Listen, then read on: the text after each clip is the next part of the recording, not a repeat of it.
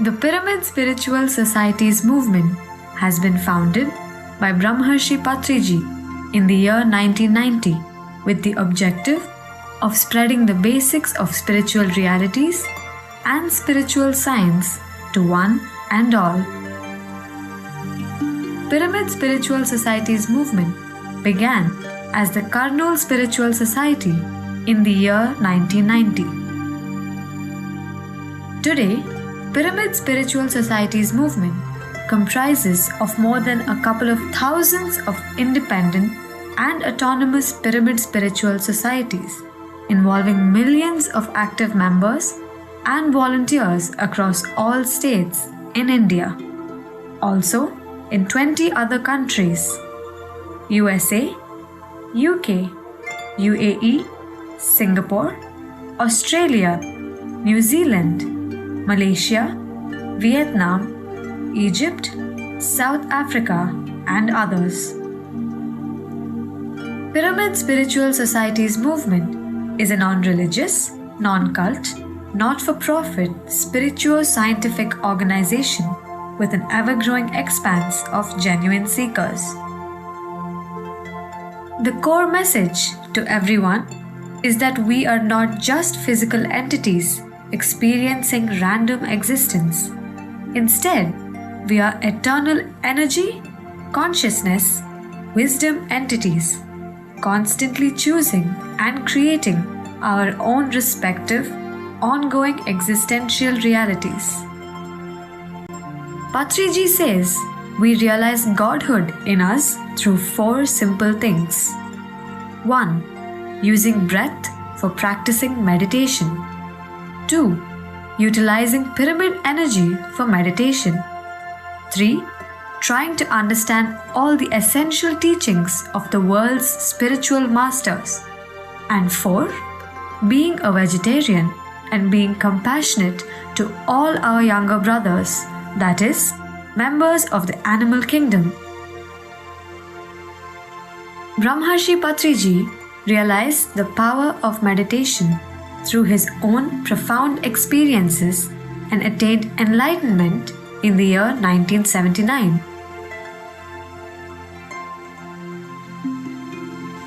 Meditation is the most important thing for each and every person anywhere on this earth. Meditation gives us energy and balance. Patriji is a multi-dimensional personality and a charismatic leader of Very humble beginnings in a district headquarters town, Kurnool in Andhra Pradesh. Now this movement has grown worldwide with more than 20,000 small and big meditation centers catering to rural population and urban population. More than 100,000 pyramid masters are working around the clock to spread ideas of vegetarianism, anapanasati meditation, and pyramid energy and spiritual science. Welcome to this Pyramid Spiritual Societies movement, and welcome to this Pyramid Valley International, Bengaluru, the headquarters of this worldwide Spiritual Societies movement regularly organizes national and global level conferences for New Age spiritual scientists to share their research. So far, 7 global spiritual congresses of spiritual scientists have been organized, all of them in the Pyramid Valley International, Bengaluru. Every year in the month of December, Pyramid Spiritual Societies movement organizes a mega spiritual congregation called Dhyana Mahachakram, attended by hundreds of thousands of meditators. This is an awe-inspiring event where meditation sessions are held by different masters round the clock. The soul of the event is the 3-hour-long music meditation sessions under the guidance of Patriji, accompanied by his flute renditions, along with music by other maestros. During the year of 2014, in all, over 500,000 people attended this 14-day event in Kailasapuri, Kadtal, near Hyderabad. Himself accompanied the groups on several occasions to national and international high-energy spiritual places that include the Himalayas and the Great Pyramid of Egypt. Luru, Karnataka State, the mega Maitreya Buddha Pyramid in Pyramid Valley International Campus can facilitate 5,000 people to do meditation at a time. An even bigger pyramid has been built near Hyderabad, Telangana State, known as the Maheshwara Maha Pyramid, with a capacity for 6,000 people. Pyramid Spiritual Science Academy has been established in the year 2010 with its headquarters at Bengaluru, which started certification courses in meditation and has published basic spiritual science textbooks, which have been integrated with CBSE curriculum in a few schools across India. Currently, over 30,000 school children are reading these spiritual science textbooks as a part of their academic courses. Spiritual Societies movement is a committed and dedicated New Age spiritual science movement whose special mission is to promote breath meditation, vegetarianism, and pyramid energy to one and all. For all those people who are yearning for spiritual truths, Pyramid Spiritual Societies movement is extending a great helping hand. Join hands with us and let us together establish spiritual science wisdom and spiritual harmony all over the world.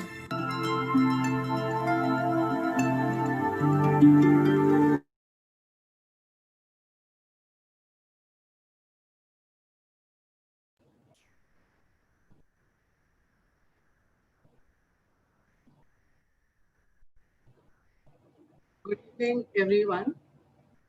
I hope everybody is energized and recharged after watching such a powerful video. So, as I start today, I am going to share this very little thing about myself, that I will be all heart and not facts today, because whether it be our hero, Brahmarishi Patriji, or our beautiful family, PSSM, all of us know the facts. Today, I'm going to speak from my heart. So, to begin with, namaste. I am Radhika from New Delhi, India, and I have been associated with the Pyramid Spiritual Societies movement for the past 5 years. And this journey has not been easy, but it has been beautiful. It has been a roller coaster ride, and it has really taught me who I am. And it has all become possible because I was regularly meditating.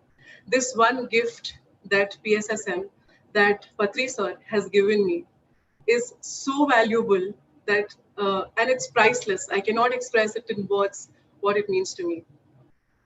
So my journey to into PSSM has been crazy. It was lot of tests when I came into PSSM. So let me share something about myself, that I was initially a non-vegetarian, not the hardcore, but yes, I did consume a living heart. And it was 8 years, almost 10 years back, when I came to college, when I entered Delhi for my higher studies. I was so much into consuming non-veg every day, and it used to burn my heart every time I used to consume it. Post consuming it, I was just so lost. I had no idea what was happening to me and what was happening to my body. I just did not feel nice. I did not feel good about it. And one day something happened, something transforming. I saw a beautiful master in my dream. Uh, so in India, we know him as Hanuman. He's a living legend. He's a living master. He came to my dream, and he just said three simple words: "You should not." And I knew that what he really is saying, I just knew that he was talking about that I need to leave this habit of consuming non-veg. I cannot go against my own soul. And once this happened, my journey began to ascension. And before I entered into PSSM, this one test I had to pass, and I did with flying colors. And today I feel very light, and I feel good in my body that I'm not harming any animal. I am not harming any being. I am just me, someone who wants to spread love all around.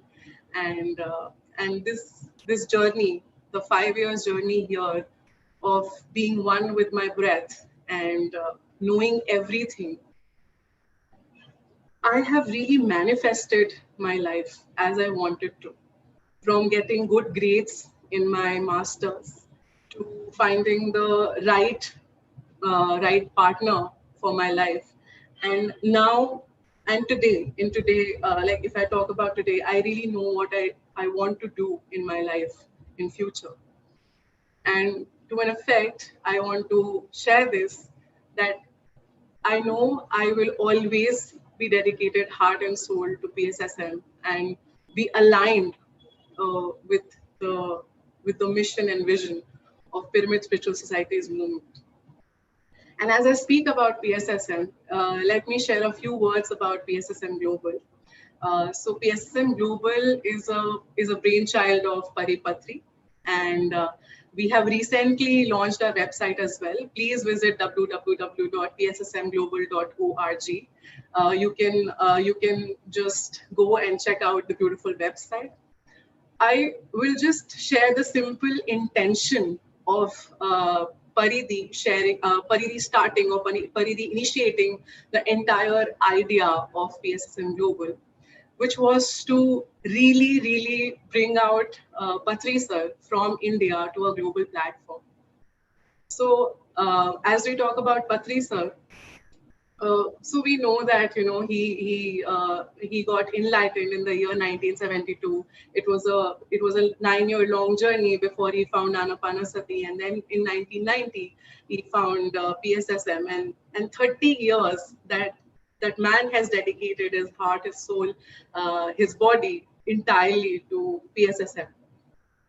And somebody as in a grander self, someone who is so selfless. I have been just watching him day and night out, sitting in front of the screen, taking sessions, talking to people, sharing his wisdom with all of us. Um, it's I think as a in this human body, for me as a person, I don't think it is possible for me to be stuck in front of a screen the entire day. So I think we are really blessed, and we're really really we're actually very.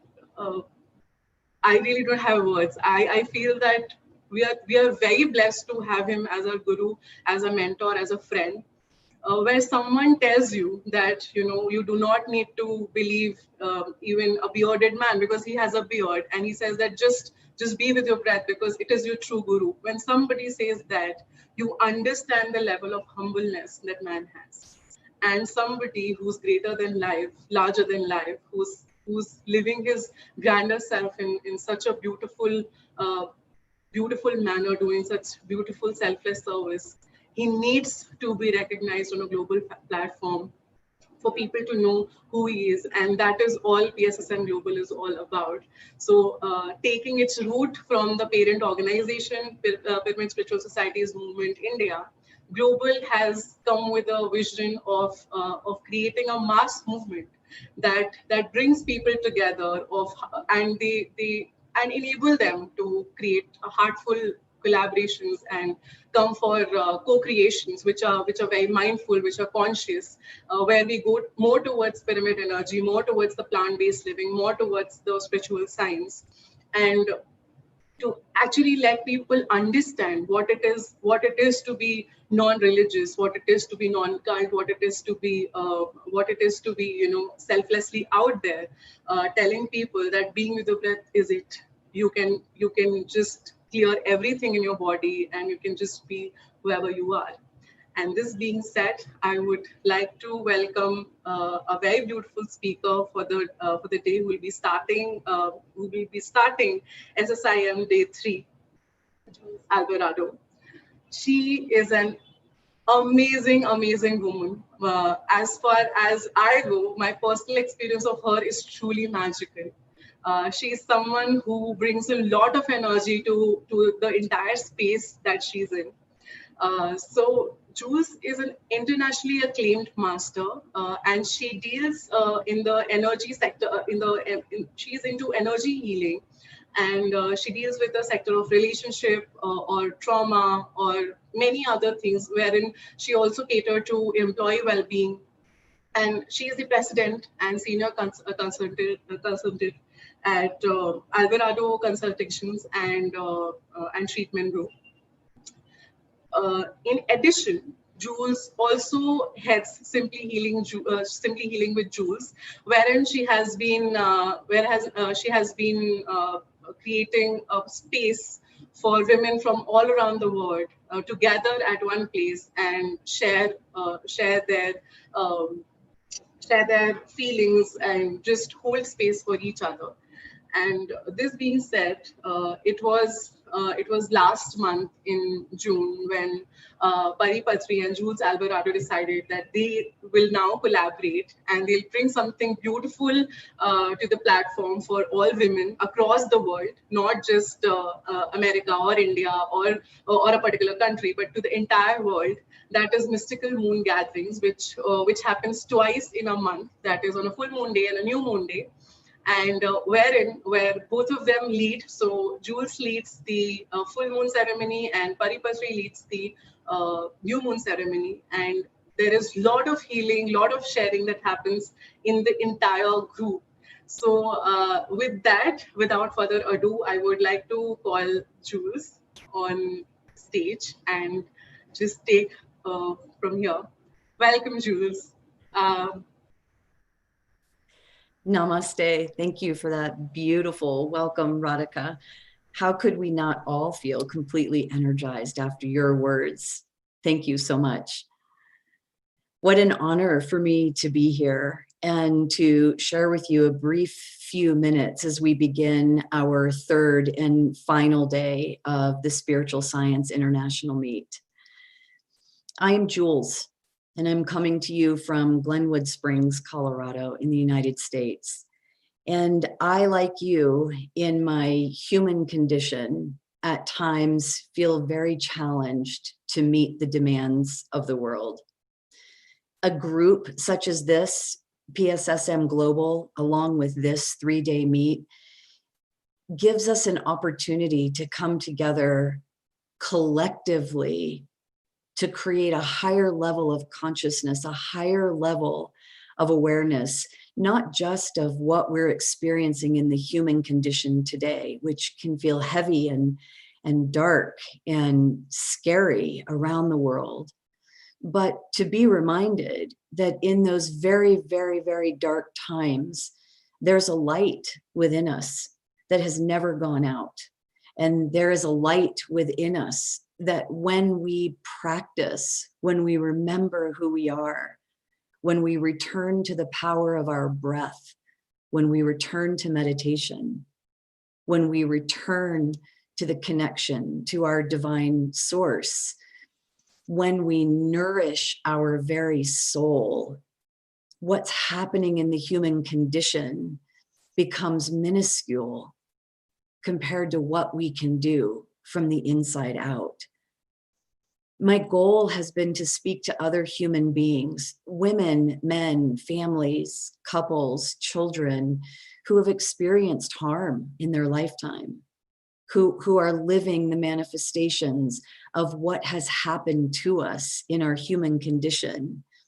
And to remind each of us, as I remind myself every morning, that there are dimensions within us so much greater than anything that's ever happened in the human condition.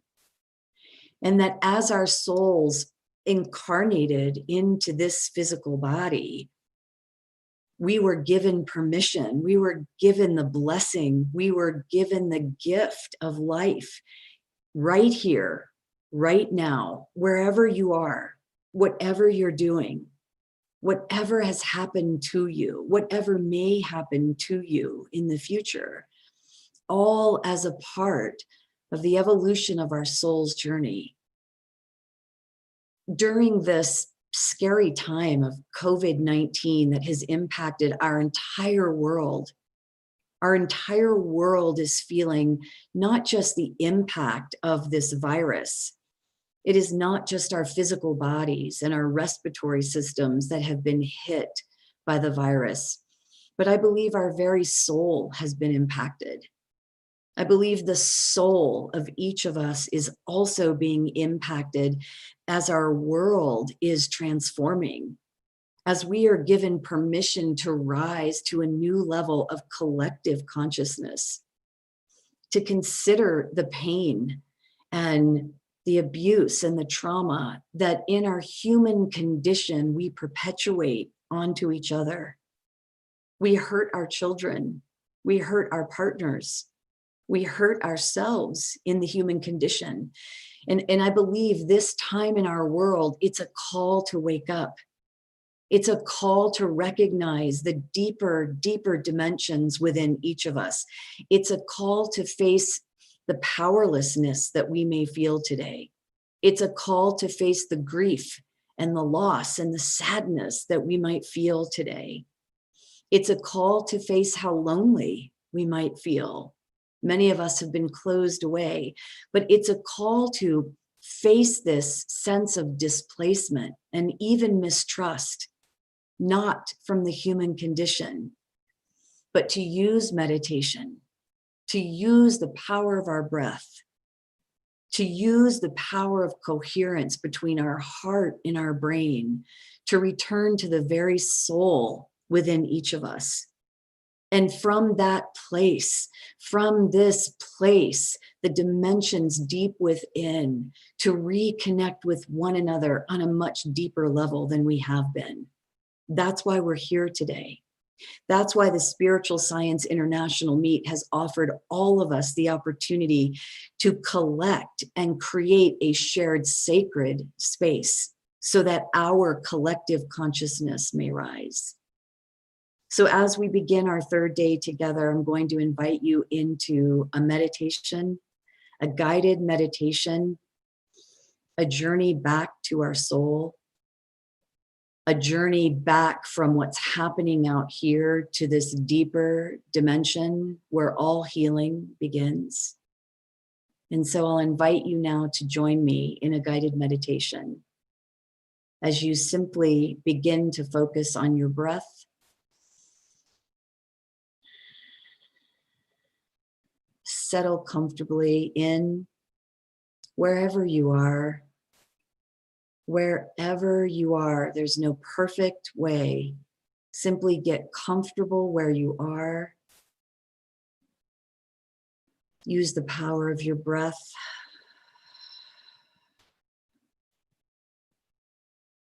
And gently allow yourself to be guided.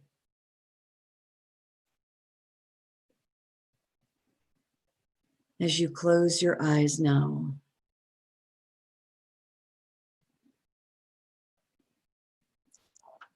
Take a few deep breaths. Allow my voice to guide you into the depth of your soul.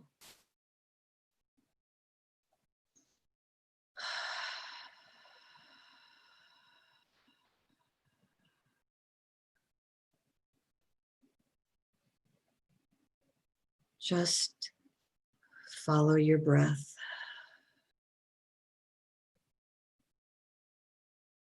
And direct your awareness from your outside surroundings to deep within you. Knowing that deep within you, this is where your soul resides.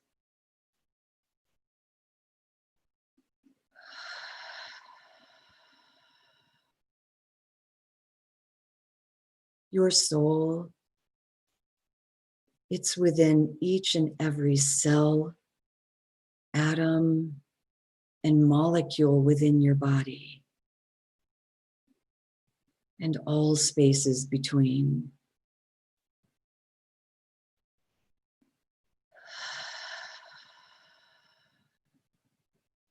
Give yourself permission to feel your inner being.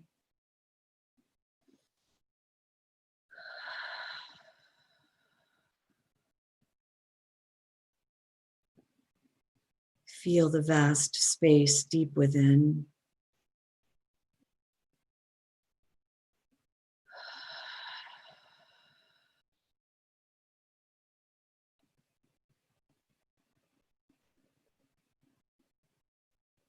Focus into that space now.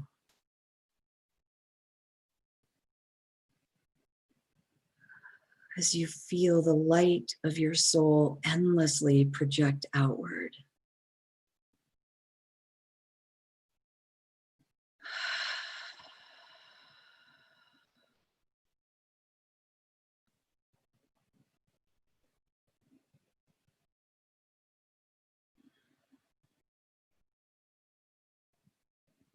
Feel how your soul encompasses you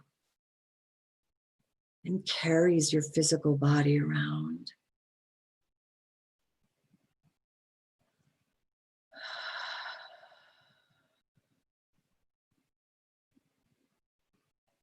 Your soul has a peaceful, loving nature, always deep within, and never leaves you. I invite you to simply become aware of your soul now.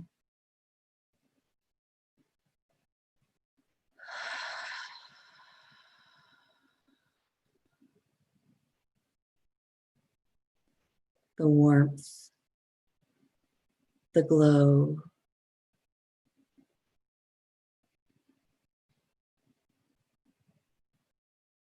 know that in times of pain and hardship and fear, even in the hopelessness, your soul has never left you.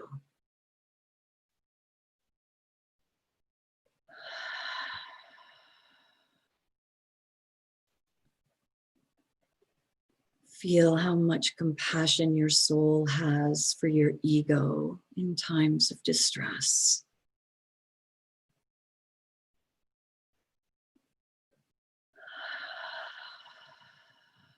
You are never alone.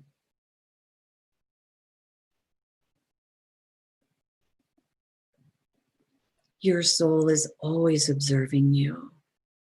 Your soul always knows what you're going through. Feel it observing you. Feel it holding you.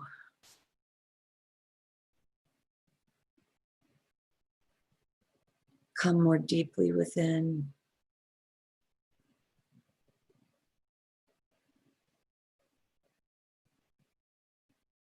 Feel the gratitude that your soul feels for answering the call in this moment, in this space, in this time.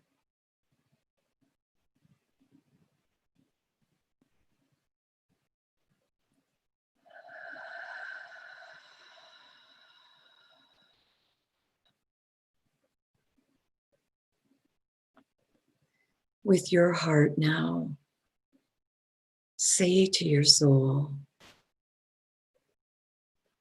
"Oh, my sweet, sacred soul, I long for you. Life without the awareness of you is meaningless.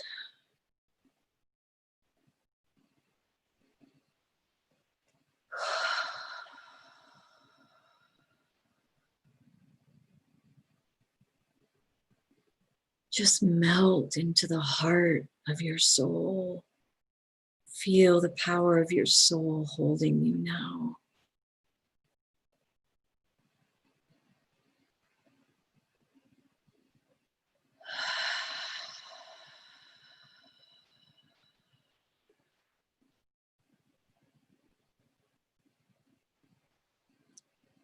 Give yourself permission to feel the infinite intelligence, the wisdom, the depth, the breadth of your soul.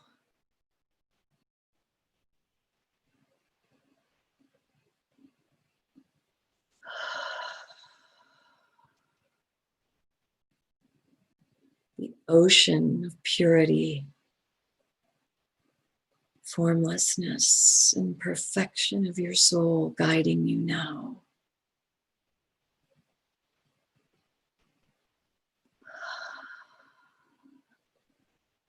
You're unconditionally loved by your soul. Feel that now.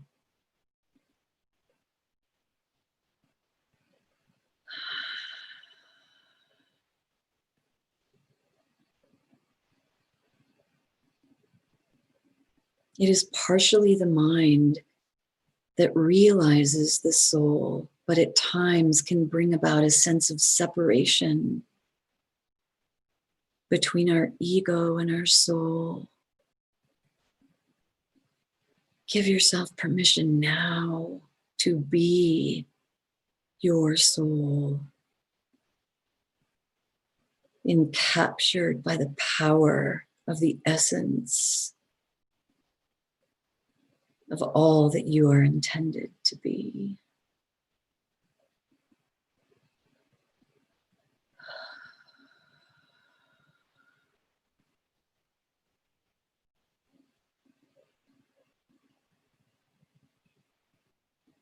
Give yourself permission to perceive yourself as one with your soul, waiting gently, infinitely, eternally for you.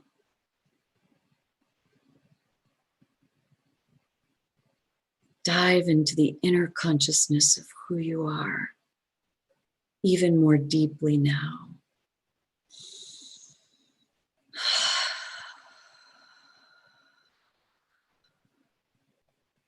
Feel the aliveness inside.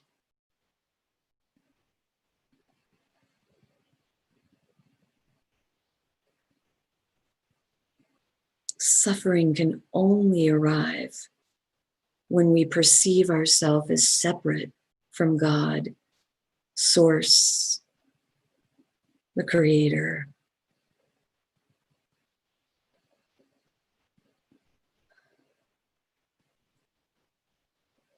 Your soul is craving the ultimate experience of connecting to Source. You can surrender now. You can surrender now to the God inside, feeling the power of your soul gently holding.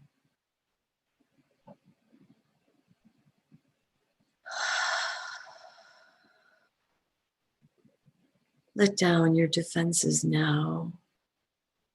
Allow the light to hold you, shining from within.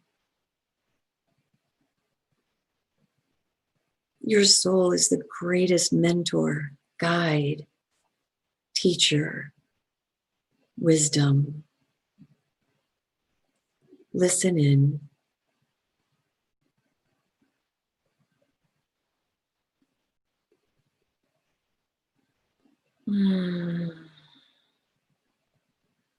Express to your soul that limitless light within you. Surrender the suffering to your soul.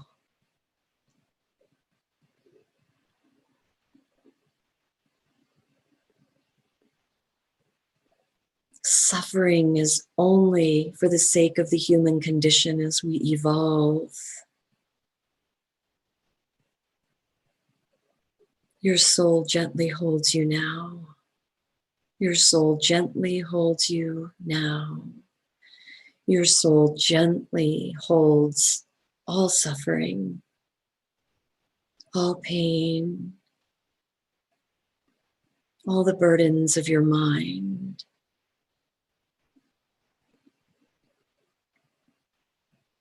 Let them go as your soul embraces and heals.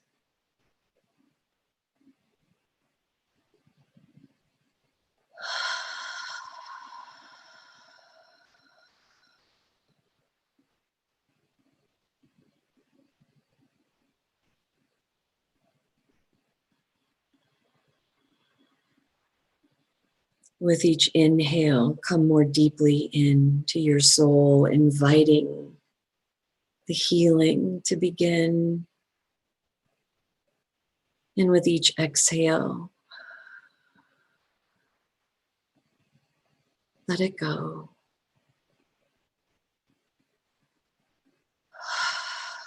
Let it go. The soul has every solution to every problem in this moment. It's time to receive the solutions from within, from within, from within. Tell your soul now, I accept and I receive your total healing now.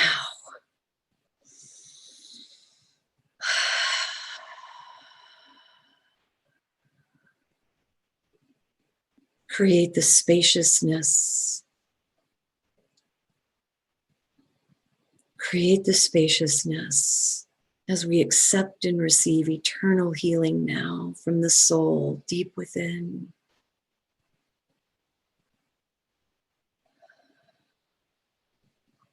Simply by stating this to your soul is in the process now of rearranging your energetic structures.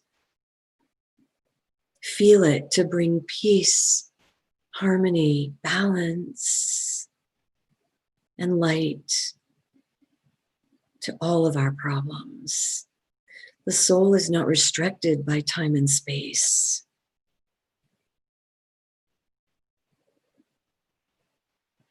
I invite you to stay still briefly now. Recognize the stillness within and the silence around as we receive healing from the soul's energy now.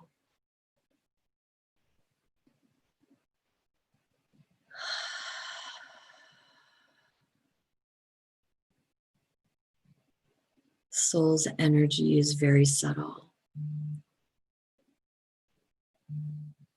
The healing is taking place now.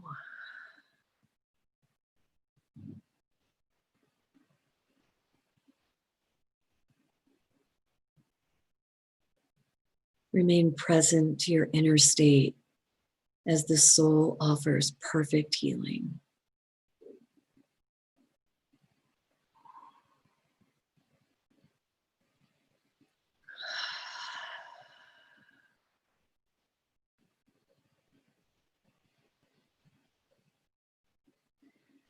Trust this process.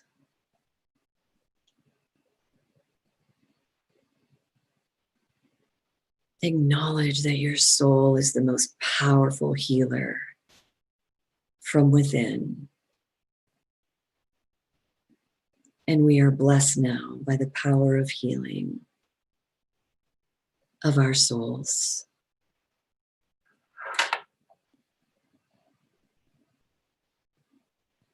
This is where our true power lies. As we empower ourselves through the power of our soul, we bring the possibility of collective power and collective healing.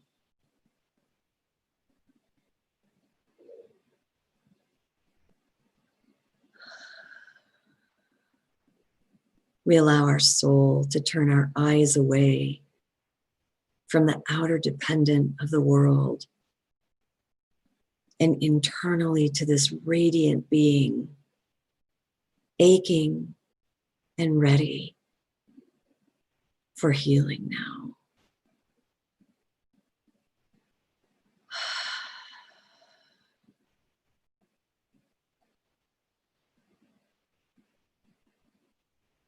There's nothing more you need to do. Simply be present and allow your soul to heal you now.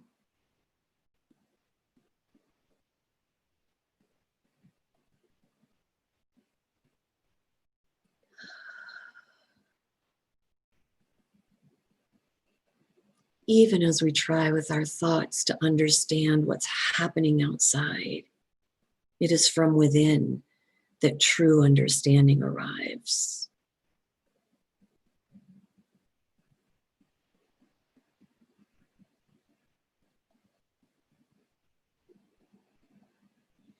And as we come to the end of our time together in meditation, I invite you now to simply give thanks to your soul, recognizing the power from within to elevate the collective consciousness and healing around the world today.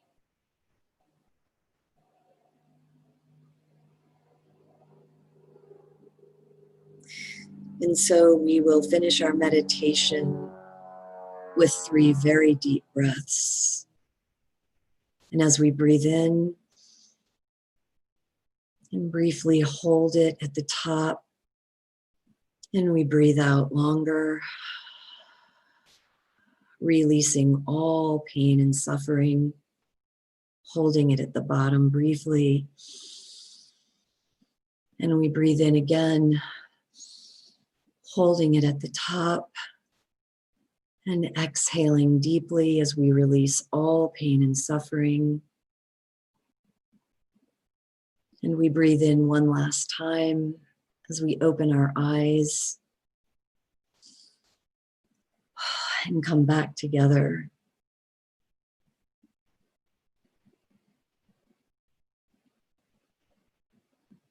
Having created the space within, having created the capacity within to hear the masters that are coming to speak with you now, to have the space to take in new information, to have the space within to believe in the power of healing from within.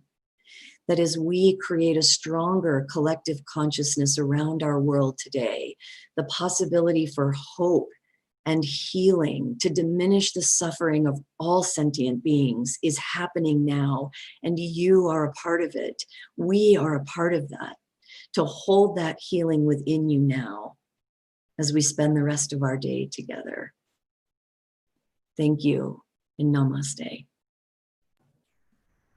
Thank you so much, Jules.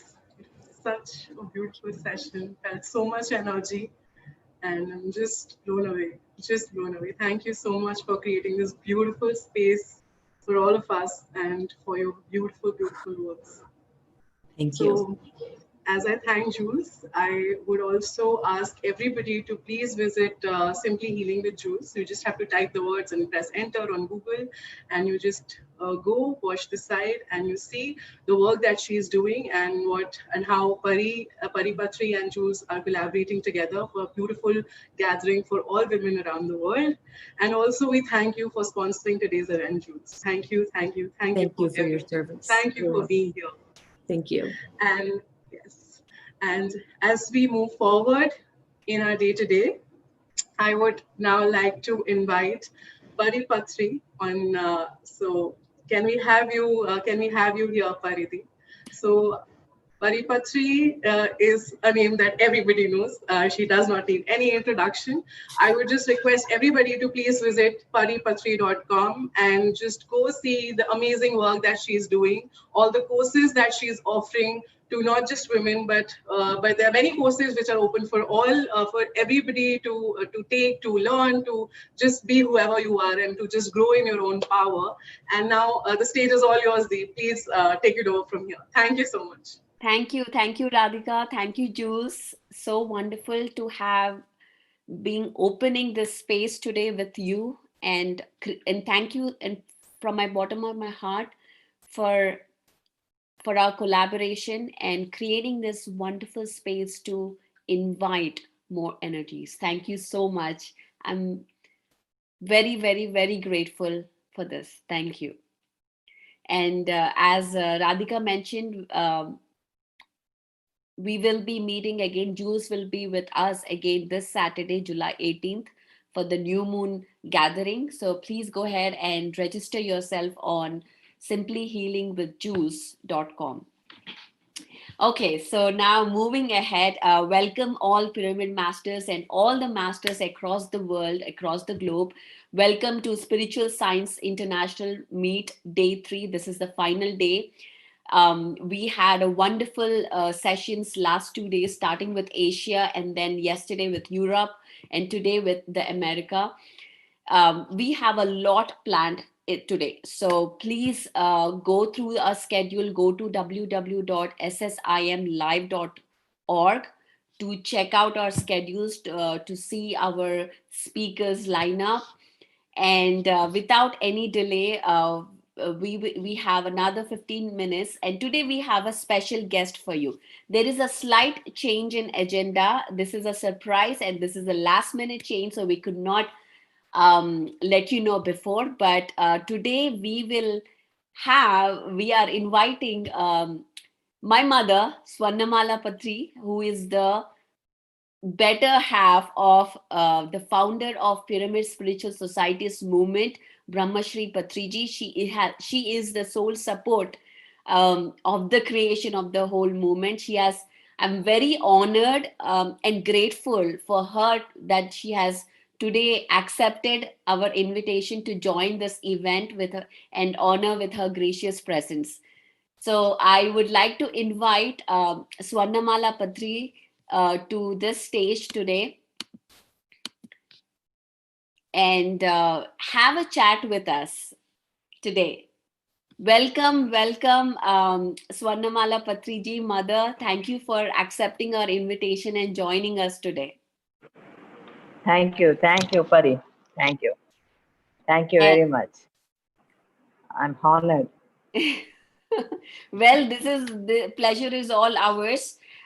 Most of us have heard and seen Patriji in all the events talk about the movement, but today in this event we would like to hear from you, because you have been running the show, being in the back end. So we would like to know more from you about the movement. First, starting with your journey with the PSSM movement. Yeah, me joining the PSSM movement, since Patriji have started, from then I'm with him. So I have seen the growth of the PSSM movement from the 90s, I think 90s. He started this PSS actually. Then I turned out to like movement. Then people joining, and I never used to meditate at that moment, but I never used to oppose my husband not to do all these things. But then I have started meditation in 1985. Since then, I was having a lot of experiences, a lot of growth in my being and all. So I'm really very happy with the meditation, what I'm doing now and what I have done then. Because of that only, I could withstand with him and support all the events or all the programs, all the people, all the meditation and pyramids. Because of that energy, meditative energy, I could see all these happenings, and really I'm very happy with the growth of Pyramid Society. Wonderful, wonderful. Thank you for sharing that. And today we just had Jules opening our event. How was the meditation? Yeah, it was awesome. It was really awesome. I just gone out of my mind. It is really great to her. I can say thanks to her for taking us, higher than what we are now. Yes. Really great meditation. And talking about healing, well, I have seen from my childhood, I think the first thing that healing ever came into my conscious being is from you. I have learned it from you. So I would like you to talk about healing, self-healing, and just how are you related to that?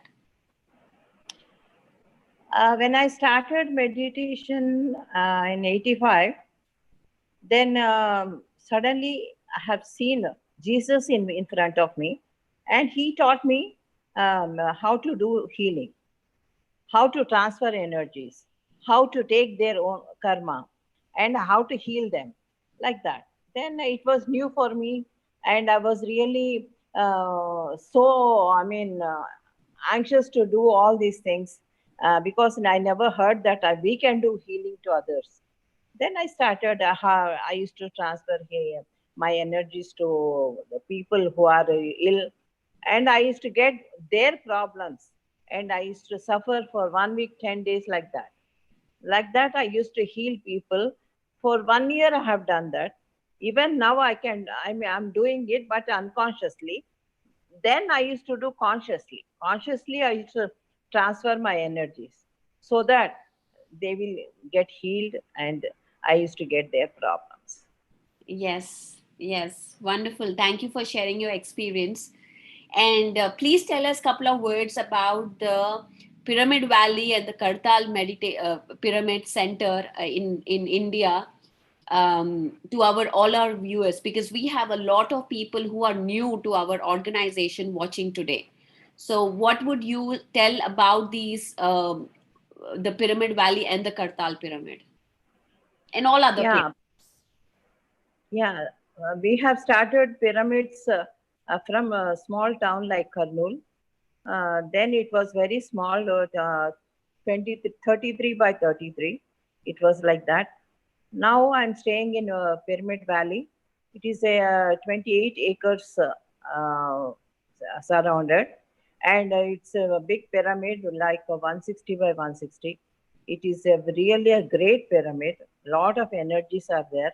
Lot of people come and feel so much of energy and get healed over here, and a lot of greenery, and this nature is such a wonderful place, like heaven only. And the starting we have started with scratch here. Nothing was there. Now it is a beautiful pyramid, beautiful energies, beautiful nature, beautiful accommodations and all. Shreyans Daga, he helped us for everything. And who is our next speaker as well? He's one of our speakers today. Who is next speaker? Shreyans Daga is one of our next speakers. Yes. So I'm telling about him only. He's Yes. a really great person I have ever met. We have ever met. His energies are so high, and his ideas are so high. And his vision is really great vision he's having about everything. He helps everywhere, not only in Pyramid Valley, wherever pyramids are coming up, his hand will be there. That is Right. his greatness. Right. And in Kartal, it is very bigger than Valley. That is 180 by 180 way. And every year end, we will conduct 11 days program there. Thousands of people will come and do meditation in the morning, 5 to 8 o'clock. Then after that, a lot of cultural programs, lot of speakers will come, lot of music will happen, and lot of meditation will happen. So that is how Kartal Pyramid and Valley is really, Valley, I can say, thanks to Shreyans. Yes, it is one of the most beautiful places that I have ever been. The energies itself are so wonderful. It is like when I go to India, I have to go to Valley so that to get recharged, to get energized. And everybody who's watching this, this pyramid is the new Shambhala, and also 5,000 people can sit under this pyramid, and this pyramid is built only for the purpose of meditation. All the pyramids and pyramid spiritual societies movement are built for the purpose of meditation. This is a unique strategy or unique technique that Patriji, the founder, has offered us, which is integrating meditation and pyramid energy together. We've all known about pyramids. We've all known about how wonderful they are, about preserving and all other energies. But the concept of integrating meditation with the pyramid energy is something unique that Patriji has offered. And this event, the global organization has, is the mission of this organization is to bring this information, is to bring this technique out of India in globally, so that we can start forming this community and take advantage of this wonderful yet but simple technique. What do you say on that? Yes, it is very simple technique, but it's the highest technique, the most important technique from ancient times also. It is coming like this. Just observe your breath, anapanasati, and that in Telugu, Shwasamidhyasa.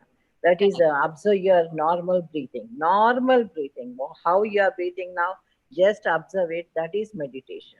Not doing any exercises, not doing any chanting, not doing any mantras, not doing any, keeping any idols, nothing like that. Just observe your normal breathing. That is meditation. And it will take you to the highest level in this universe. Yes, yes, wonderful. We have about 7 minutes more. I would like to ask you now about the vision that you see for PSSM Global, the organization. It is really doing wonderful thing now. Global means really it is doing globally only. I'm seeing it growing higher and higher thing way in globalizing and coming and making people meditate and introducing great masters to this global vision. And really, wonder I can see the highest core to the this global uh, vision. I can say, yeah, highest. Really, I feel so proud to be in this globalization time. Well, that is so wonderful to hear from you, and we are grateful to have your blessings and Patriji's blessings on this mission, because this mission and the vision of global is to get into the grass level of every community, not just Indian, not just this community, but every community, and really introduce, offer this wonderful technique that they can integrate into their lives and make it really purposeful, soulful, every day in their everyday living. So this event is organized to to bring that information so that you will be empowered, each and one of us will be empowered to make choices, every choice in our life, in an informed way, so that we are mindful about what we are choosing in our life. And also the most important thing, that we have the power to choose what we experience in our life. And this is the most important thing, that we have that power, that we can choose that our own experience. We don't have to just live. We don't have to just settle. We have absolutely the power and choices to choose what we want. Thank you very much, Swarnamala ji, for joining us today. It's a Thank you. wonderful, and your presence has completely taken this event to another level. So thank you Thank very you. much. Thank you. Thank you, And Pari. any last words before you go? Yeah, I feel so proud of you. Thank you very much. This is a great. I think this moment is really the most cherished moment for any daughter, to hear from her mother that she's proud. So thank you for giving me this moment, this precious moment today. Thank you. Thank you very much for Okay. me to attend. Yes. Yes. Yeah. So thank you, everybody. It was Swarnamala Patriji, the wife and the wife of the founder of the Pyramid Spiritual Societies movement, Brahmashri Patriji. Today, this was the whole surprise that we have planned for you. I hope you have enjoyed it. And just before I go, I would like to I would like to take 2 minutes to talk about today's event and also how you could follow us. So the website of PSSM Global is pssmglobal.org. Please go visit and subscribe to our mailing list to get notified of our future events. You can also follow us on Instagram at PSSM Global and on Facebook PSSM Global again. We are also on LinkedIn at PSSM Global dash PSSM dash Global. You will find all those links in below description. Okay, so you don't have to note whatever I am saying. Also, we are doing 21-day meditations monthly. So please, if you are new to meditation, please join our group. This is the free meditation group where the masters from around the globe will be coming and leading this challenge for you. So it will be on Facebook. We have a public group called PSSM Global Meditation Challenge Group. So please join us there. And if you are new to the meditation, if you're new to pyramids, if you're new to pyramid meditation, email us, let us know, and we will connect you to a pyramid masters who can guide you and start and teach you about how you can get started, not only with learning meditation but also teaching meditation. One of the key um, key principles that the pyramid meditation group movement promotes is that we are all masters, we are all leaders. If you learn ABCD, you can teach ABCD to others. So if you learn meditation, please teach it to your friends, to your family, to your colleagues, whoever shows interest, so that we can start empowering each other and build a community. The goal of PSSM Global is to build this inclusive community so that we can all support each other and learn from each other. And with no further ado, I would like to now invite Madhavi Markham from Denver to take over this session forward. Thank you very much. Thank you, Pari. It was such an awesome relationship between you and your Swarnamala madam, affectionate daughter and mother. It was amazing to see the affection between you both. And hope you all had a good meditation session with Jules. It was such a relaxing and energized meditation. Thank you, Jules, for your amazing session. And Swarnamala madam, thank you for such an insightful meditation information for all the new meditators in the US and around the globe. Hello, everyone. My name is Madhavi Markham, and I live in Colorado, USA. I'm very happy to be part of this wonderful 3-day marathon event of Spiritual Science Meditation Summit. We are on the final day. It is said that a journey of 1,000 miles starts with the first step, and my journey in meditation started many years ago with a lot of starts and stops. The journey started with my parents, who tried to get me to meditate over 13 years. My parents, Pati Rajgopal and Sulochanamma, knew Patriji from the time when the third pyramid of PSSM was built in Guntakal. For a person who did not believe in temples, seeing my dad believe in and follow Patriji and take up the practice of meditation was something that made an impression on me. They tried many times to get me to meditate, but like many other people, I did it when I was told, but was not a habit and regular practice. About 11 years ago, I went to a 3-day Vipassana retreat with my parents. When I was visiting India, as with everyone, the pressures of family, kids, and day-to-day life can sometimes be overwhelming. And at that retreat, I found real peace and finally understood the value of meditation. And today I still thank my mom and dad for that amazing experience that they gave it to me. That was my last journey with them. I felt calm and felt that I can manage the stress and not let the stress manage me. Despite the positive experiences, I was what you would call an intermittent meditator. As this continued over time, we moved back to India, and it allowed me to take advantage of doing meditation at the Pyramid Valley in Bangalore and the Dhyana Mahayagna in Hyderabad, and felt the bliss of meditation.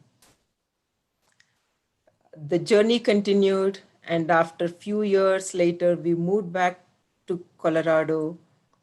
In the early days of moving to Colorado, I was contacted with the disciple of Patriji, Dr. GK, and that became a catalyst for me.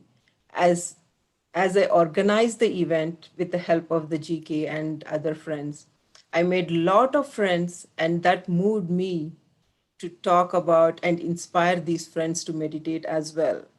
And right now, my title in Colorado is Meditation Madhavi, and I feel very proud of that. Over the past 1.5 years, I'm so happy to tell you all that we have a Denver PSSM meditation group, and I'm proud to have led the group in building the first ever copper pyramid center in the US here at Sai Baba Temple in Colorado. I am also working with various PSSM teams, and I have hosted a few sessions of live with Patriji as well, and that we can get the message of meditation, which is so important in these stressful and uncertain times of COVID. I want to leave you with 3 learning things that I have had from my journey of meditation. 1, think of meditation as an investment in yourself. Just like you save money so that you can use it when it is needed and you don't wait to save the money. Similarly, meditation is how you train yourself to manage stress and not try to do it when you face a crisis. You're prepared for it when you start meditating the early age of your life. Meditation is a miracle that can only do good things for you. 2, make it a habit by practicing. Start with 11-21 day goal. And as Patriji says, meditate for the same number of minutes of your age. And very soon it will become part of your life. One of my friend has a smart way of doing this. He will not have his lunch and or dinner without meditating. So no matter what time he eats, he starts with meditation. 3, get involved in spreading the message of meditation and start with your family, friends, and neighbors and help them meditate. It will give great service that you will be doing for them to help them spiritually, and you will get the sense of satisfaction as well. And the inner peace you get from that is tremendous, and the money cannot get that inner peace and happiness when somebody tells that, I got benefited from meditation. That keeps you motivating to do more and more service to meditation. And this is what PSSM does to us, to inspire ourselves when somebody kind of tell us that they got benefited from meditation. It is something that you have to feel it, and PSSM really makes us experience that. And friends, if you want to ask any questions to our speaker, please post your questions in YouTube chat as a comment, and we are going to ask the speaker on your behalf. I would like to introduce our next speaker, Dr. Valerie Yuvrov.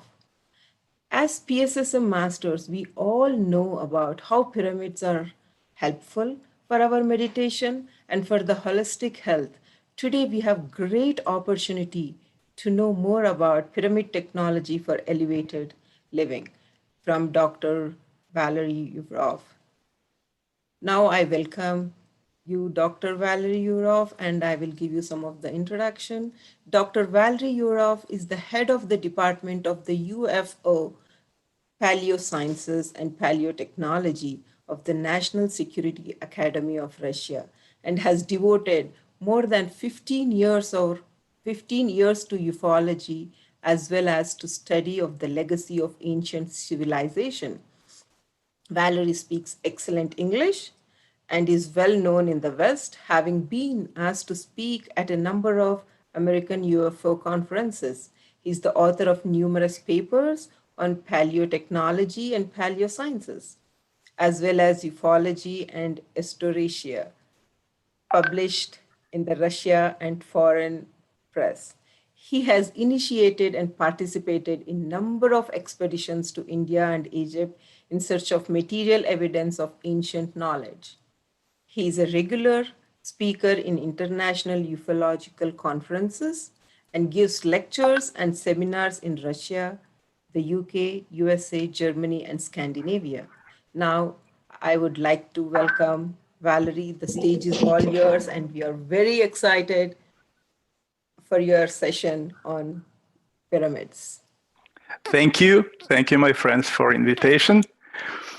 And as long as I have very limited today by time, I'd like to start to talk about the pyramids, which actually I'm investigating for last 31 years. And just working with different materials, ancient texts, learning the principles of paleotechnologists and paleoscientists, I was interested to know as deep as possible how these pyramids are working. Who gave this knowledge to humanity? What practically we can get for ourselves, for our families, for our countries?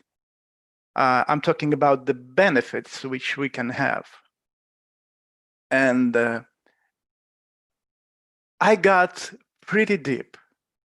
And today, I'd like to shortly share with you some interesting information about the pyramids. And I will start my presentation as if we are now sitting before the screens thousands of years ago, when this knowledge first have been given to humanity. And that was interesting time in the history of our planet. And when those gods, teachers who came to planet Earth, they came here 14,000 of years ago, and they first gave to people very important knowledge. Now you can see this on the screen. I hope now you can see the screen of my presentation. Do you see my screens? I'd like any confirmation about it. No, we cannot see Valerie. Share the screen. Okay, I'm sharing the screen now. Do you see it? Yes, yes, we can see it. Thank you. Okay, great. So this is the beginning, the most important knowledge ever given to humanity. And it's called Kabbalah. It was received at least 14,000 of years ago from the beings whom ancient priests called the gods of heaven and the earth. According to Kabbalah, human beings have not 7, but 12 energetical shells. 7 energy shells have projections in human physical body. That's why pyramids and temples ever built to affect a human body were constructed according to the principle of 7. In reality, each human being, each of us, we have 12 energy shells. And 12th, the last one, is connecting each human being directly to the God, Creator. All this means that each of us should be on constant daily connection with the God who is hearing us, but we do not hear him. It happens by many reasons. It can depend on a level of development, wrong food, stresses, different natural and non-natural origin. Interesting that etymologically, the word religion is made up of two elements. Re means establishment, and religio means connection. So, in essence, religion means re-establishment of connection, connection of a human being to the God. Actually, this connection between a human being and the God, ongoing, daily, is very important, not only for human being, but for the God also. This is the reason why we should meditate. We should tune us on this possibility for ongoing communication. And my presentation today is mostly devoted to the mechanism, to the principle, how it is working. So to help us, to Earthling, to establish connection, those gods of earth and heavens, they gave to humanity a lot of valuable knowledge about pyramids and so-called gadgets of the gods, which helped a lot on the way of self-perfection.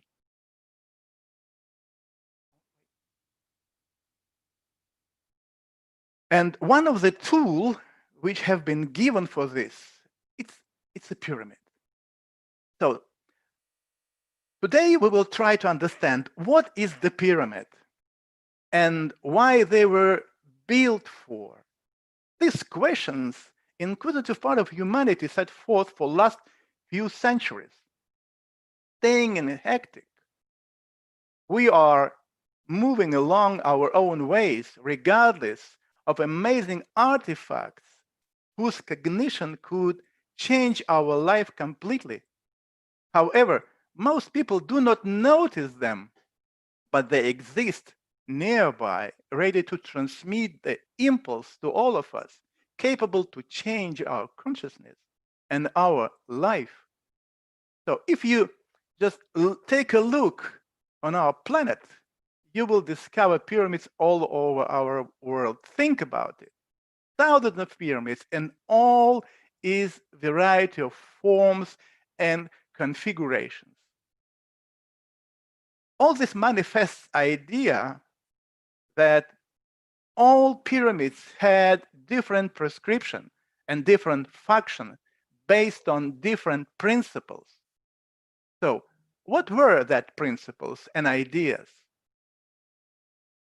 What was the stimulus capable of making people accomplish the impossible, to erect pyramids that today could not be reproduced by any single country, by even most advanced economy, unless the whole world collaborated? But for that, we need a serious incentive.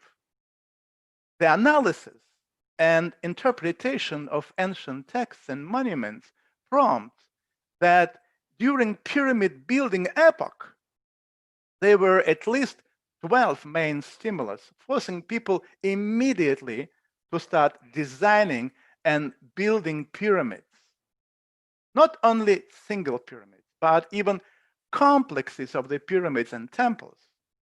As ancient texts claims, the knowledge and wisdom on how and what the pyramids could be used for, they were received thousands of years ago from extremely high developed extraterrestrial civilization. That was wonderful and sacred time when science of pyramids had been well spread and shared among generations of priests in hieratic schools. The preserved ancient monuments and texts contain a lot of useful information. I will start my presentation from explanation, which particular civilization communicated the knowledge to humanity. It's interesting and important because these gods, they had a very deep genetic connection to earthlings. When these gods, teachers, arrived on Earth And when they were forced to live away, so today we just touch the ground. We will learn a little bit about it. So this knowledge is very important for better understanding how and what the pyramids were used for and what is going on with humanity today. From Sumerian and ancient Egyptian texts follows that God's civilizers came down not from distant cosmos, but from Mars, which, taking into account all overlaps and misinterpretations of translators, Sumerians associated with Nibiru, an indication that Neferu, gods of heaven and the earth, came from Mars, can be found in survived ancient monuments. One of them is the pyramid complex in Teotihuacan. It was conceived, designed, and constructed as embodiment in stone of the model of the solar system. So you see there are three main pyramids in the complex. The first pyramid is the Pyramid of the Moon. The second, in the middle of the complex, is the Pyramid of the Sun. And on the far end of the complex, there is a Pyramid of Kukulkan or Quetzalcoatl. To recognize this planetary connection, we should look at Teotihuacan from above.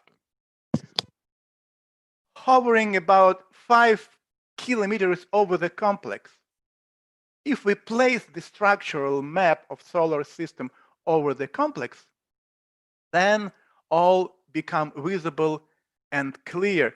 Three main pyramids of the complex are modeling the sun and orbital positions of two planets, planet Earth and the planet Mars.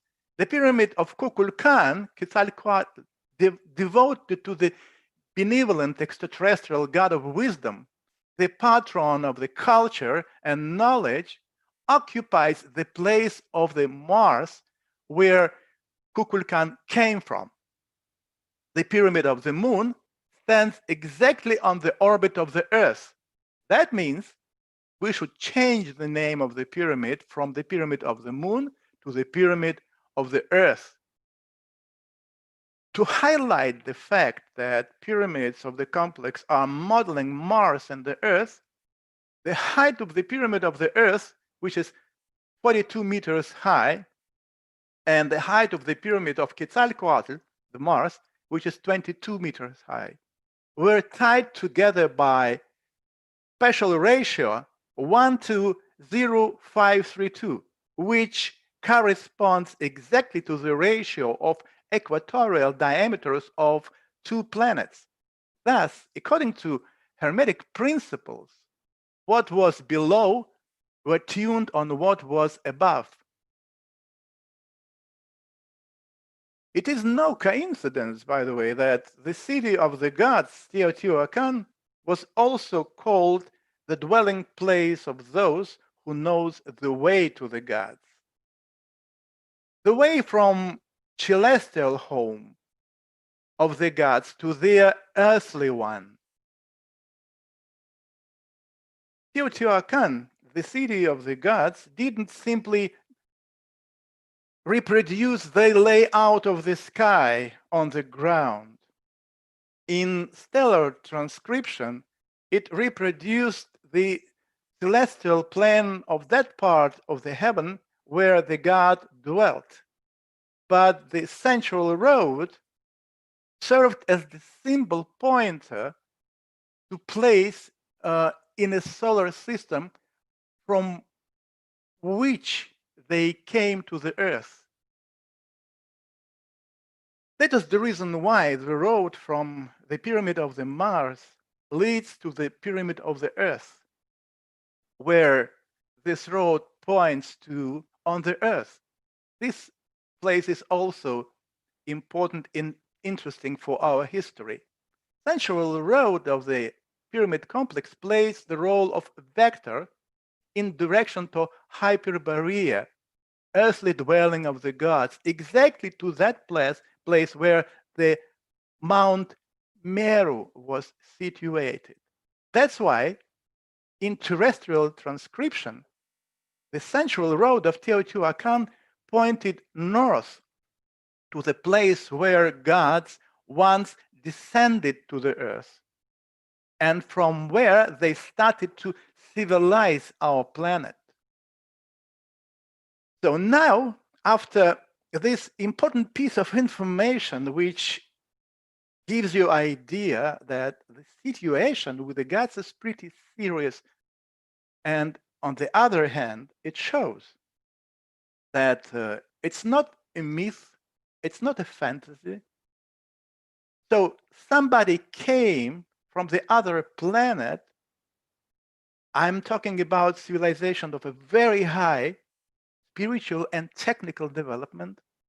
And this is the reason why we should take into account very seriously any traces of knowledge which they left on our country.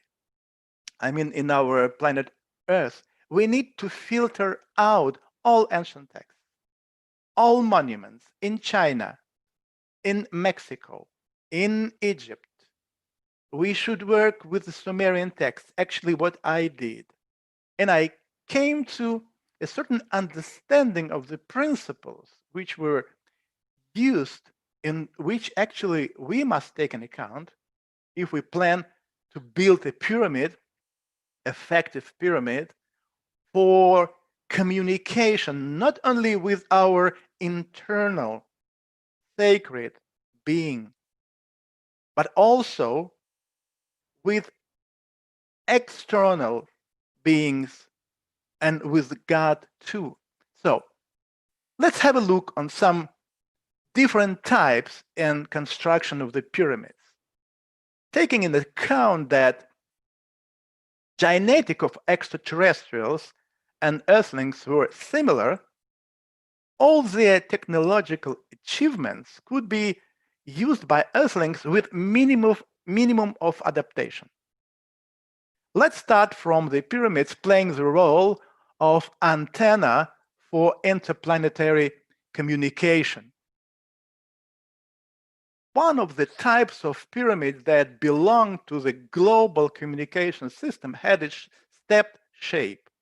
Such pyramids were made from metal and had an overall telescopic structure which were with the steps moving up and down, in and out like camera lens.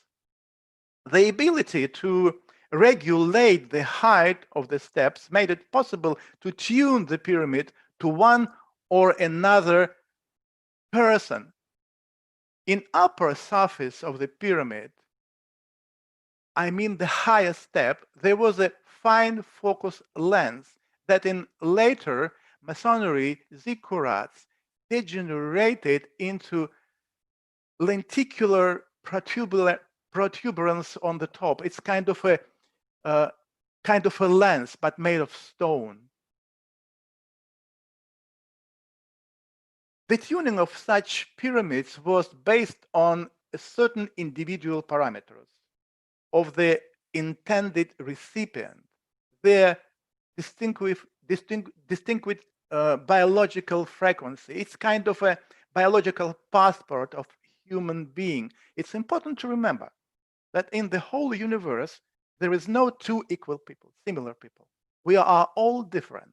So if we want to build a pyramid for communicating with one or another person on the other planet, we need to tune the pyramid on ourselves and on the biological parameters of that being on the other planet.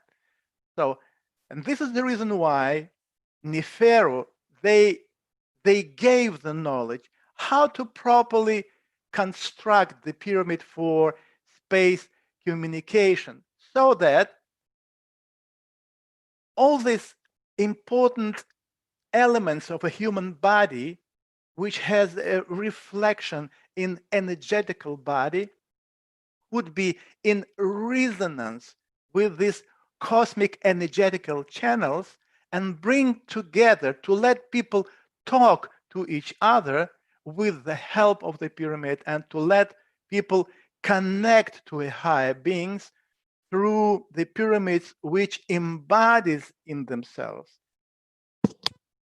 the principles according which the planet Earth, the human being, and the universe are constructed. So this is the reason why communication between Neferu and human being took place in a form of mental images with the aid of telepathy. It was this kind of pyramid that became a prototype of the Sumerian ziggurats and to some extent the Mayan pyramids. So pyramids also, shortly I'd like to point out, they were built for receiving information about past, present, and future. I am just now talking about some stimulus, most important stimulus, which were those one who formed the reason and why in ancient times people used and built the pyramids all over the world. One of the main reasons why the pyramid have been constructed, this is consciously controlled reincarnation, which according to ancient texts also plays a decisive role in self-perfection process. When we are coming along the way of on one hand, self-cognition, on the other hand, synchronization of our consciousness with the consciousness of the universe. And on this way, we need to go through a certain stages, a certain steps of mutations. And all these important changes in human body, according to our genetics, can be done through the consciously controlled reincarnation. Also, pyramids have been used for harmonization of inner biological time to control oncological processes. This is the principle of synchronization, as above, so below. And now I'd like to talk a little bit more about biological time and the control of oncological processes, because oncological processes are very closely connected with the self-development processes. So, and this is the reason why in ancient time, the pyramids to control the oncological processes have been the pyramids number one. Now, that was the flat-sided pyramids, like Egyptian pyramids. And now I'd like to give you some results of investigation of the pyramids just in connection with this very important topic. So inner energetical structure and biological time of human being should be synchronized with the planetary energetical rhythms to control oncological or cancer processes. It means that we have a physical body and the planet Earth has a physical body, like universe also has a physical body. We have our aura, which is vibrating. Planet Earth also has its own aura, and universe has its own aura.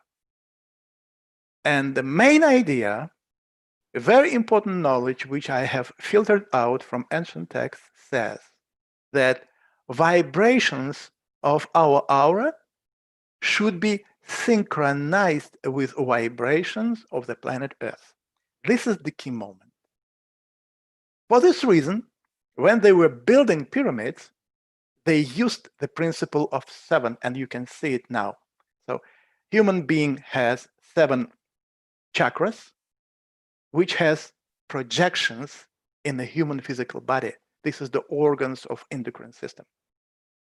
This is the reason why pyramid, the model of the pyramid, also were constructed according to the principle of 7. In those cultures where 6th and 7th chakra were considered to be as united one, you can encounter a pyramid made of 6 steps. But mostly like this one you see on the screen, this is the pyramid of Egypt. It has 6 steps, but if you put a triangle of the pyramid on the pyramid or over the pyramid, you will see that there is a top of this pyramid which is energetical one. So any pyramids, when they were constructed and built, they have been built according to the principle of 2 also, energetical body and physical body.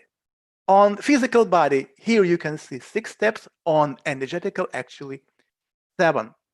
So to synchronize our vibration with the vibration of the earth, ancient used different gadgets like the wands of Horus, pyramids, special insoles, and I just published a material about it, which a little bit later will be translated into English.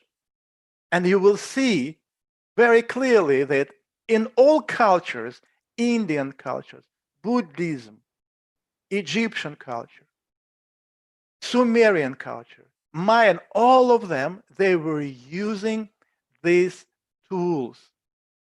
So this is the reason why we decided to make an experiment. And these experiments have been conducted in 9 institutes in Russia. All of them belong to Russian Academy of Science.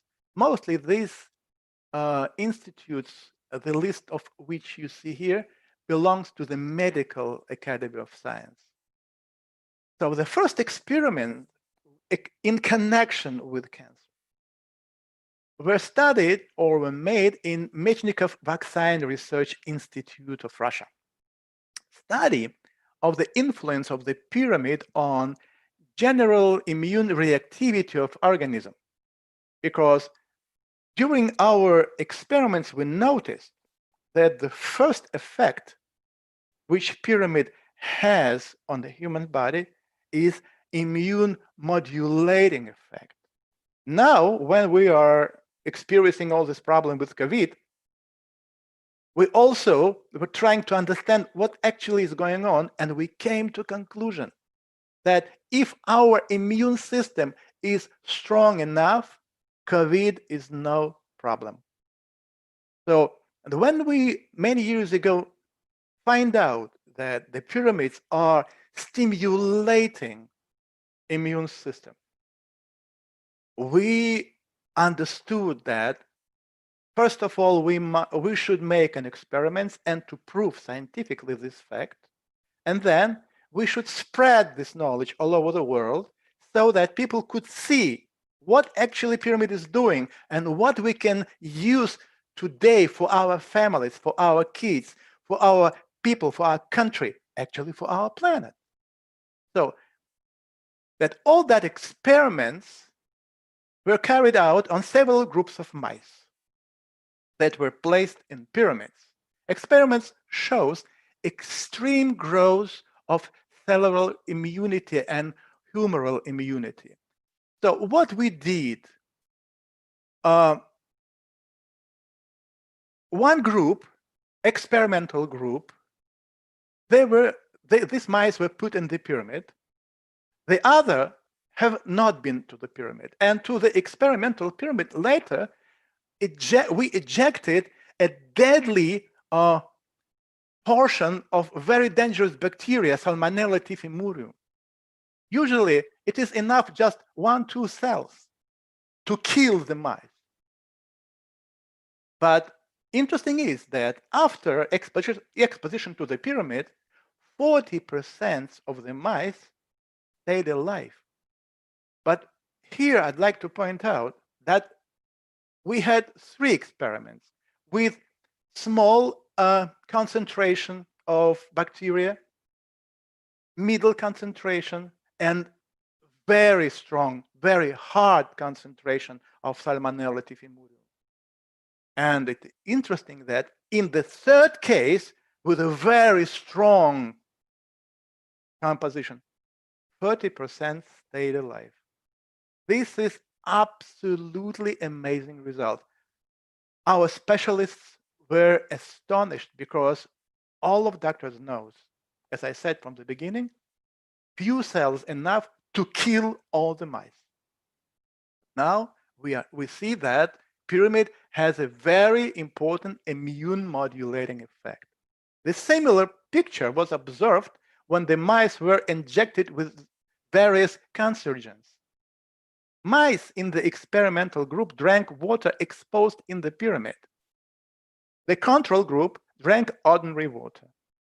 The results showed that the probability of tumors developing in the control group was several times higher than for the animals that drank water exposed in the pyramid.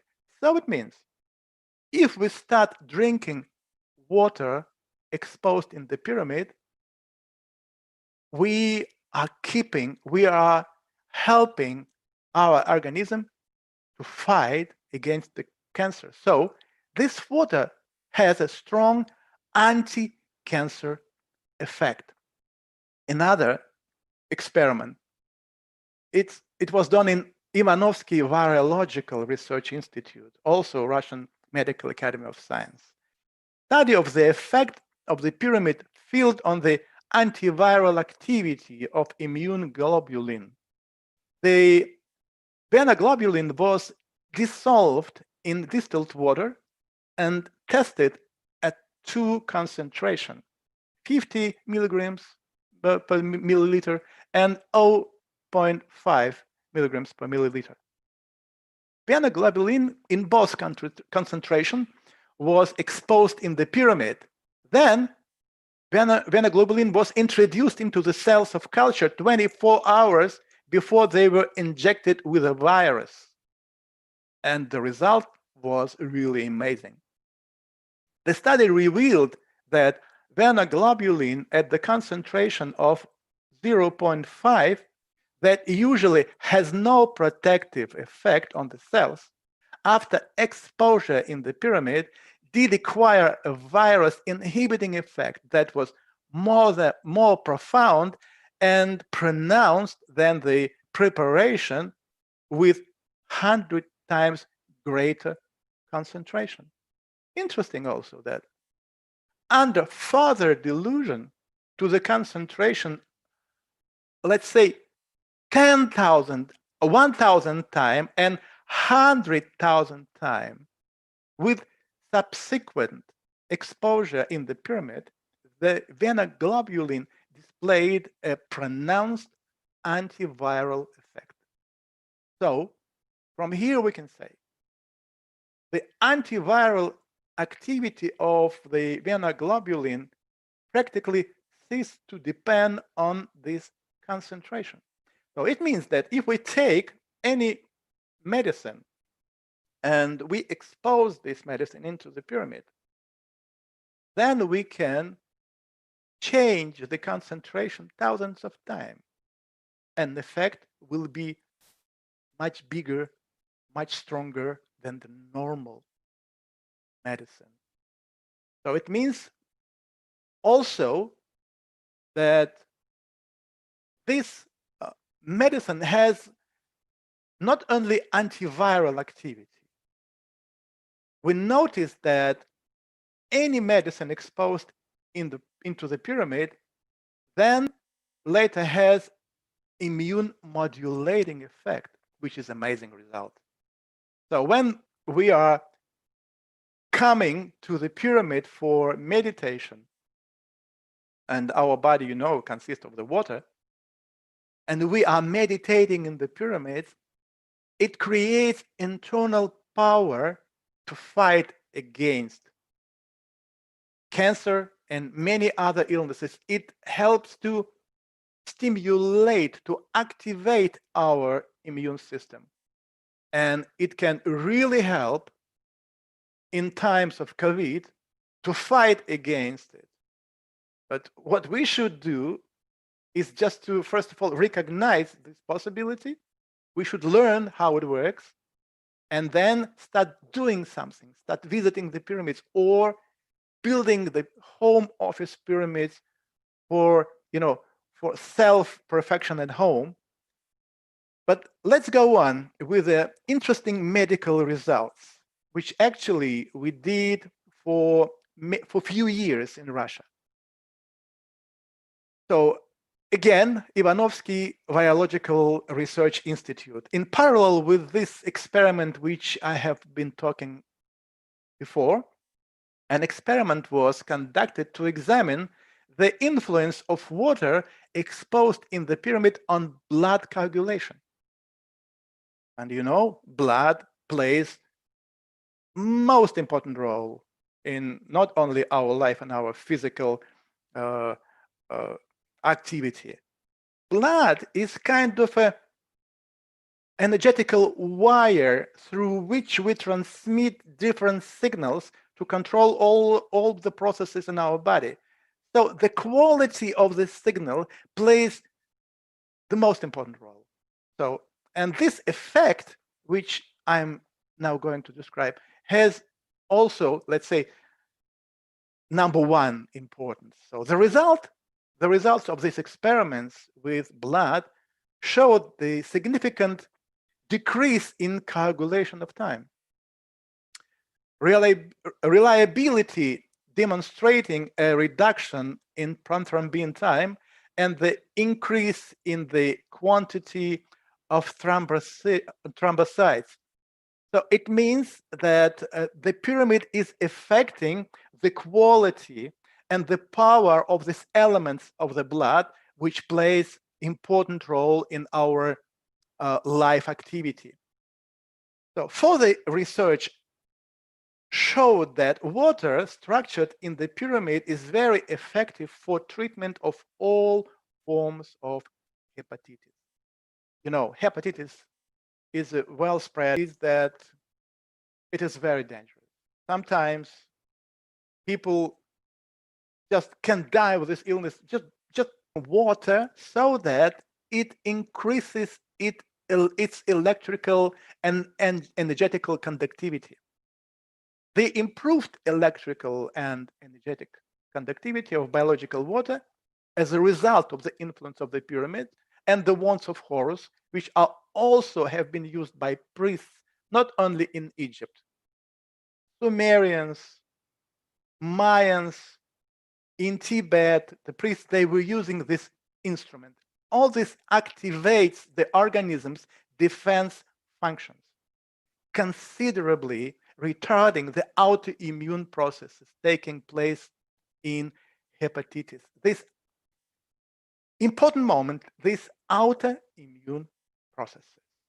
I'd like to make it clear and point out for all of you that problem is that almost all illnesses, one way or another, when we get them, they switch on these autoimmune processes. What it means, organism switch on the mechanism for self-killing. And this is the reason why many illnesses start to develop very fast. So to stop the process means to heal the illness. And during our experiments, we clearly noticed that pyramids are affecting this aspect. First of all, slowing down autoimmune processes. And then, if you are doing your meditations, your healing prescriptions continuously and in a certain time, in a certain rhythm, the illness can be stopped. And we understood that a new era science about pyramids and their profound influence on organism and immune system had started. I myself understood that organism of a human being has unbelievable capacity. Actually, present classical medicine knows nothing about it. But there are some specialists which agreed with what I am talking now, especially after that scientific experiments that have been done. And step by step, we decided to go on. We decided, first of all, to find out how the field of the pyramid is affecting our aging processes. We built in Russia few big-scale pyramids where we conducted experiments, and we came to a strict conclusion that pyramids, the field of the pyramid, is slowing down the aging processes, which is amazing. As long as we are very limited by time, I am not giving effects or details. I'm just giving you general information. So in general, energy field inside and outside of the pyramid has harmonizing effect, conserving inner biological time, and as a result, slowing down of aging processes and prolongating our lives. And here is another experiment which we did in the Russian Academy of Science, which shows and explains and proves this effect. For the period between 3 and 21 days, a 10% solution of table salt that had been exposed in a pyramid was first added to the mice daily drinking water, and 3 times a week the animal were dipped in the same solution. It emerged that the solution from the pyramid considerably reduces the effect of stress. And you know, all doctors know that there are few main reasons for cancer, for example, to start, or for any illnesses which are then empower autoimmune processes. This can be a radioactive effect. It can be a kind of a trauma, but the number one is stress. Stress is 70–80% of the reason for autoimmune processes, for falling down the power of immune system, and especially cancer. Cancer mostly starts from stress. The indicator of this was the quantity of lymphocytes in the thymus gland, which is known to fall sharply with stress. So the mice that had drank the salty water from the pyramid and dipped in it showed almost no sign of stress. Amazing result. Well, it's exactly what we need in our very stressful life. And also, now shortly, a very unusual experiment, which we studied in non-natal intensive care department, Russian Academy of Science. We studied the influence of a 40% glucose solution given internally and distilled water applied externally after both have been exposed in a pyramid. The patients were newborn babies with serious pathologies. The objective assessment was provided by an analysis of the immediate state index, which reflects the state of the patient's sympathoadrenal system. Data was gathered on or from 20 patients, and this data later was analyzed. In all cases, even in patients with very low index, close to zero, after the administration of 1 milliliter of the 40% glucose solution, the index rose substantially, practically to normal level. The same happens after the external application of 1 milliliter of water that had been exposed in the pyramid. It's more than serious result, because kids, they are so sensitive. And if we see such effect, it means that the pyramids can give us unbelievable possibilities. We just need to know how to use it. What actually is the pyramid? And here, as the result of more than 20 years of investigation of ancient texts and ancient scientific experiments, we can make the following conclusion. The pyramid is the powerful cosmic antenna. Then B, the model in stone and the energy structure of a human being and the universe using the latter's energy mechanism. So it means that the pyramid has or is using the same mechanism as the universe. This is the reason why we can communicate with the universe through the pyramid, and there is the reason why how we can receive the energy, the signal of the universe, of highly, standing living being into our body, because we all in the universe, we are using one and the same mechanism. So what we need is just to empower these signals, and pyramid is exactly empowering the signals. Also, pyramid is a very powerful generator of cosmic energies operating on various planes. And what we can say, what we can get out using the pyramid. So pyramidal energetical structures, whose position should be decided with a reference to the energy qualities of the location, open up for us the following possibilities. First, tapping into the natural flows of cosmic energy, the organization and stimulation of the evolutionary processes in the biosphere and in human consciousness.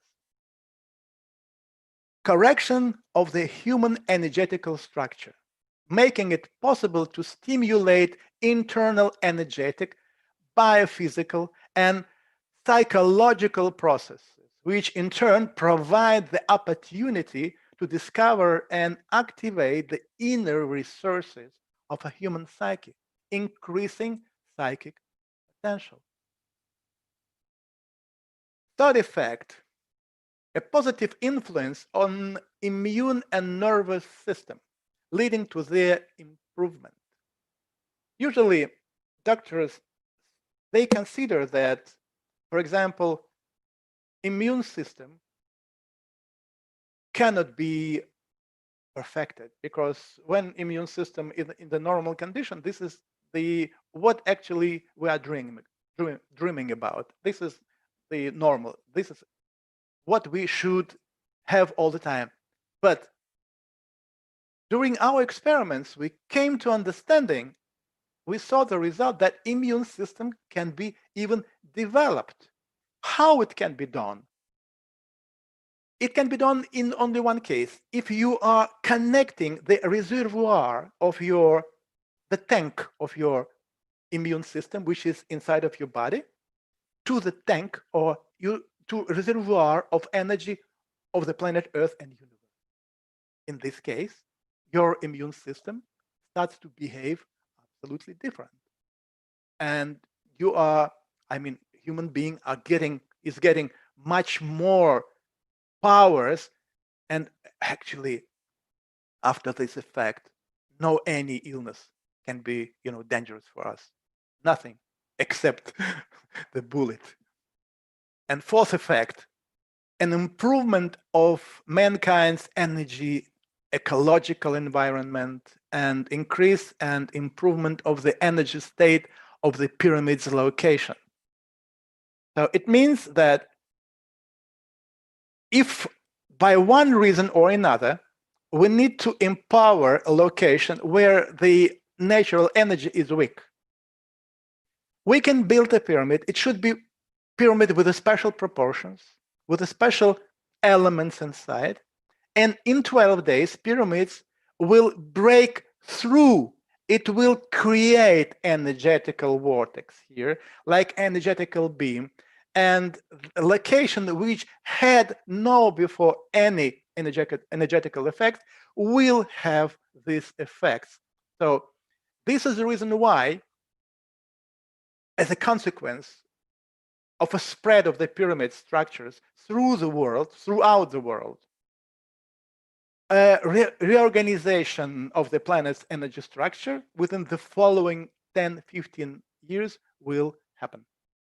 It means that we can change our world in 10-15 years if we will decide to use the pyramids. If the group of followers of this technology will be growing, just investing the time, investing our wishes in this process, like organization you are participating. And I'm very happy that I'm talking to you today. That is just giving to you this little bit boring scientific information, but this is giving a serious chance to understand how it works. And for me, for example, it is very serious stimulating effect. It has very serious stimulating effect. I feel I'm interested to learn more, to share this knowledge with people, because I'm sure the time will come when pyramidal energy structures will play a decisive role in the fate of new generation, changing our level of awareness. And again, this is just shortly 12 main stimulus which made the people thousands of years ago to build the pyramids all over the world. And this is the stimulus which I'm sure will stimulate you also when you learn a little bit more about it. This is the reason why I'm inviting you to my website. Maybe in the nearest future, we can make more webinars and I can answer your questions. And then, beside our internal human wish, we also can add, we can invest a certain amount of knowledge, actually practical, physical knowledge. And I'm sure that it will help to increase these effects, spiritual effects, and will help to bring our planet on a higher level of existence, understanding, and awareness. And not only us who are the parts of the group, but also those people who is around us, who are busy, who have no time to learn about the pyramids and all these effects. And this is the reason we are playing the role of priests. We are taking the knowledge, we are taking our free wish, our desire to change ourselves, this world, and people around us for better, and we transmit. We are emitting this vibration, this knowledge to each of us. And I feel myself very happy that I'm among of you, and I will be among of you till the end of my life. Thank you. This is the end of my presentation.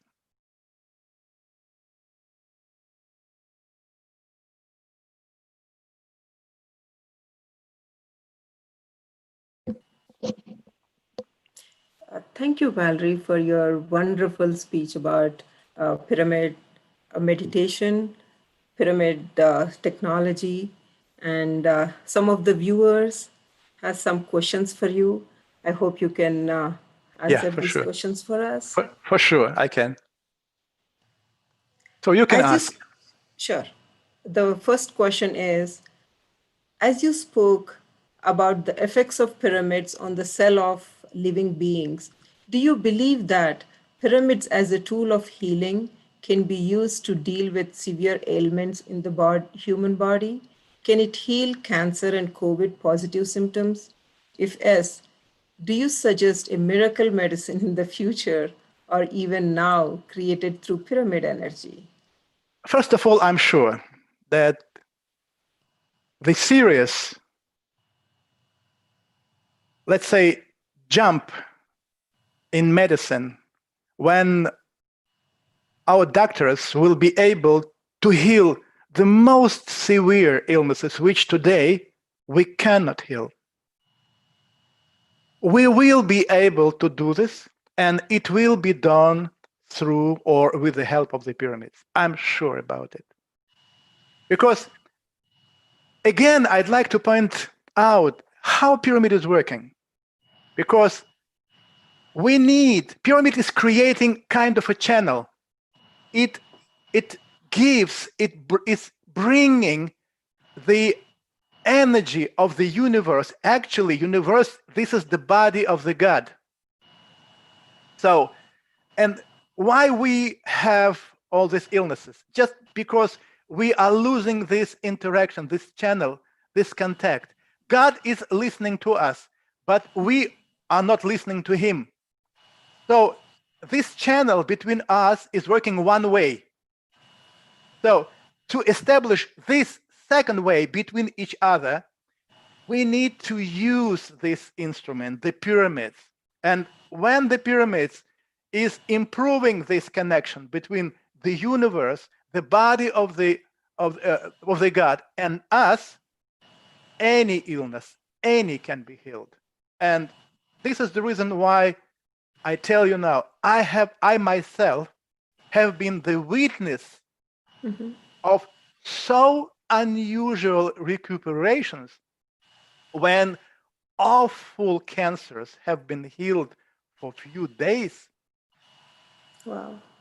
I tell you, pyramid is a very special number one tool. And as long as I see what's going on now in our world around the pyramid, I'm sure that approximately in 20-25 years, this problem will be solved and medicine will make unbelievable step. So let's say, remember our conversation today, 20-25 years maximum, this step will be done, and this will be done with the help of the pyramids. Okay. It's a really amazing technology that Pyramid has, and I wish everybody could see that. People must visit the pyramids more often. People must meditate more often, because meditation is also a very unusual practice. In my nearest days, I'm going to write and publish material. This is kind of a filtered out from the ancient texts and knowledge about meditation and what ancients knew about it, how they use it. So it's amazing, I tell you, amazing knowledge. And I'm sure that meditation will also play a decisive role in human development. I'm sure about it. Okay. So one more question on this line. So when I meditate as like in an open air versus when I meditate under the pyramid, would we see any amplifying energy that comes to us, or any better meditation that kind of helps us to meditate better under pyramid? First of all, we should, as I told during my presentation, when we are coming to the pyramid, we need to be there for until the very special effect and meditate. Synchronization. Pyramid is synchronizing your aura, the vibration of your aura, with the vibration of the aura of the earth. Just at the moment when vibration have been synchronized, at this moment you will immediately will feel like very unusual happiness, power comes into your body like, oops, and then very unusual. I have been in such a state and tell you, this is amazing. At this particular moment, you can do anything. Anything. And meditation this is the key practice, which helps for this synchronization, which actually pyramid in ancient time have been built for the beginning, synchronization. So when you go, you are doing right. Okay. So we are on the right track. Absolutely. And one more thing on that line. What is the correct angle of the pyramid according to the years of your long research? Is there any particular angle? No, this is one of the biggest mistake which people are doing when talking about the pyramid. Because if you take an account, for example, all the pyramids in ancient Egypt, there are hundreds of pyramids, right? Yeah. And all pyramids have a different angle. Why? All. Because they have been tuned on a different individuals or on different purposes. Oh. For example, if you plan to empower your meditation effect, for this, you must use the proportions, the angle of the Cheops pyramid, but at the same time, mistake is that if you take just proportions, it's wrong. Doesn't work like this.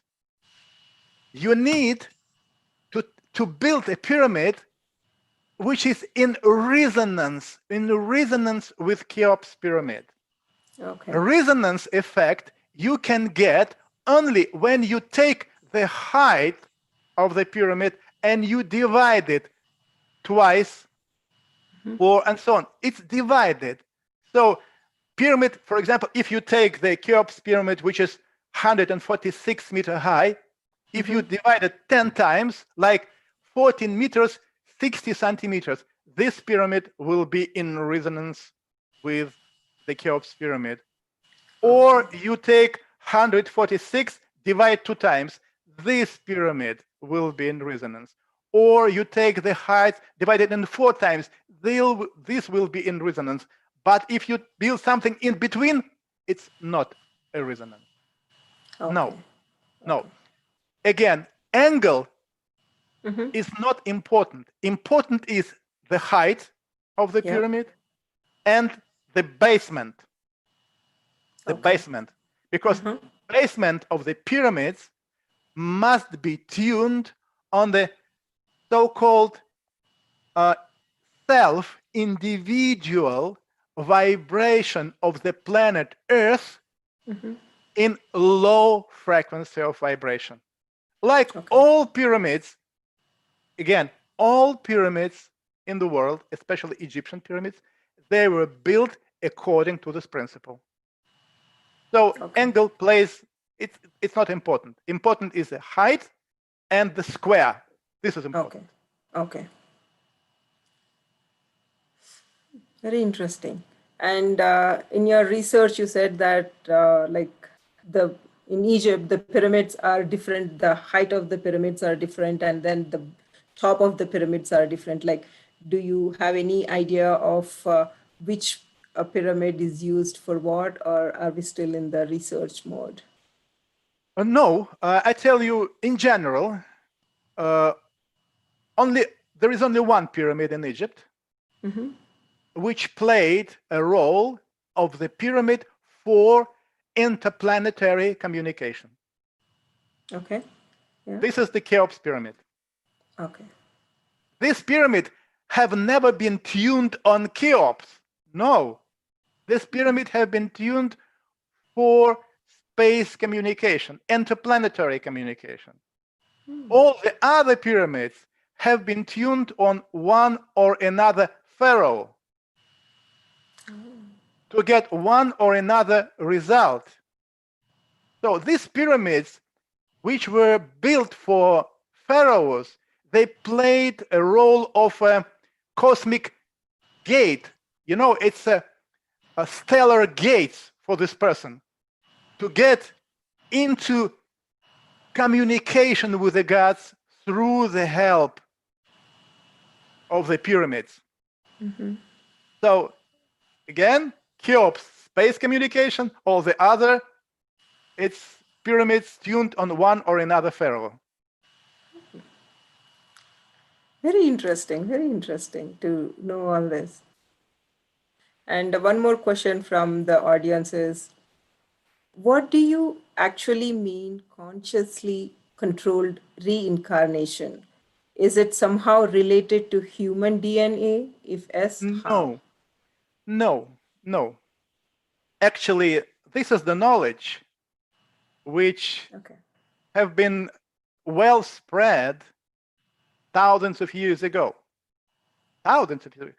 I tell you even more.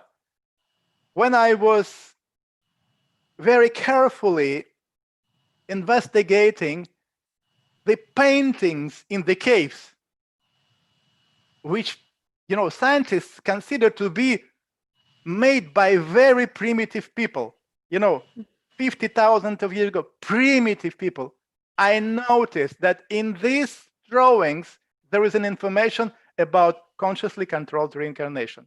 It's interesting that people thousands of years ago, all of them, they knew about this technology. But today we have lost it. Yeah. This is interesting. However, in ancient texts, I have found the description of this technology. So, and what else? Something important I'd like to add. Each of us, we have in our DNA a specially encoded program for self-development. It's important. When we are developing from the primitive life, like flowers, through animals, we go through then into the human body. We go because we go this way because we are going along or according to the program.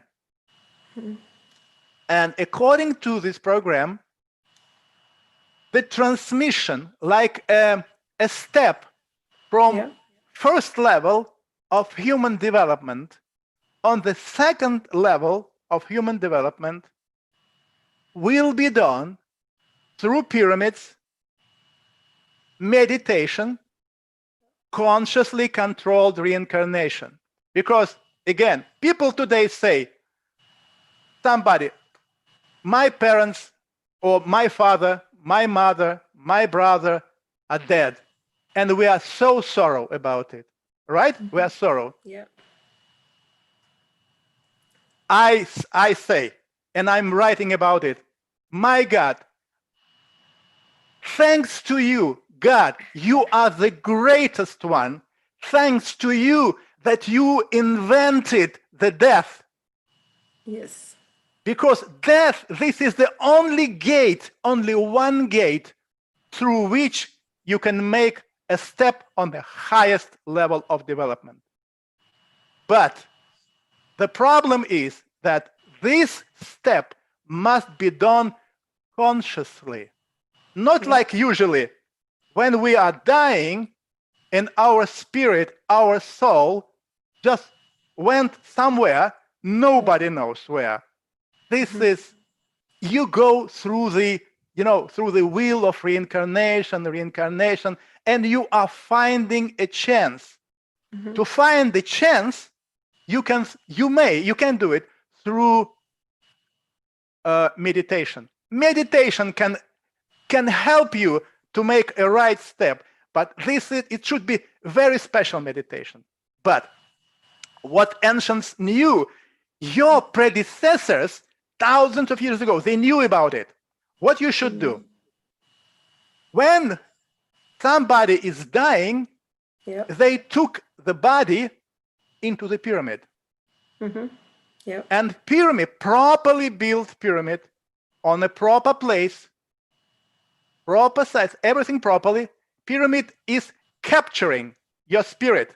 It doesn't fly somewhere. It stays in the pyramid. This is more.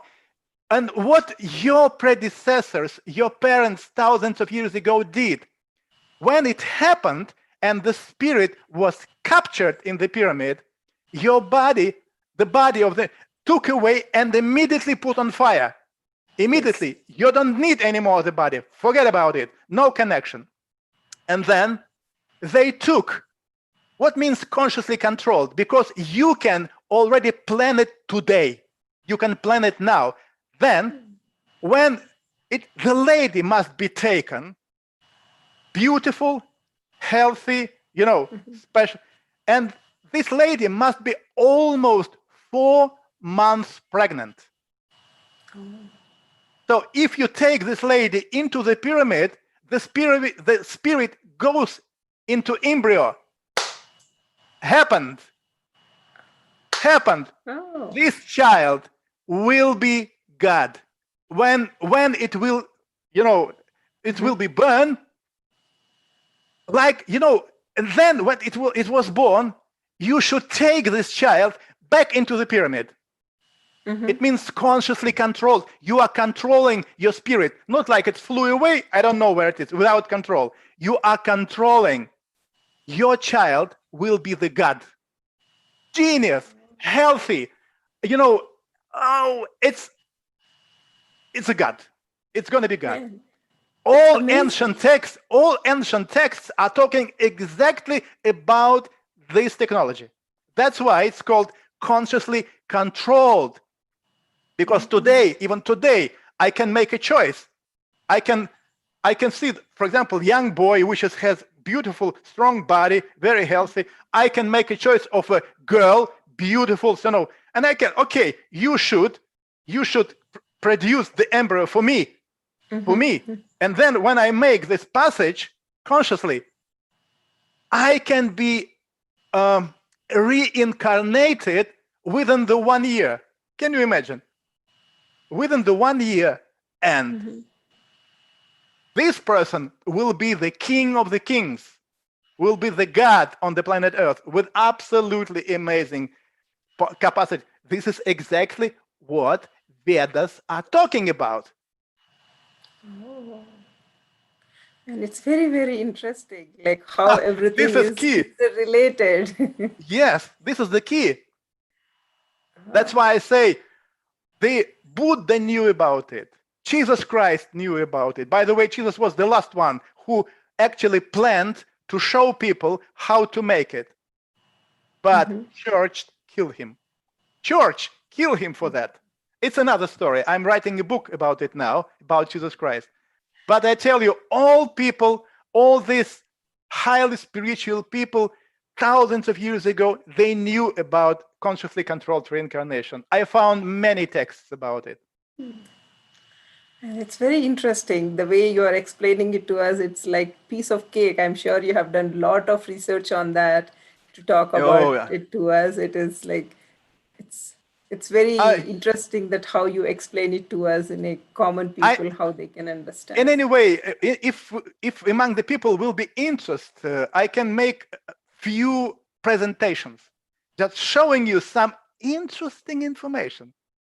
Sure. Amazing. It turns upside down everything. It turns the world like this, boom, and you see the world absolutely different. And then you get a real choice. Because today you have no choice. You have nothing to make it. You have no choice. You even don't know what will happen with you tomorrow. True. But God listen, God, he cannot live like this. He needs to know what can happen tomorrow. Not only one way. You need to know as many chances as possible. And then when you have thousands of chances, you can make your choice. Which way to go?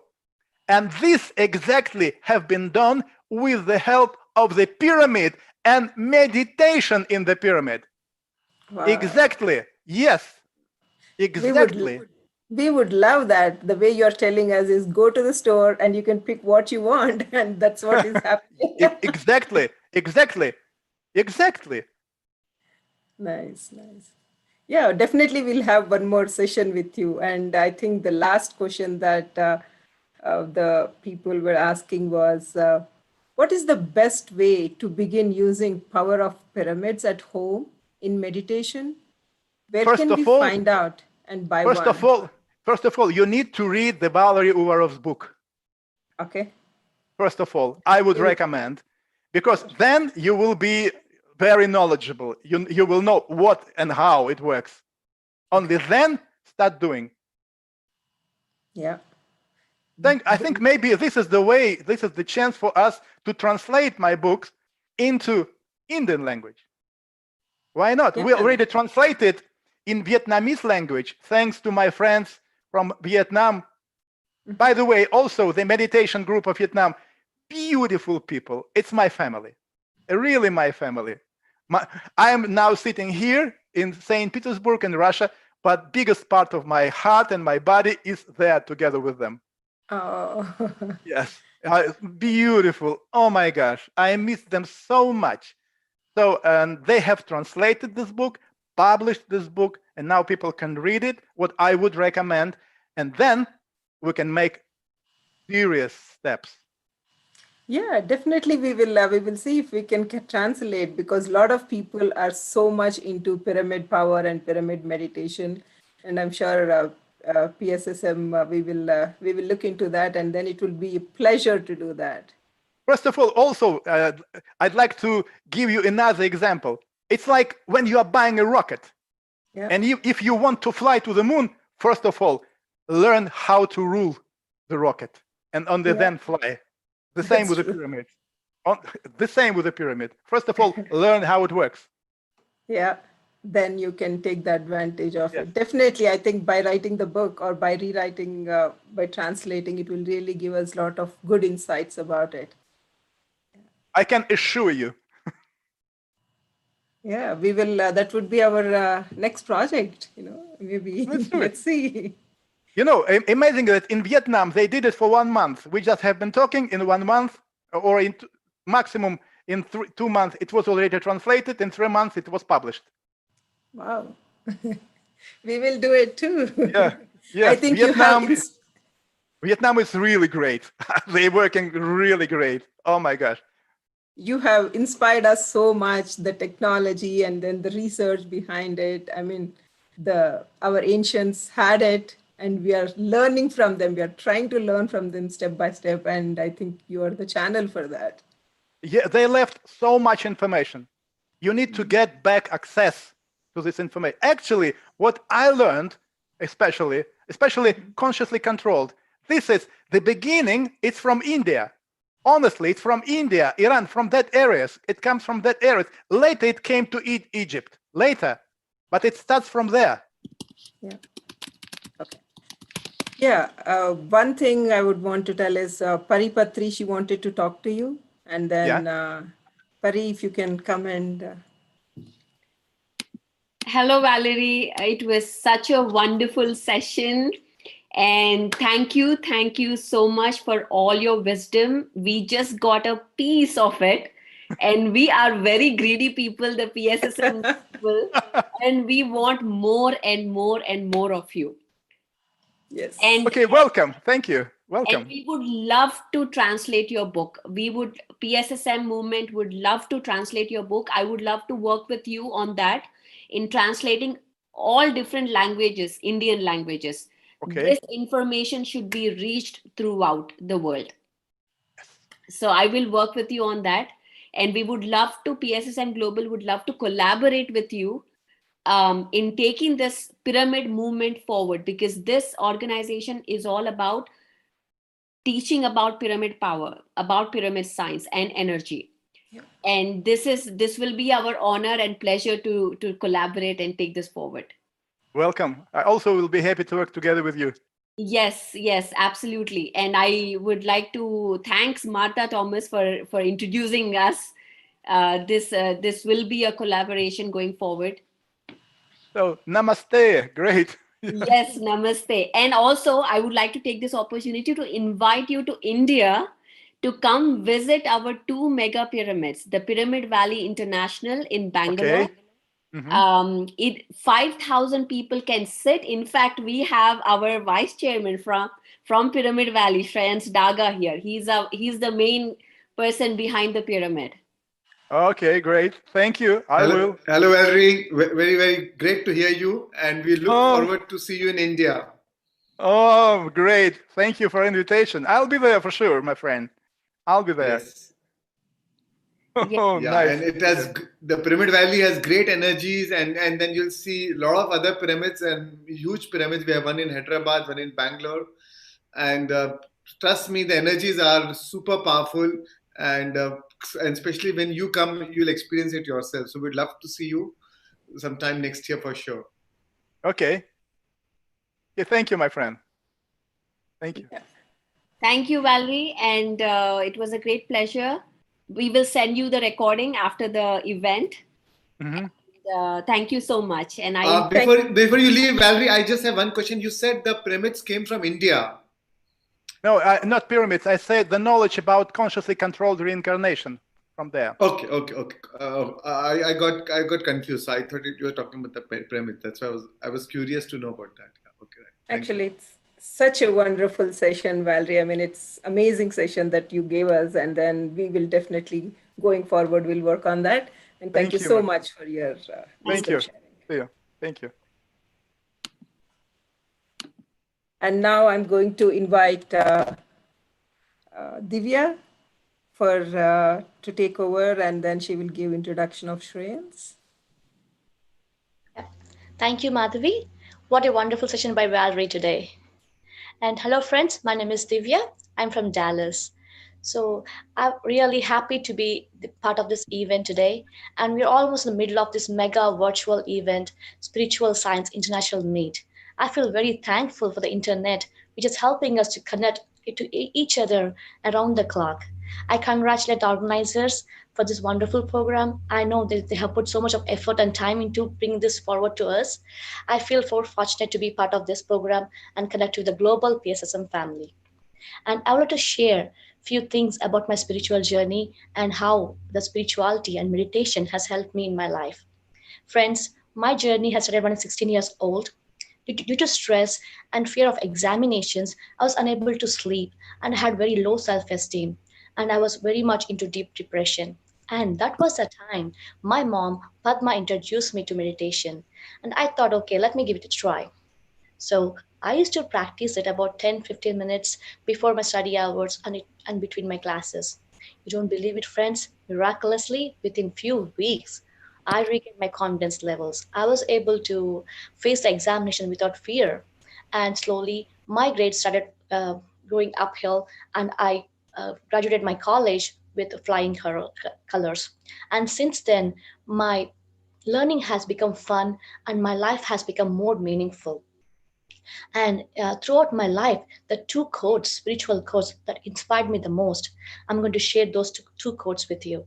The first quote is Samsar me nirvanam, which means we all can lead a normal family life and still be spiritual at the same time. And the second quote that inspired me the most is Sahana me pragati, which means exercising patience in our life will definitely lead to success and makes our life more happier. And I have learned these codes and applied the wisdom from these codes from my day-to-day life. I started working on myself. The more I have changed myself inward, I have seen the positive people around me. So this helped me to build relationships both personally and professionally. later on in my life, I have to give one of the most toughest examinations for my profession. It's called NPTE. So meditation helped me to clear these examinations very easily. And the concepts that help me the most are thought power, manifestation, and affirmations. And I'm a big fan of pyramid philosophy and have read many books and attended many events organized by PSSM masters. And since I have read so much from meditation and the spiritual concepts, I really enjoy giving it as a gift to other people around me. So from the last 3 4 years, myself with all of the meditators from Dallas have actively forming support groups and networks, and we've been teaching meditation to people all around us. We are now stepping in the field of corporate employees to teach them meditation and mindfulness. And one more project we just taken up recently is called Mindful Masters Toastmasters Club. So Toastmasters is a unique program for enhancing public speaking skills. So we have started a new unique club combining mindfulness with Toastmasters program. So the other thing we're trying to do is we started a new YouTube channel called Meditation Magic. To this channel, we're trying to bring awareness to people all around the world. We're going to do multiple videos in English as well as other foreign languages like Spanish, German, and French, etc. So to this channel, we're trying to take meditation to all the people who doesn't speak English, doesn't know understand English. So this is what we are doing from Dallas. Now, I take the privilege of introducing our wonderful guest today and the next speaker, Shreyans Daga. Shreyans Daga is a founder and president of Mumbai Pyramid Spiritual Societies. As many of you know, he is a man behind the mega pyramid in India, Pyramid Valley International, Maitreya Buddha Pyramid. And he has touched so many people, and he has been doing wonderful sessions online and in person, and been supporting so many networks and groups to take meditation to the mass people throughout the world. And by his spiritual quest and understanding, he has more tuned towards quantum physics and spiritual science. So today he's going to share more insights about how we can apply manifestation and quantum physics and create a wonderful reality and empower us. Let's all welcome the icon of PSSM, Shreyans Daga. Shreyans, welcome.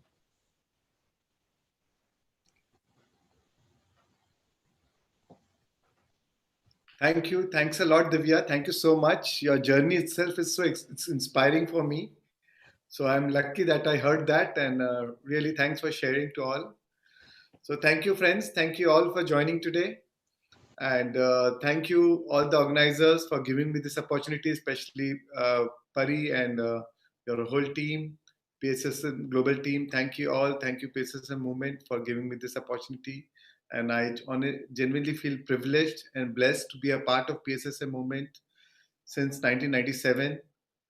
My journey personally started with Brahmashi Patriji, first time meditation with Brahmashi Patriji, when my father had passed 6 months back and I was going through a state of depression.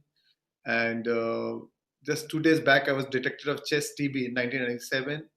And that is when Patri sir happened to come to my house, coincidentally, how universe has its own plan. And then first time I learned meditation from him, and he told me that your TB is because of your grief, and if you can heal your grief, your TB will be healed. So you don't need to take any medicines. You don't need to go into any doctors. You have the power to heal yourself. And that was the first time when I did meditation, and with him I did for first 40 minutes.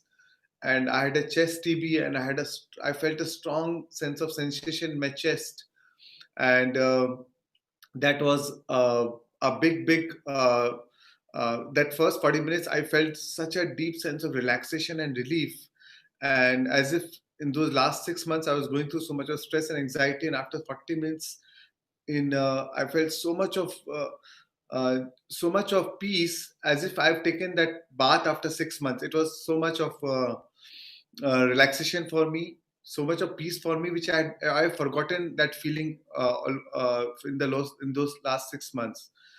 So that was a turning point for me, and that inspired me to continue the meditation. So the very same day I stopped taking medicines for the TB, and Patrisa told me that if you meditate for 40 days, you can heal your TB completely. And that's how I started meditation, and I got so hooked on to meditation that I used to meditate during those times for 6 hours in a day, because anyways I was not going out anywhere, I was not working, I was not doing anything. So all my time was at just being at home. So I was using that time for meditation. And Pati sir gave me a few books to read: The Power of Your Subconscious Mind, The Art of Creative Visualization. So I was reading those books. I did other healing courses like Reiki, Pranic healing, Silva method of mind control during those 1 month's time, just to heal myself.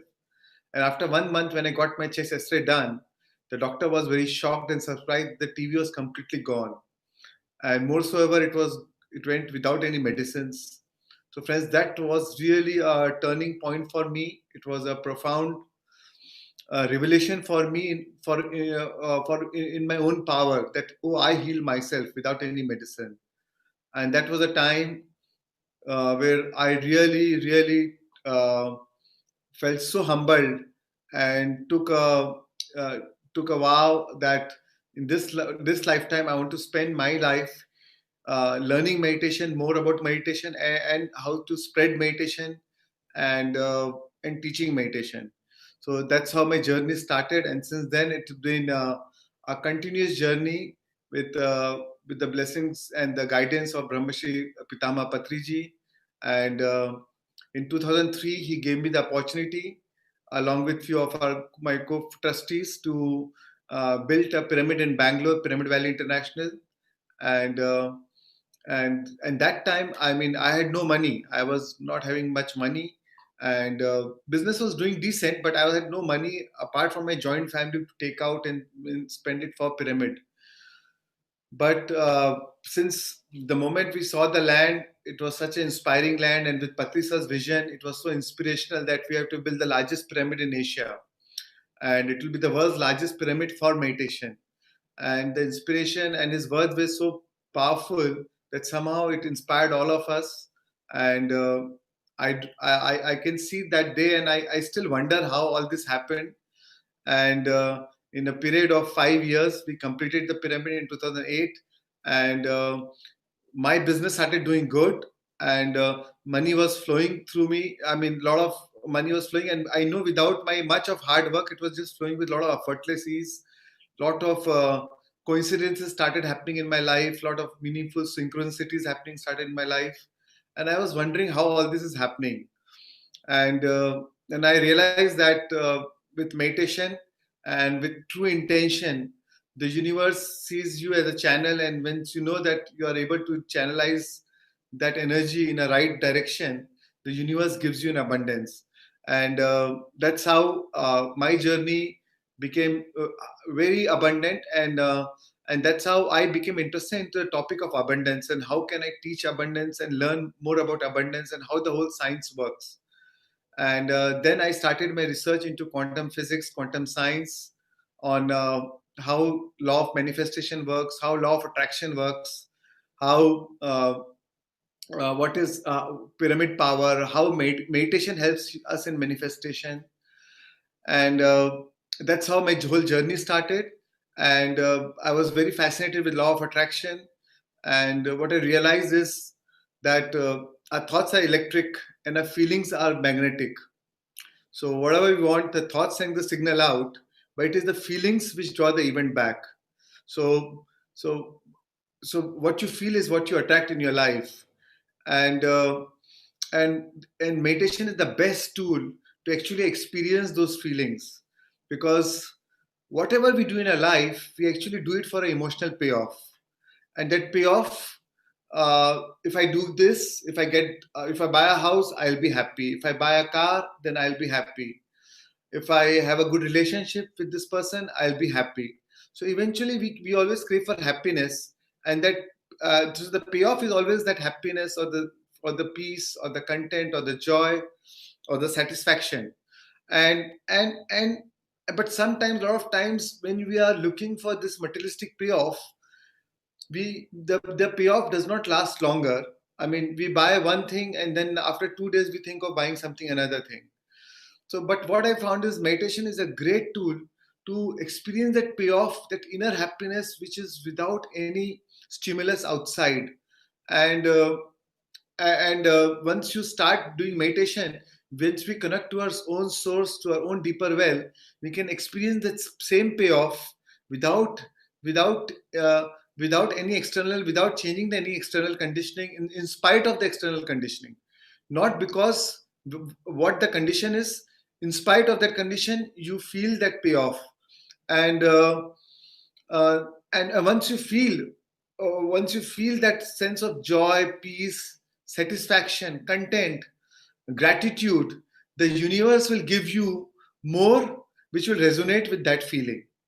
And then the law of attraction is in force. Then you'll attract whatever you want in your life. So the universe does not actually give you what you want. The universe gives you what you are, and what you are is determined by what you feel, because that is the true test. That is the true. We may be thinking abundance, but if you are feeling lack, will not attract abundance. We may be thinking a great relationship, but if you are feeling hurt and broken, will not attract a great relationship.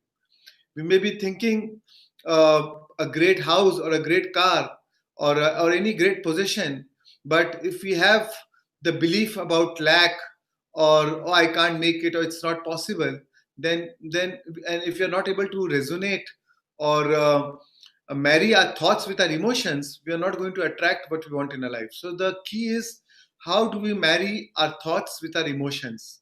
And that is where meditation comes in. Meditation is the most powerful tool to actually connect to the source. And then once you connect to the source, those pure positive energy, those pure positive emotions are already there. We don't need to get it from outside. It is already there. Once we drop our identity, once we drop our limited beliefs, our social conditioning, which we have learned from our childhood, from our parents, from our mothers, fathers, teachers, preachers, from our friends. So once you drop all those identities, your own personality self, oh, I am a father, I am of this gender, I'm Hindu, I'm a Muslim, I'm an Indian, I'm an American. Once we drop all the gender, all these identities, then we experience our pure consciousness, our expanded version of a consciousness. And once we experience that, then we have pure love, pure joy, pure abundance. And that is where, once we experience that, then we never go back to our own self. And so, friends, today I would like you to experience that meditation. And today, so rather than talking much, I want you to do a short meditation for 40 minutes. So I'll just tell you about this meditation. So in the times today, which is a challenging time during the COVID times, we are going through situations where it's very natural to feel sometimes anxiety and fear, and especially as more and more the COVID is spreading, we are hearing our near ones and friends and dear ones within their family or friends, or within our close family or ourselves, going through getting the COVID virus and having symptoms of COVID. So that it is gripping more and more. So I would like you all to now do a meditation where we release all this fear, tension, and anxiety with inner ease and peace. So very simple meditation, which will start with Anapanasati meditation, which is taught by Brahmashi Patriji, where we'll just simply observe your breath. And in the end of the meditation, last 5 minutes, we'll just shift our awareness to our heart center, to our area of our chest. So I'll be guiding you all through the meditation. And so friends, one thing during the meditation, during the beginning of the meditation, I'll request you to use your right hand first 2 fingers when I'll tell you to just try to feel all those feelings of fear and anxiety in your body. And then as you exhale, you'll release. As you inhale, you'll inhale the feelings, the inner ease. And as you exhale, you release all this fear and anxiety. And at that time, I'll tell you to put your awareness on your chest. And I'll tell you to use your 2 fingers to put on your chest. So here we activate all the neurons in your heart. So the 1991, the new research showed that like the neurons in our brain, we have a neurons in our heart.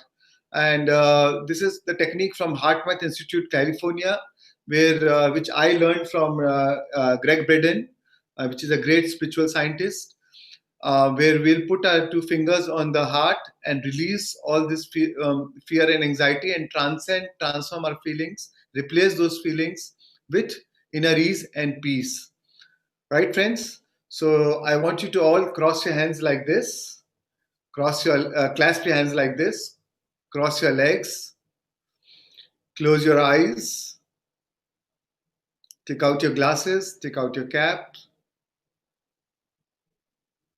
and just sit up straight, take a comfortable position. You can take a back rest, eyes closed, and gently put your awareness to your nostrils. I'll be playing a background music and guiding you also with the music.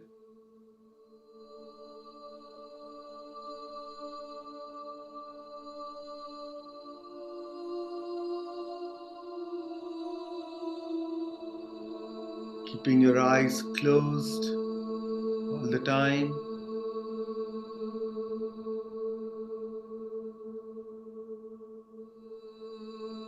Just simply put all your awareness to your nostrils.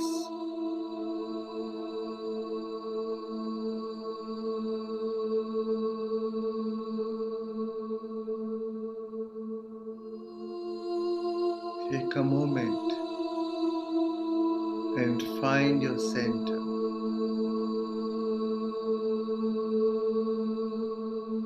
As you inhale, become aware of your breath. And as you exhale, relax.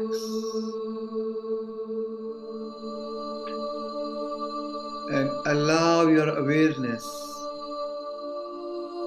to move from the world around you to the world within you.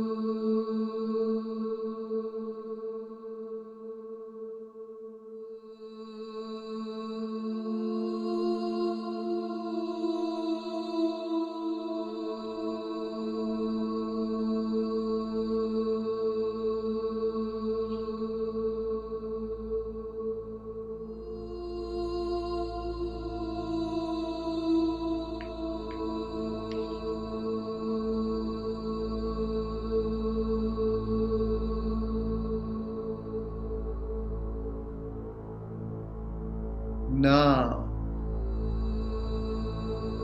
I want you to invite you to choose the feeling that you want to change. Choose that feeling of that anxiety and fear,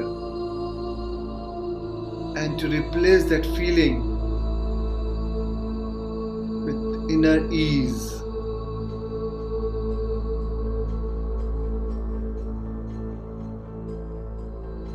Allow your body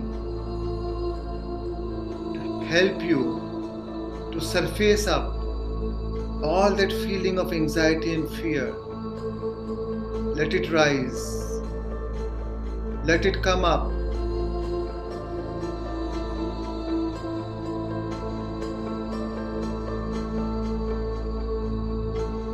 It's okay to feel.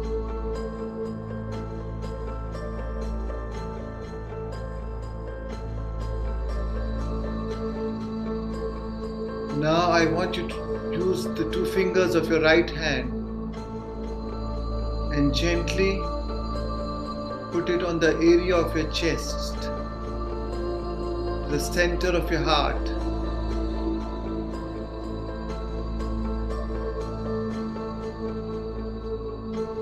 To your beautiful heart center.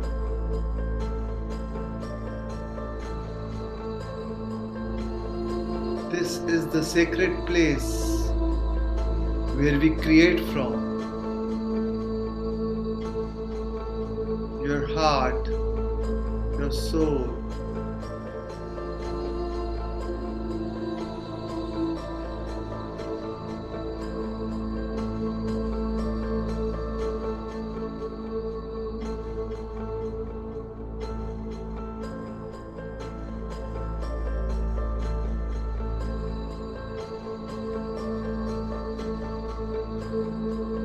As you inhale,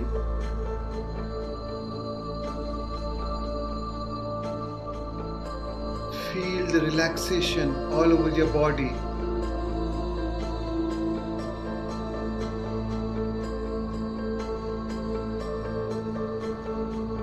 And now I am going to invite you to replace with words, replace the anxiety and fear with the word inner ease. In your mind, keeping your two fingers on your heart, repeat the words inner ease, inner ease, inner ease.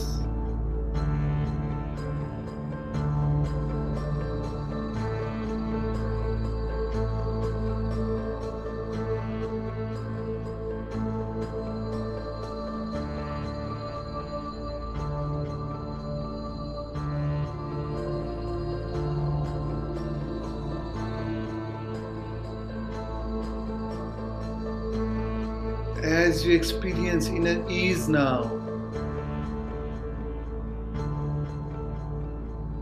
it will help you to strengthen your immune system.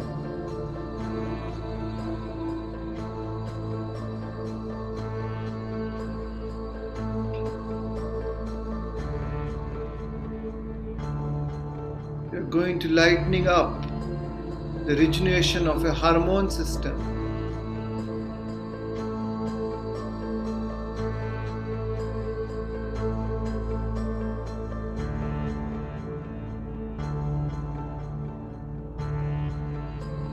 You are giving yourself the opportunity for better sleep, for a better appetite.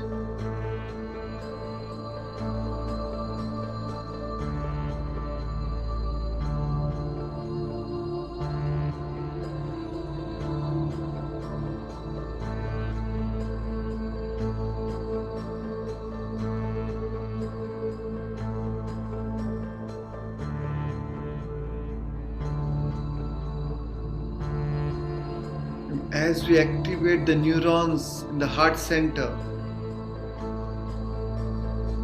for inner ease,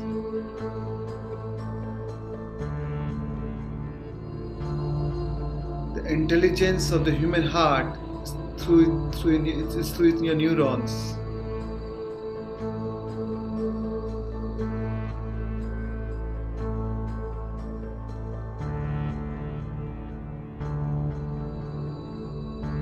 As you inhale,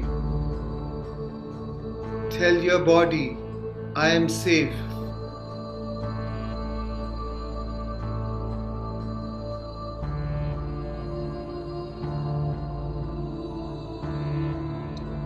Inhale inner ease, and as you exhale, release the anxiety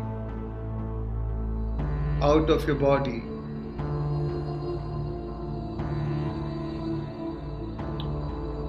Feel that anxiety and fear melt from your body.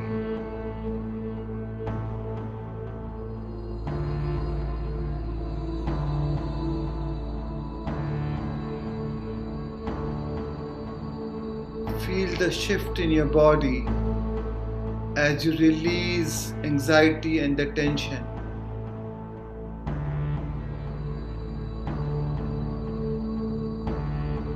Invite inner ease and give thanks for the ease with which you flow through this day.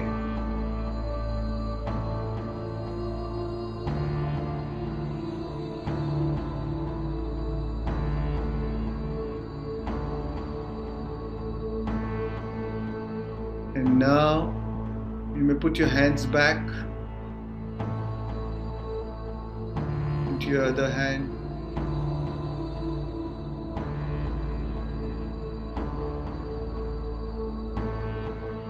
And just be with your breath. Normal, natural, simple, easy, relaxed breathing.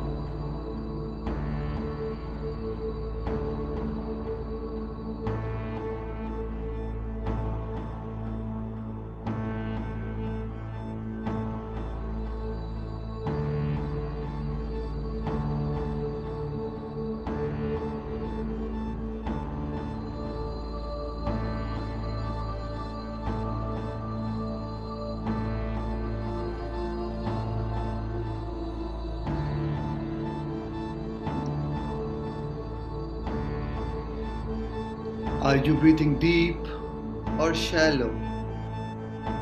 Observe.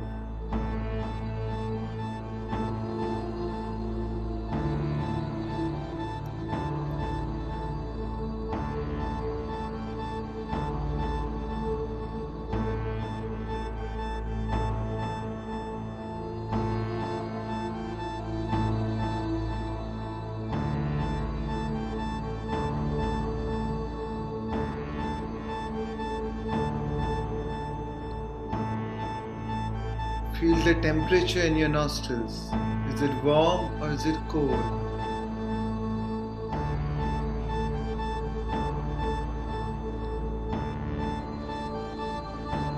Each and every breath is keenly observed.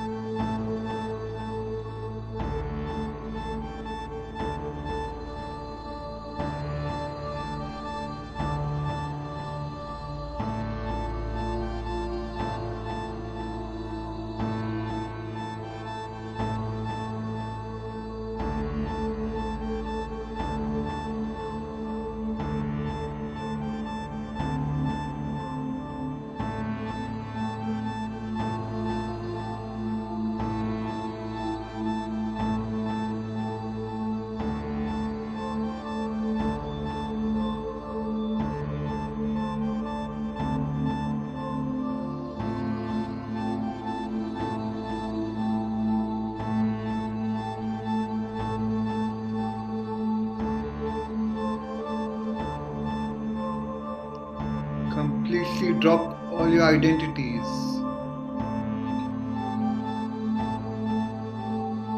Your ego, your personality self. You are not your gender, not your nation, not your religion, not the roles you play as a father, as a child, as a doctor, as a profession. Just drop all your identities.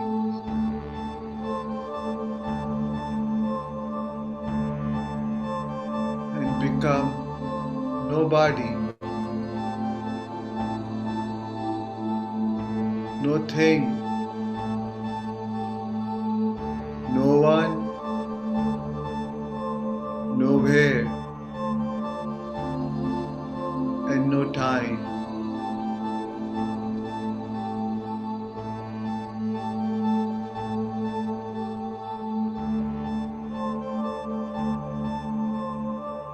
Become pure consciousness.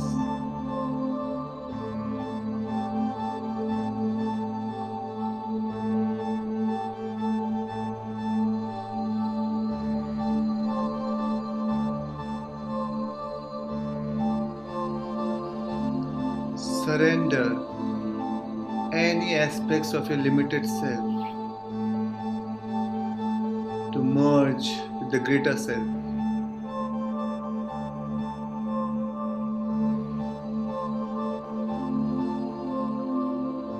And lose yourself in nothing to become everything.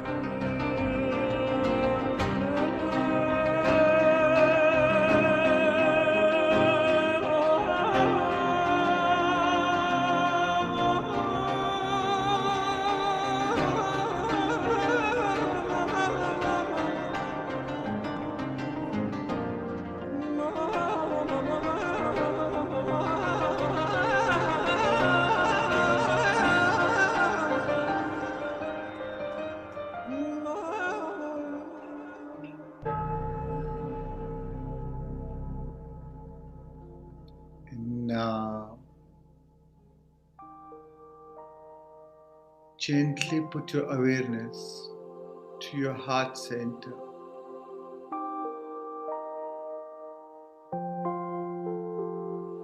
To your beautiful heart.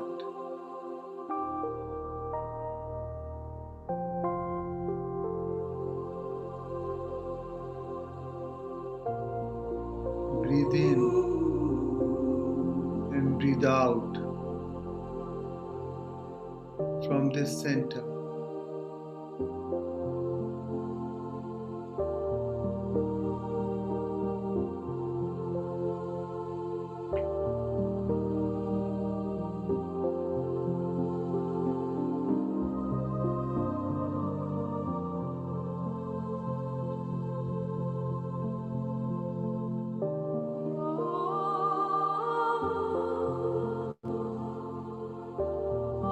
As if there's a little nose in your heart and you're breathing from that little nose from your heart.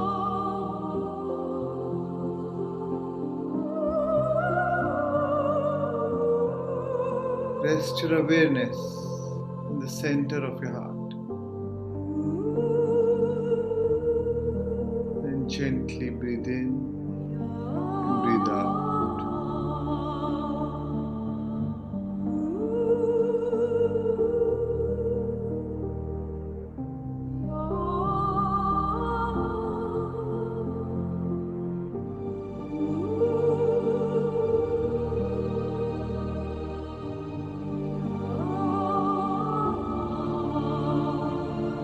Feel your feelings.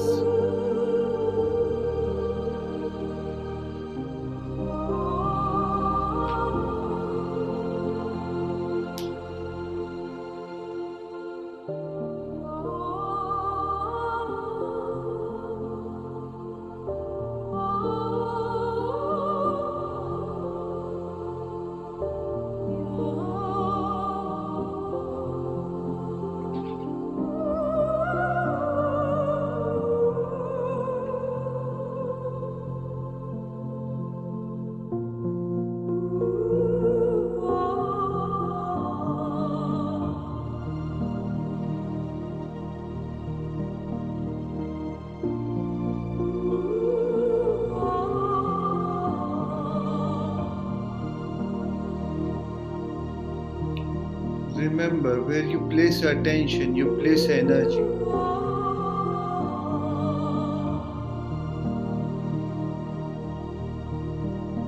As you direct your attention on your heart center,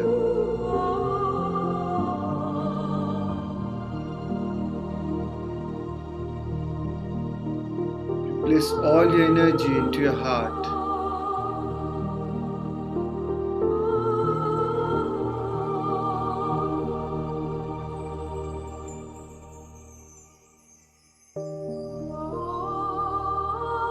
Breathe.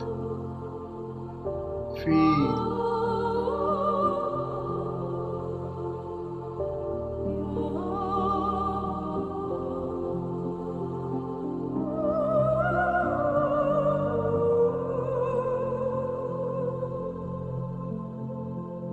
Feel immense joy, gratitude, love as you breathe from the center.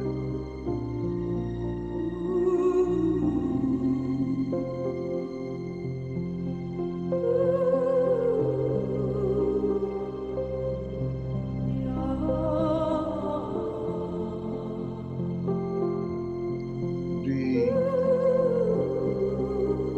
feel, smile.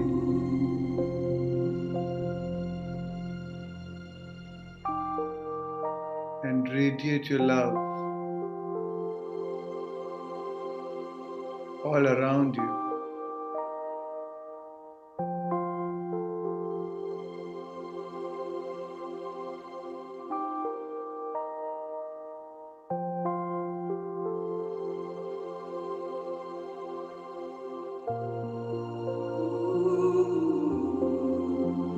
What you feel about, you bring about.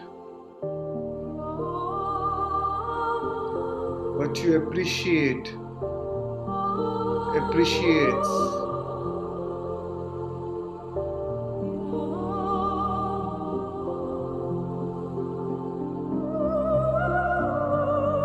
Your feelings are equal to prayer.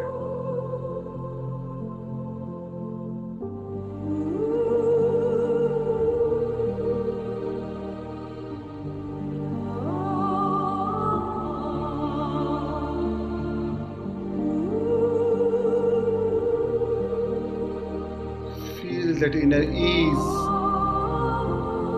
and peace.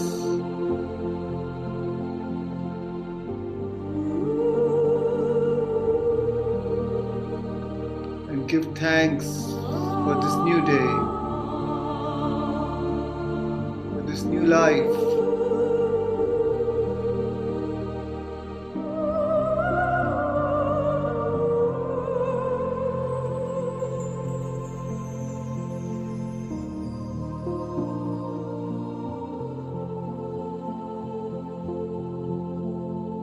Let the thought become the experience.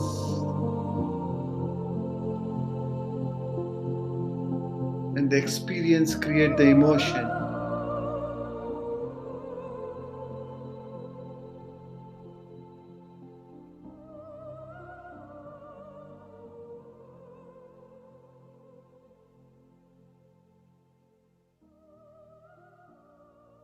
Stay in the feeling.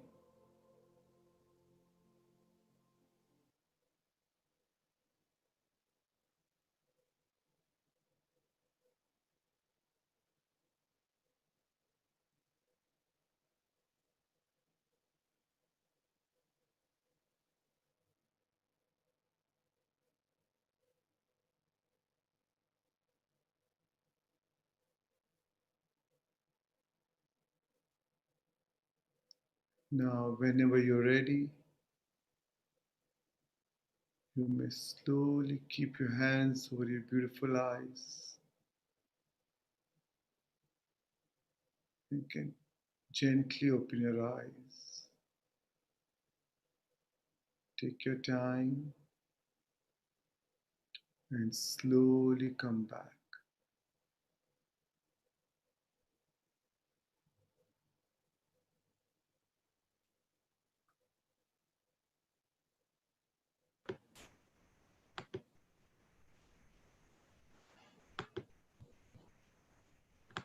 Take your time and slowly come back to this whole new world, in a whole new time, to completely new awareness.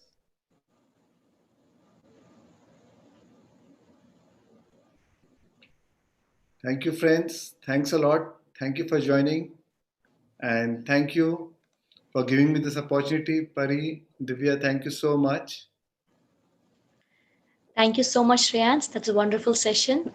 I really feel peaceful and more calm with your meditation today. I'm sure Thank that you. all the viewers had felt the same. And dear viewers, if you have not started meditating yet, on behalf of all the masters from all over the USA and the bigger family of PSSM, I request you all to start meditating and experience the bliss and the manifestation that you can do, the miracles that meditation can give into your life. And thanks you once again, Shreyans. Hi, Pari. Thank you, Divya. Thank you, Pari. Thank you for coming and taking us on this beautiful journey. Thank you. Thank you. Thanks. My pleasure. It was... Yes. Thank you very much. Bye bye. Bye-bye. Thank you. So, dear viewers, I hope you all enjoyed the wonderful session by Shreyans today.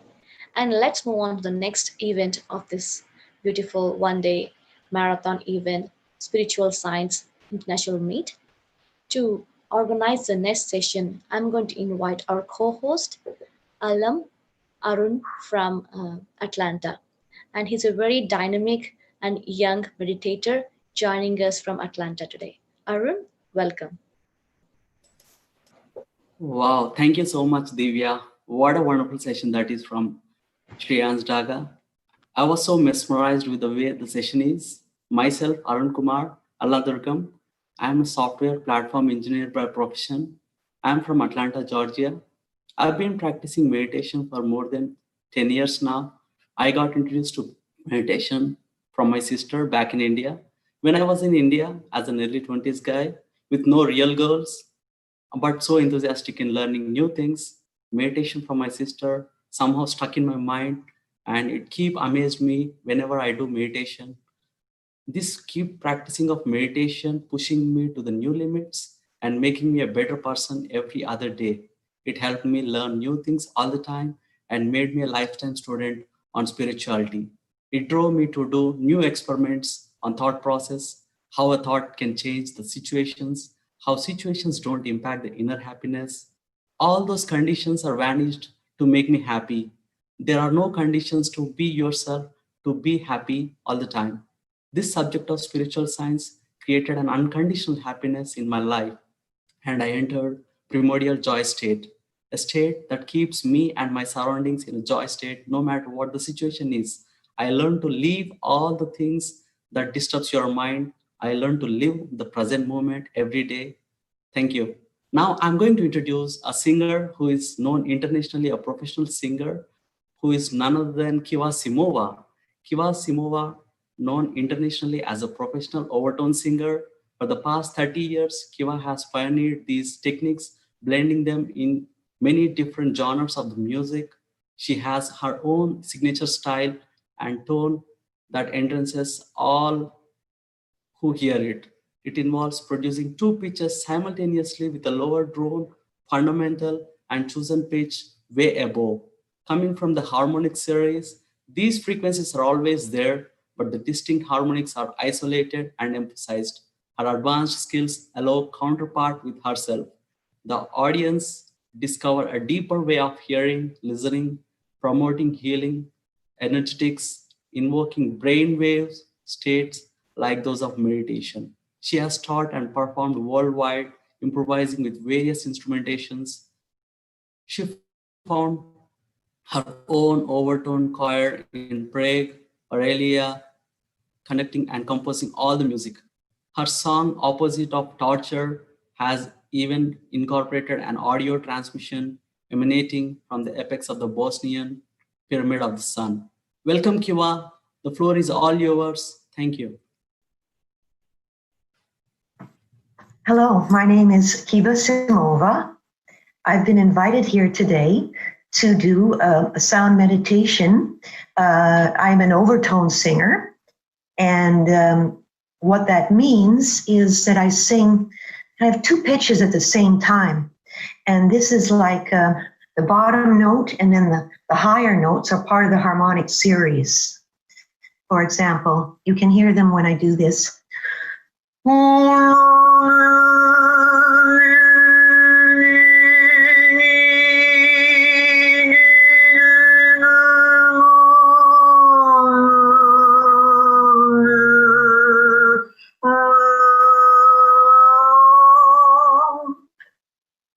So I've been doing this kind of singing for about 30 years now, and I incorporate it into a lot of different kinds of music, but it's very special for self-healing, not only for myself, because I'm the one doing it, but also for the listener.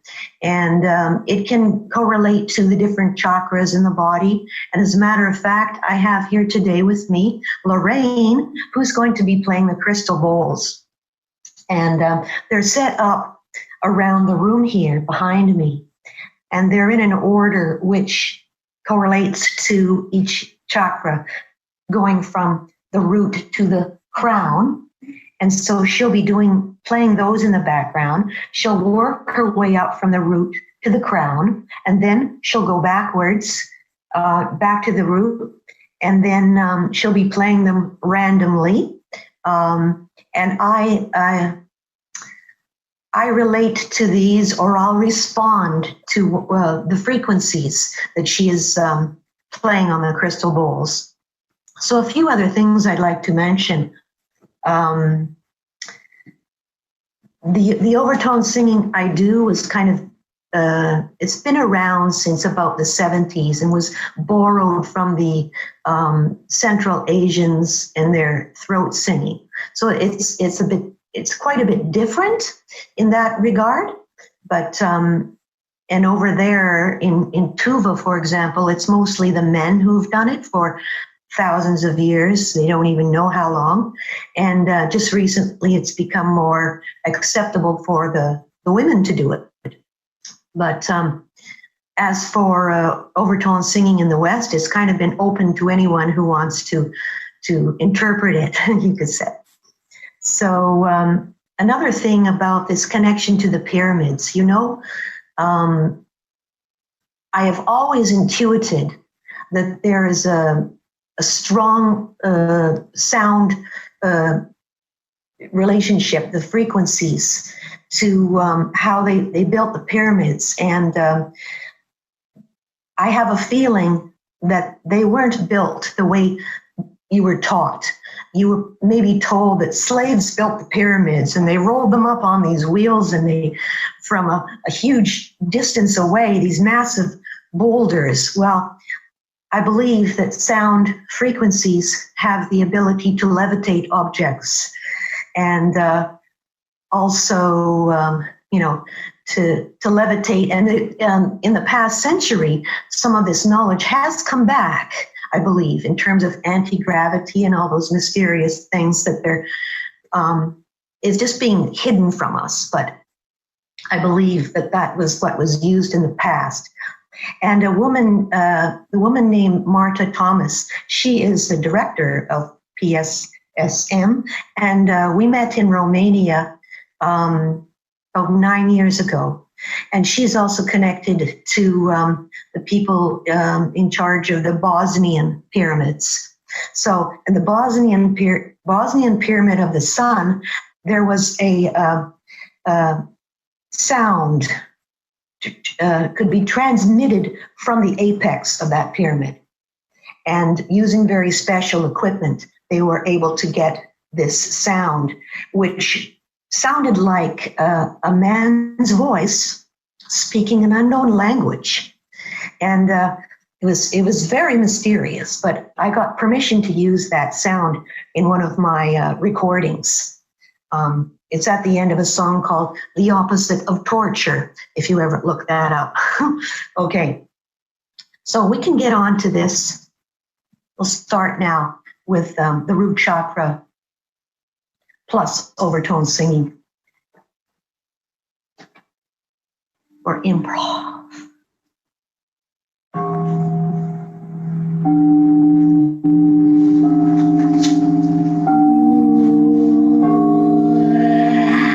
Let's do meditation. Please close your eyes, my friends. Clasp your fingers. Cross your legs.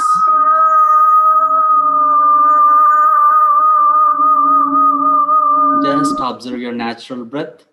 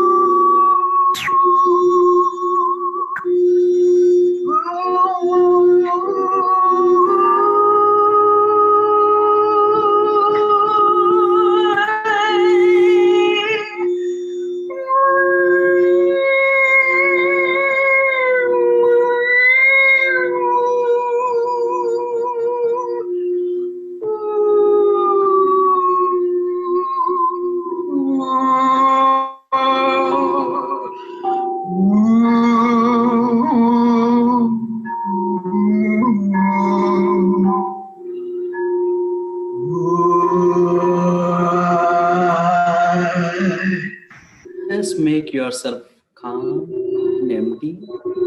That's your natural state.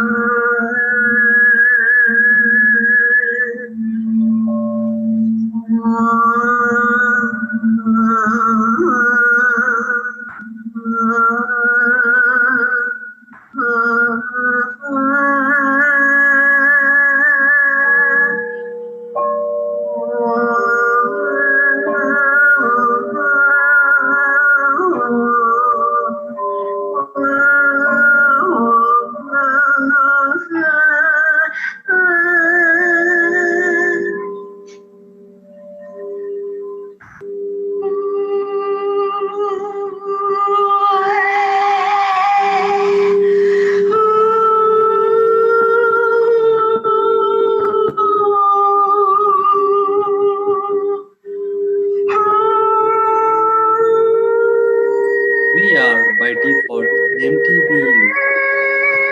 We accumulated thoughts over the period of time. Let's bring ourselves back. Let's clean up all the thoughts.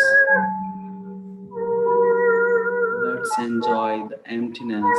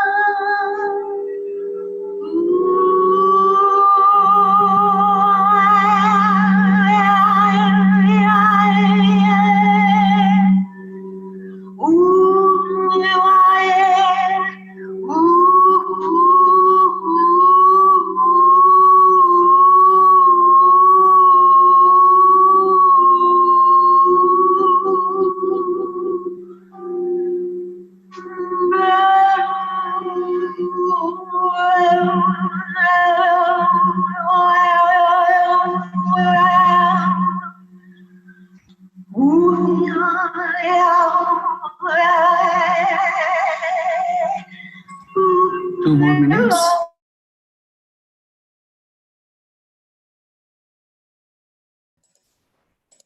Wow, what a wonderful session that is. What a wonderful vocals. Thank you so much, Kiva, for your wonderful voice that has energy, calm and blissful and trance all at a time. Now moving on to the next session and handing it over to our next host, Pratima Deepti, who is a great spiritual master by herself. Thank you.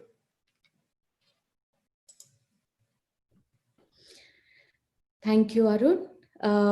It was a wonderful session by Kiva. I really enjoyed the deep trance with the music by Kiva. Okay, friends. Hi, friends, and hi, masters. This is Pratima from Minneapolis, USA. Thank you so much for giving me this opportunity to introduce myself and share my spiritual experiences with you.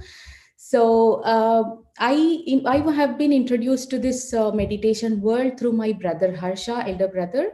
At the age of 15 years, he not only introduced me to a meditation, but also our greatest guru, Brahmarshi Pitamaha Subhash Patriji.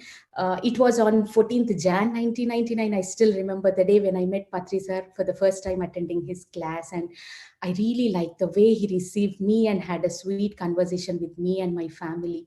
That's where I connected with Patri sir, and my meditation journey ignited in me.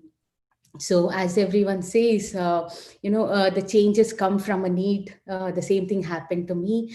I was suffering with some health issue.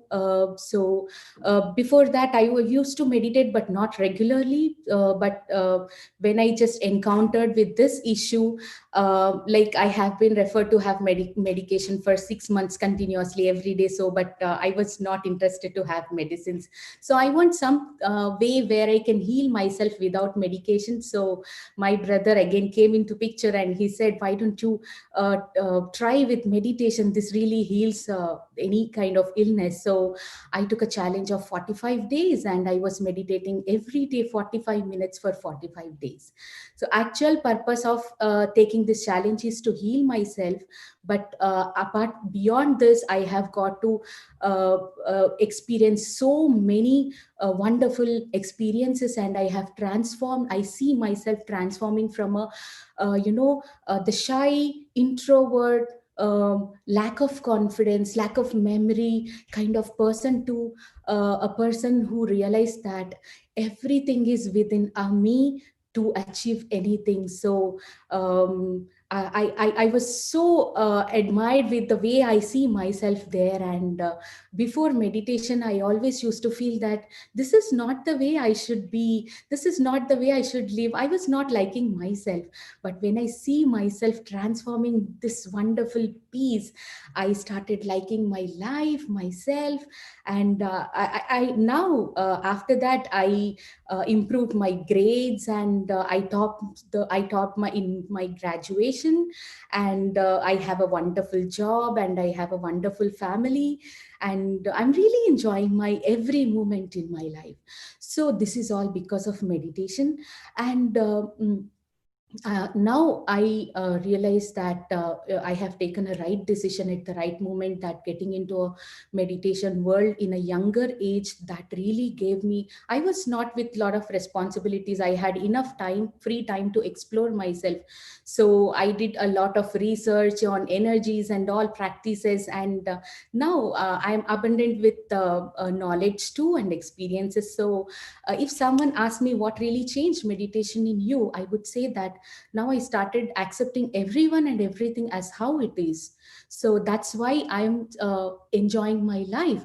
And also I'm spreading the same joy and happiness to all the families, kids and adults in Minneapolis, USA, by sharing my knowledge and teaching them meditation.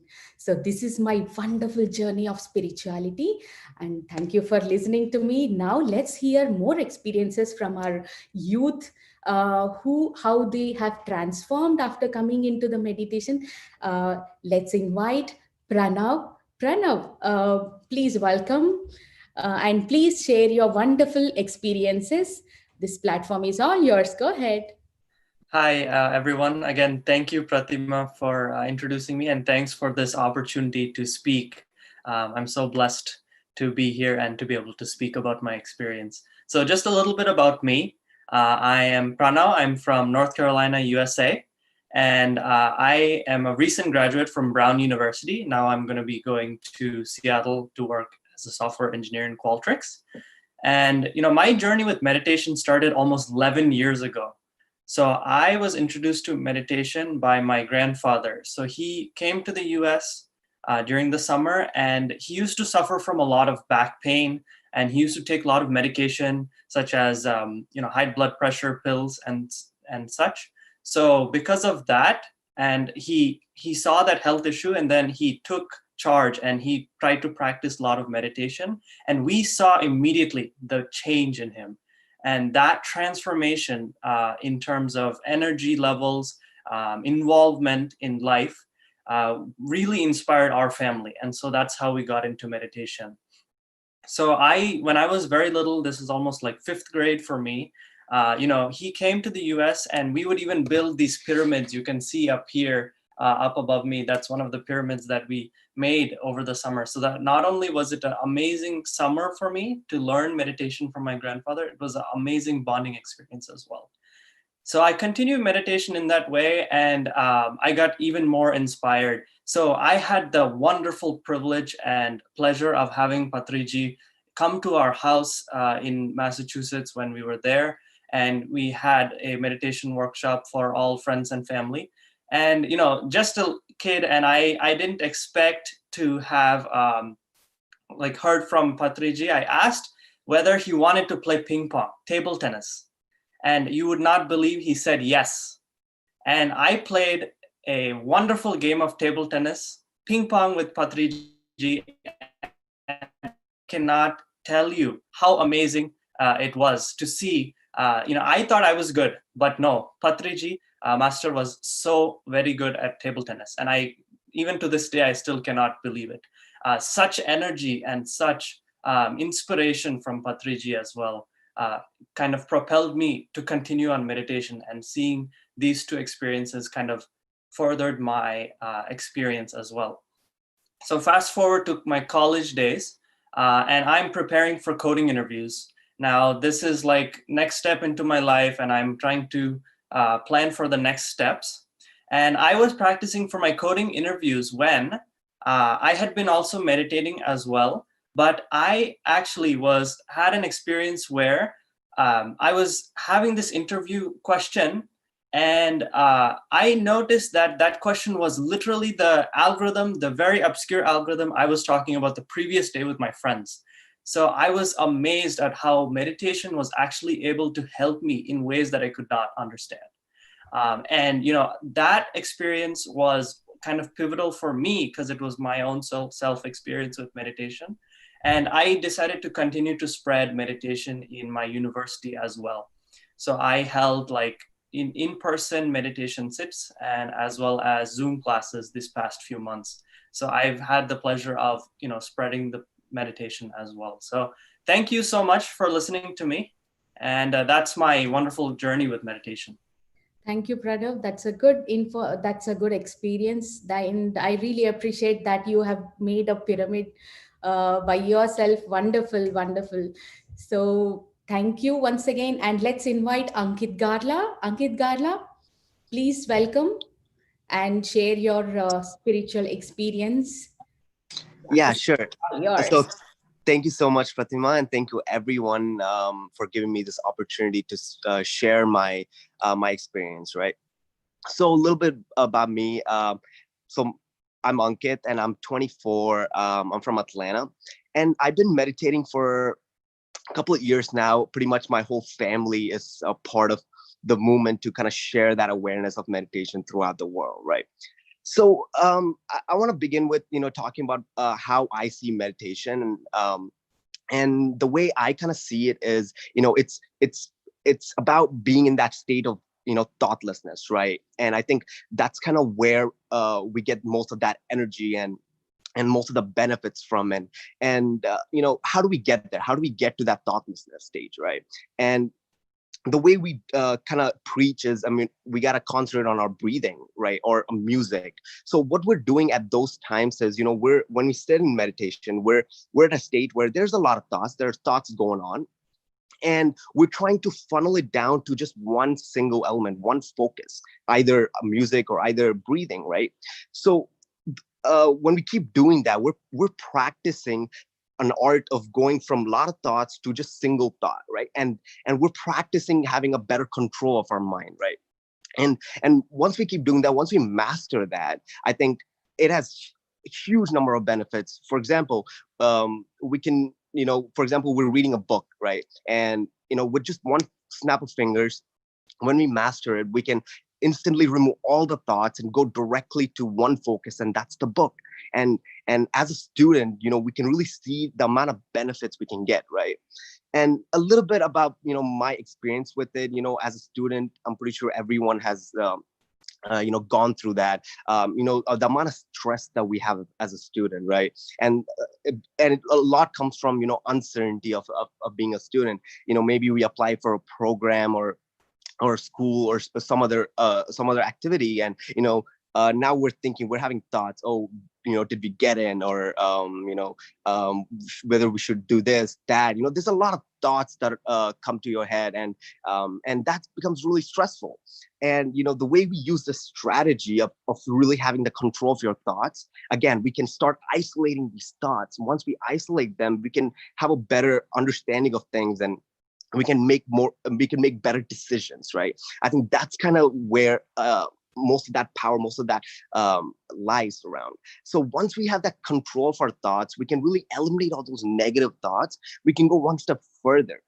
We can add in positive thoughts, right? So we really went from a person with a lot of stress to a person with a lot of positivity.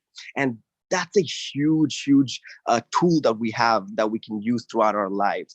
And when we're talking about, especially in today's world with mental health and mental illness issues, I think having that right mindset, that positive mindset, is so crucial, right? So I think meditation has helped me, achieve that. And I think throughout the years, I think I'm in a position where I'm so confident that I can overcome any conflict or any problem that arises in life. And I think meditation has taught me that. And meditation has taught me be confident to handle all this conflicts in life, right? So I thank my journey and thank my people that really got me through that journey, and I'm excited to learn many more benefits. I think this is just a small part of benefit that you get from meditation, and there's many more, and I'm excited to continue my journey on meditation that way, right? So thank you so much for giving me the opportunity, and hope you guys got something out of that. So thank you. Thank you, Ankit. I'm so glad to hear that you gain confidence and focus, and yes, you are ready to continue your journey in meditation. Thank you so much. And let's now hear more about the meditation experience about Aditya. Aditya, please welcome. Thank you, Pratima. Thank you, Pari ma'am, for Hey, nice to see you. Go ahead. opportunity to talk at the SSIM Global Youth. Hi, everyone. Namaste, Patriji. My name is Aditya Karnam. I am an undergraduate student at Iowa State University. I'm pursuing my undergraduate studies in aerospace engineering in the US. My journey into meditation started by my mother, who started seeing the benefits. And I started my journey into meditation on May 12th, 2020, where I was proposed a 40-day challenge by beautiful masters, Madhuvaka and Rameshana, who are living in Germany. And they said that if I complete this 40-day challenge successfully, I'll be starting to see the benefits. So I started this challenge and I took it as a personal challenge. And I completed this challenge successfully on June 23rd, 2020. And in each of these 40 days, meditation taught me to be dedicated in all the tasks that I undertook. Meditation improved my confidence levels. Meditation taught me to complete all the tasks. And I started performing well in all my exams and all the assignments that I undertook. After 40 days of meditation, my inner instinct told me to share this beautiful journey of meditation to all the people across the globe. So I started my first meditation session and I conducted it successfully under the influence of Madhuvaka and Rameshana. And after that, I just started being more confident. A lot of people said that Aditya has transformed into a completely different individual. And I started seeing the benefits. So meditation is not an amazing tool for all the youngsters out there. And meditation also allows you to be successful in all the tasks that you undertake. After my 40 days of meditation, I started realizing my inner strengths. I could retain all the subjects that I was undertaking. I started taking interest in all the subjects that I was undertaking. I started performing well in all my exams, and I started, uh, you know, talking about assignments to all my professors and submitting them on time. So meditation is a great tool, and I'm so happy that I started this journey of meditation at a very young age, and I'll continue this journey of meditation for the rest of my life. So I would like to thank Pratima. I would like to thank my mom. I would like to thank Madhurka and Rameshana for giving me this wonderful experience and of doing meditation. And I hope that all the youngsters out there will take something from this. Thank you so much for listening to me. Thank you, Aditya. I'm feeling so connected hearing the word that 40 days of challenge. Yes, you seems to be so a complete boy now. Yeah, you're ready to go with exploring the new world. Thank you so much, Aditya. Now let's invite Ankit. Ankit, please welcome and please share your wonderful spiritual experiences to all of us. We are Thank you, glad to ma'am. hear from you. Go Thank ahead. you, ma'am.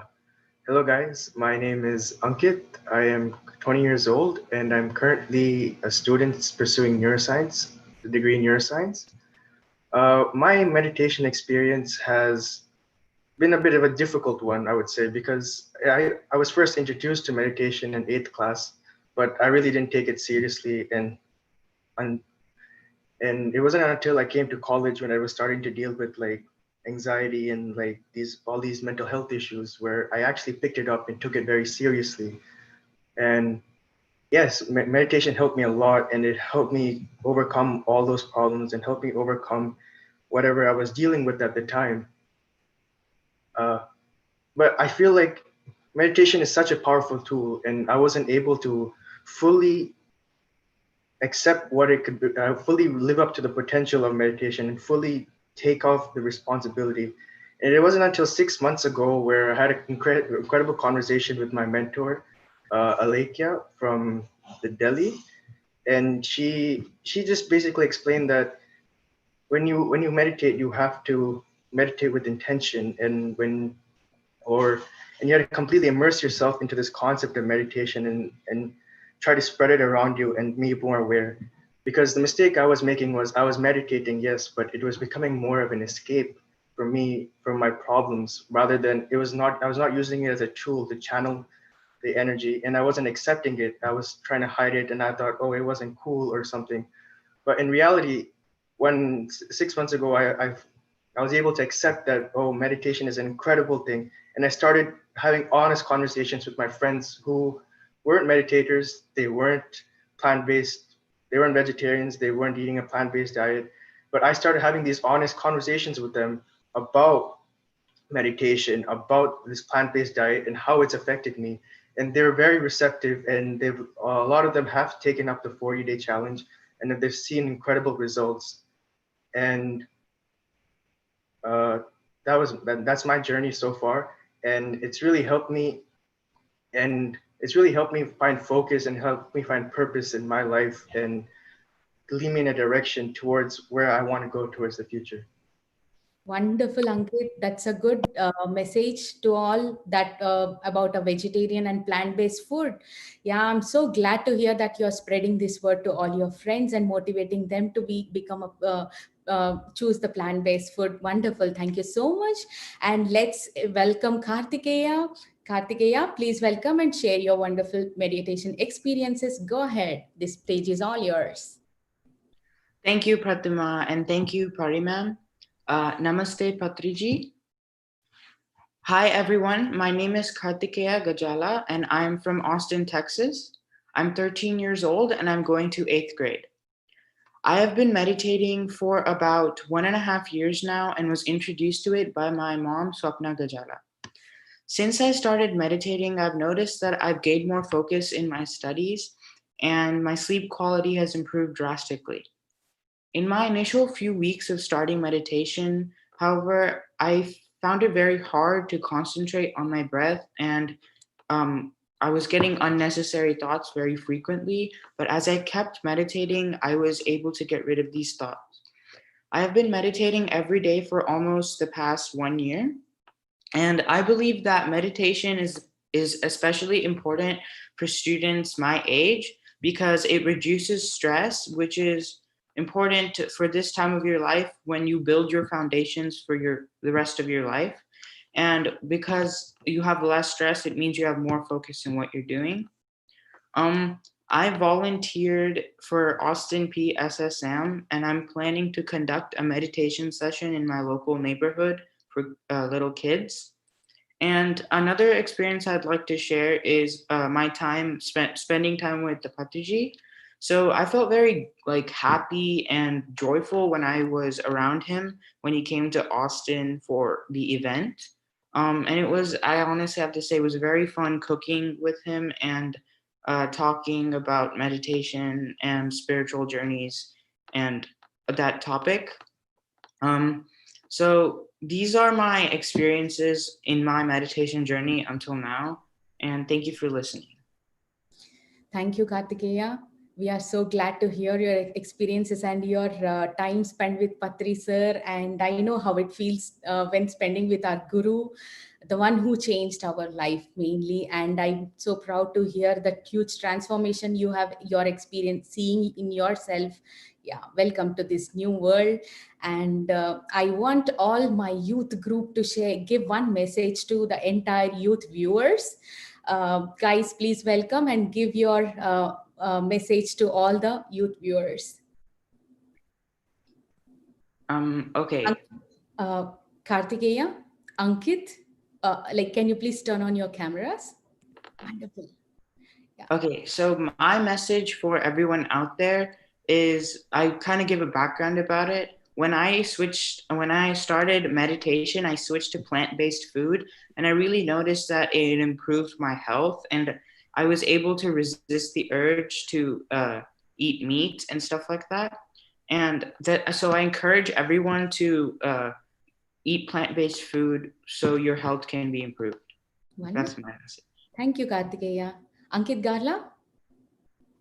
Yeah, so I think my message would be around, having that right mindset is so important in today's society, especially when a lot of things are happening right now out in the world, a lot of stress-inducing activities, and there's so many things going on around the world. So it's so important to have that right mindset and right control of our emotions and things like that. And I think meditation is the best way to practice that and get better at it and master it, right? So I would say be diligent on doing meditation and actually understand why you're meditating, right? And how you're going to gain those benefits. And so if you really understand all the pieces of it, I think it's easier for someone, especially the younger age, to kind of find it more useful in their lives, right? So I think that would be my little message for everyone.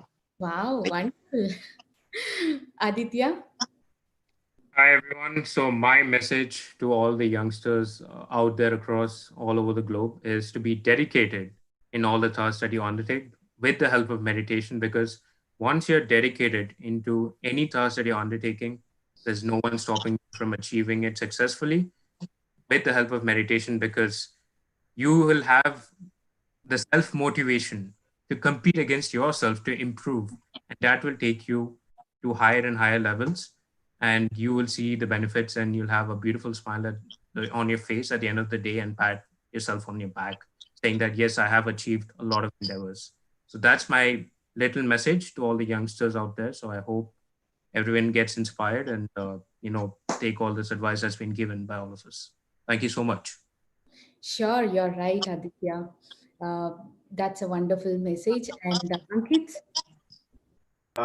If my experience could lead to one particular message, I would say that take a meditation, take it up wholeheartedly and accept it, because it's an incredible tool that will help you in your journey and help you find, especially for the youth, find success in whatever you're looking for in this life, and give you that true joy, that true happiness, and completely immerse yourself into that experience. Adopt a plant-based diet, and this tool will take you places where you've never even imagined, and you'll achieve things that you never even dreamed of. Yeah. Yes, we need to accept first to see the results, to explore the journey. Yes, you're right. So, Pranav, your message, please. Yeah, sure. So, yeah, so kind of from my experiences, I would say to the youth listening, for me, meditation has opened so many doors and it has really helped me in ways I couldn't even imagine. Definitely, like if you don't see it right away, just keep practicing. It's very important, and you'll definitely see the benefits. And keep observing.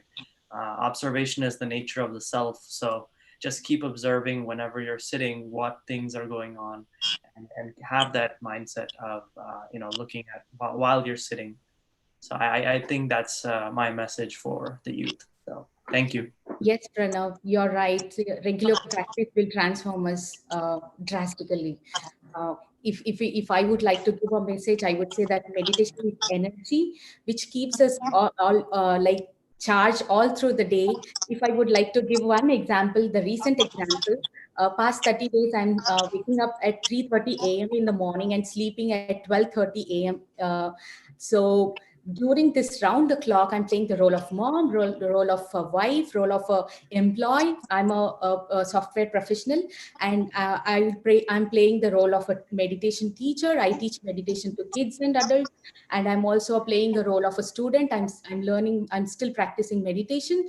So in this complete cycle, if you could see me at 12 a.m., I'm still on charge. This is only because of meditation, the only best the practice of anapanasati, that observation on the breath. Thank you so much, Brahmarshi Subhash Patriji, for Pitamaha Subhash Patriji, for giving us this wonderful tool and a simple technique to explore ourselves. Thank you so much. And now thank you guys, thank you so much for sharing your messages to all of us.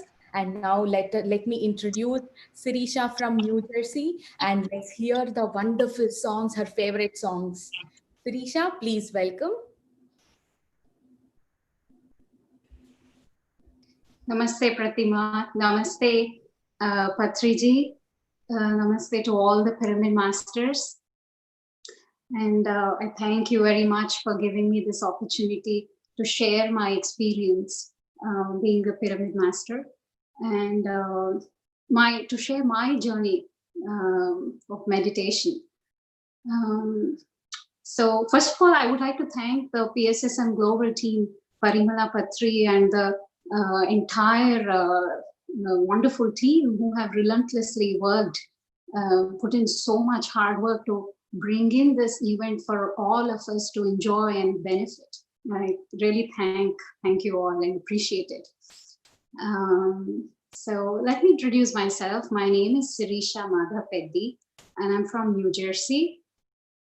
So to tell you something about my journey, I think it started about 20 years back. Being a good friend of Parimala Patri, we both went to the same college in Hyderabad, and she introduced me to meditation. Like even as a child, I was always full of questions, like my spiritual quest, if you can call. I've had questions like, why is this happening this way? Why does this, what is the reason that this event happened? Or things like existential questions like, who am I? Why am I living?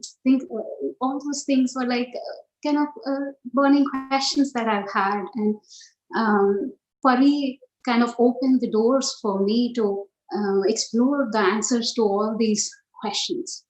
I really thank Pari and Patriji, uncle. He helped me a lot. Even when after learning meditation, and experiencing so many benefits, I faltered in my practice, but they both actually really were on my back to make me practice again and keep me on track. And I really, I thank you all from bottom of my heart for being like my father figure, and then by being my mentor, Pari, helping me on this journey. Some of the miracles that I have experienced in my meditation is that, like, if there were events that caused pain, intense pain in me, or if there was grief, or if there was like anger, intense anger, just by sitting in one session of meditation. And I come out a transformed new person. All my negative emotions have been transformed into positive, and I'm like filled with love and joy. Like it's just like a flip of a coin, and I'm a changed person. It's just amazing that how miraculous meditation could be. So any problem you have in life, the answer is meditation. The key is meditation.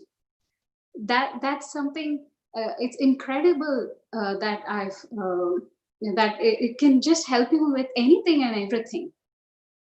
So that is what I would like to share with everybody, the viewers out there, to experience this joy and then continue meditation. The key is really keeping your practice regular, which I have struggled with, but of late I've really caught up, and then I've been very regular on my practice, and then which kind of really gives that immense strength, and then power and control, stay in control, right? So I hope you all would experience this too, explore this. Now I would like to share some of my songs, music that I enjoy. And it's also, I feel music is also like kind of a channel through your meditation, during meditation or after meditation, before meditation, anytime you could really brings in that kind of a calmness in your mind and energies. Let me share with you some of my songs.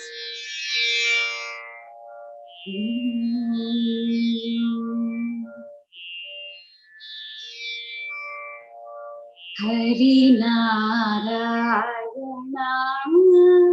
Narayana, Narayana, Hari Om. Satyanarayana, Narayana, Narayana, Hari Om. Hari Narayana, Narayana, Narayana, Hari Om. Satyanarayana, Narayana, Narayana, Hari Om. Hari Om, Hari Om, Hari Om, Hari Om, Hari Om, Hari Om, Hari Om, Hari Om,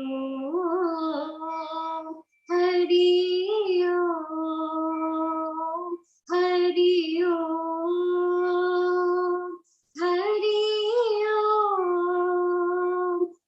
Hari Om, Hari Om, Hari Om,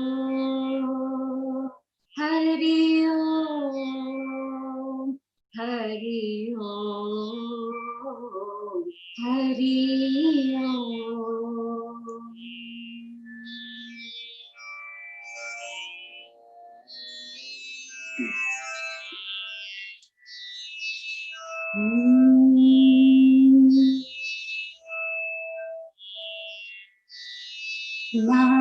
Narayana, Hari Om. Satyanarayana, Hari Om. Narayana, Hari Om. Satyanarayana, Hari Om. Narayana, Hari Om. Govinda Krishna Hari Om Gopala Krishna Hari Om Govinda Krishna Hari Om Gopala Krishna Hari Om Narayana Hari Om Satya Narayana Hari Om Narayana Hari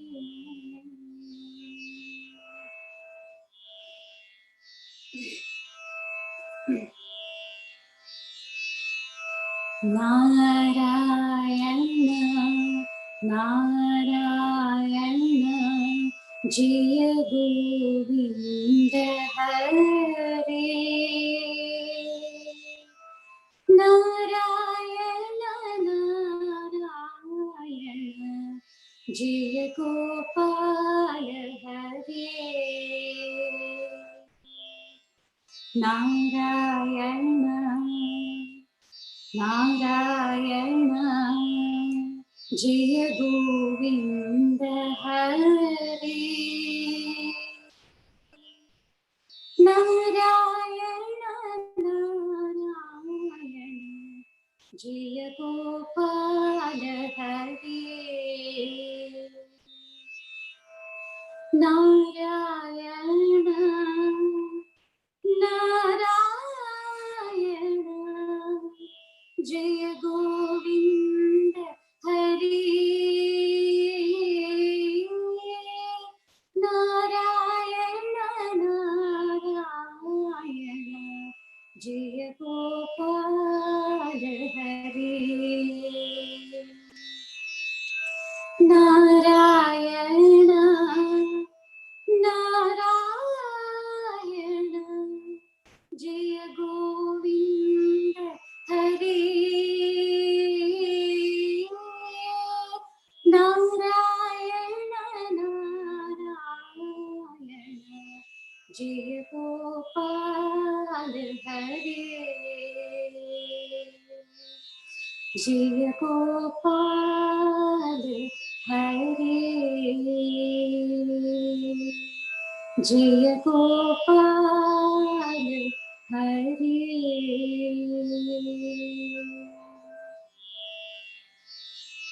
I thank you very much, everybody, for listening to my song, and I thank PSSM Global for giving me this opportunity. Really, thank you.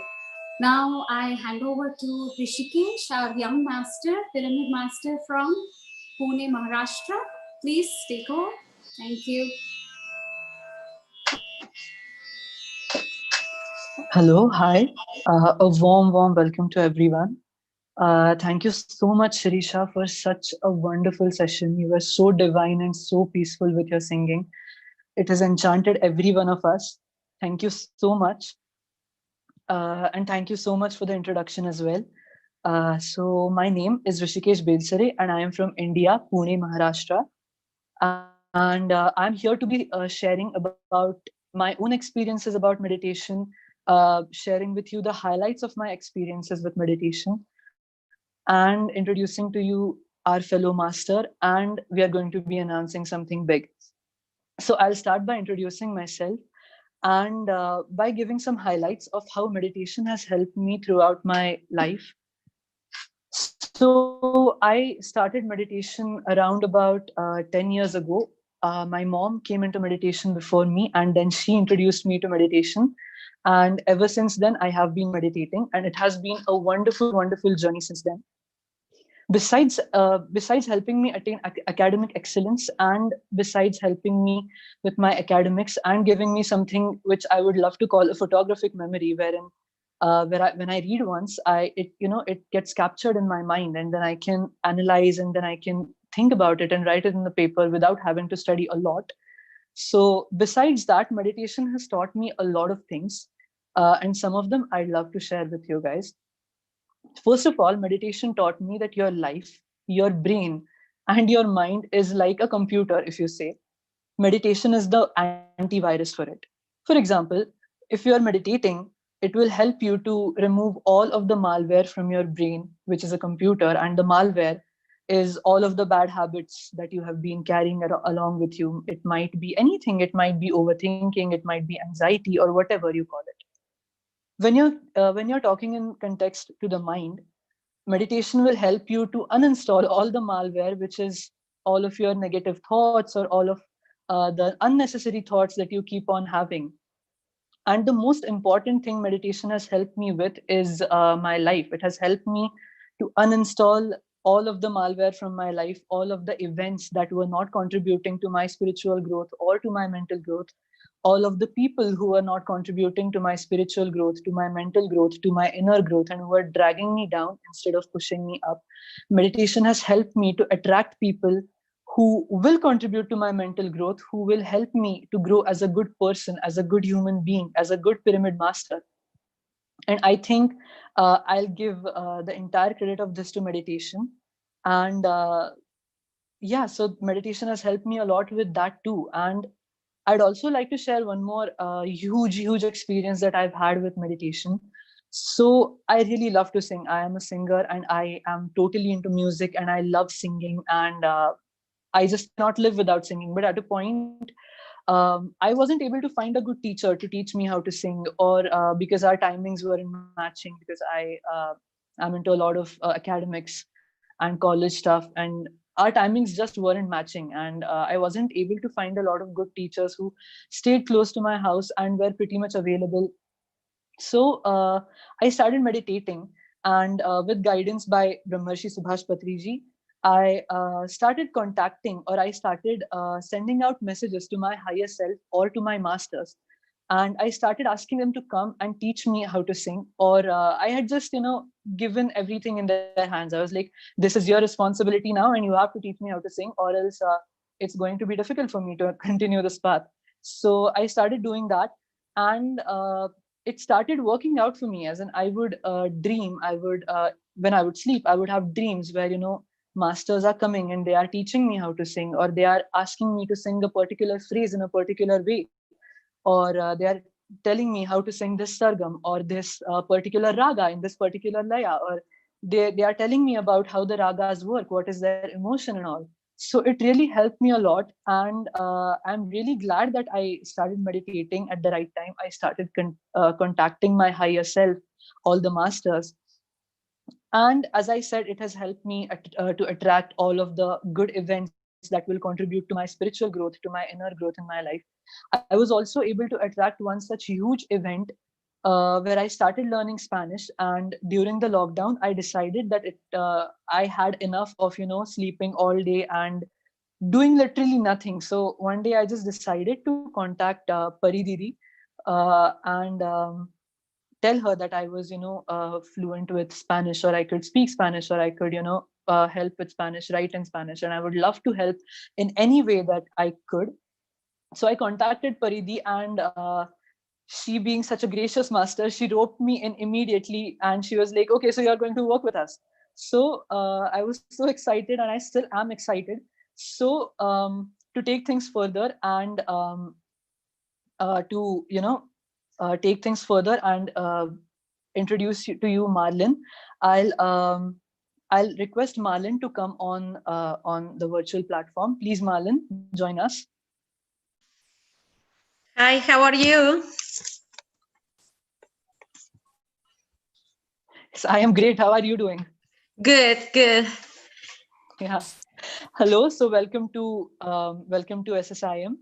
Please tell us, Marlin, about yourself, about how you got into Anapanasati meditation, how you were introduced to Anapanasati meditation.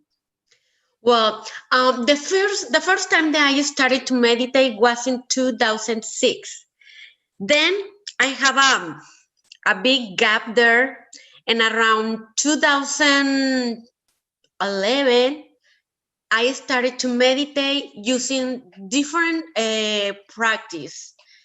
So my practice got better, and suddenly I said, I just I changed the way that I used to meditate, just focus on my breath and silence, no music, no nothing. So I love to go to a group meditation, and I was looking close my house, some of the groups, and I didn't find. One day I saw the Patri, she posted a group meditation, and I said, well, she lived very close to my house, well, the one I was living, and I went, and when she started to meditate, when we start to meditate, beside of I felt wonderful, I said, oh my goodness, that is the kind of meditation that I had been doing for the last 6 months.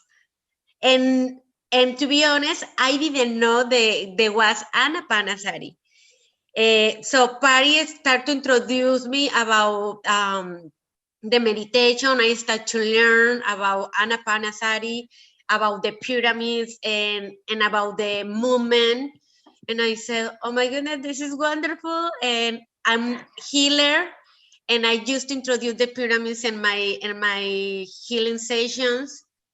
Obviously, I start to meditating like I'm more conscious about this is the practice that I am doing. Yeah. And I really love it.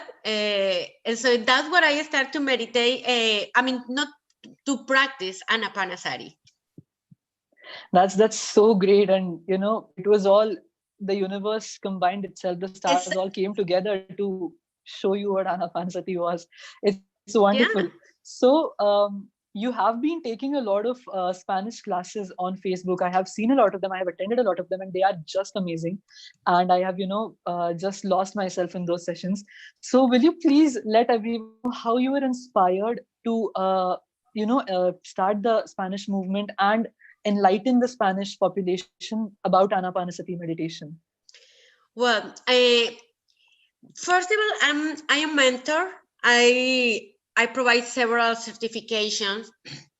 And one of the things that I noticed when I was living in Maryland, actually I live in Atlanta, is that most of my classes was taken in English. And I feel like some people, they feel more connected in their own language. Yes. And I said, I think it's a great idea to start to make my meditation groups. I used to do it, but in English. But I said, I think it's a good idea to do it in Spanish. And so I spoke with Pari, and so we said, like, yes, let's do it, and I started. I didn't have much people to come into my place in Spanish, just like how people used to know that I do in English. There were more English people, and I said, well, okay, I'm not gonna give up. I'm just gonna do it in online.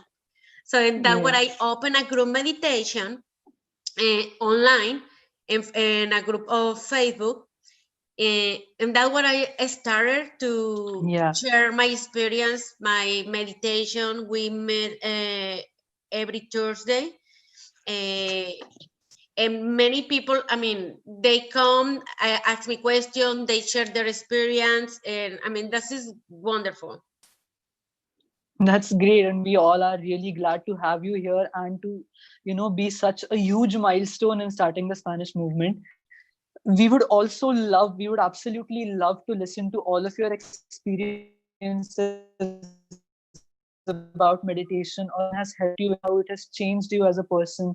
So please enlighten us about it. I'm sorry, I couldn't hear you the last question because the connection. Yes, I'm so sorry.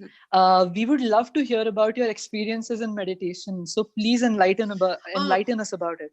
Please tell us your experiences. That is amazing. Yesterday exactly, I was talking with one of my cousins, and I was remember exactly how meditation came to my life. So in 2011, I was past a hard time in my in my Okay. life. And it's like when I start, to ask for guy, like what is happening to me, what like questioning you, like what's going on, like suddenly the word meditation came to my life. Yeah. And that's what I start to meditating.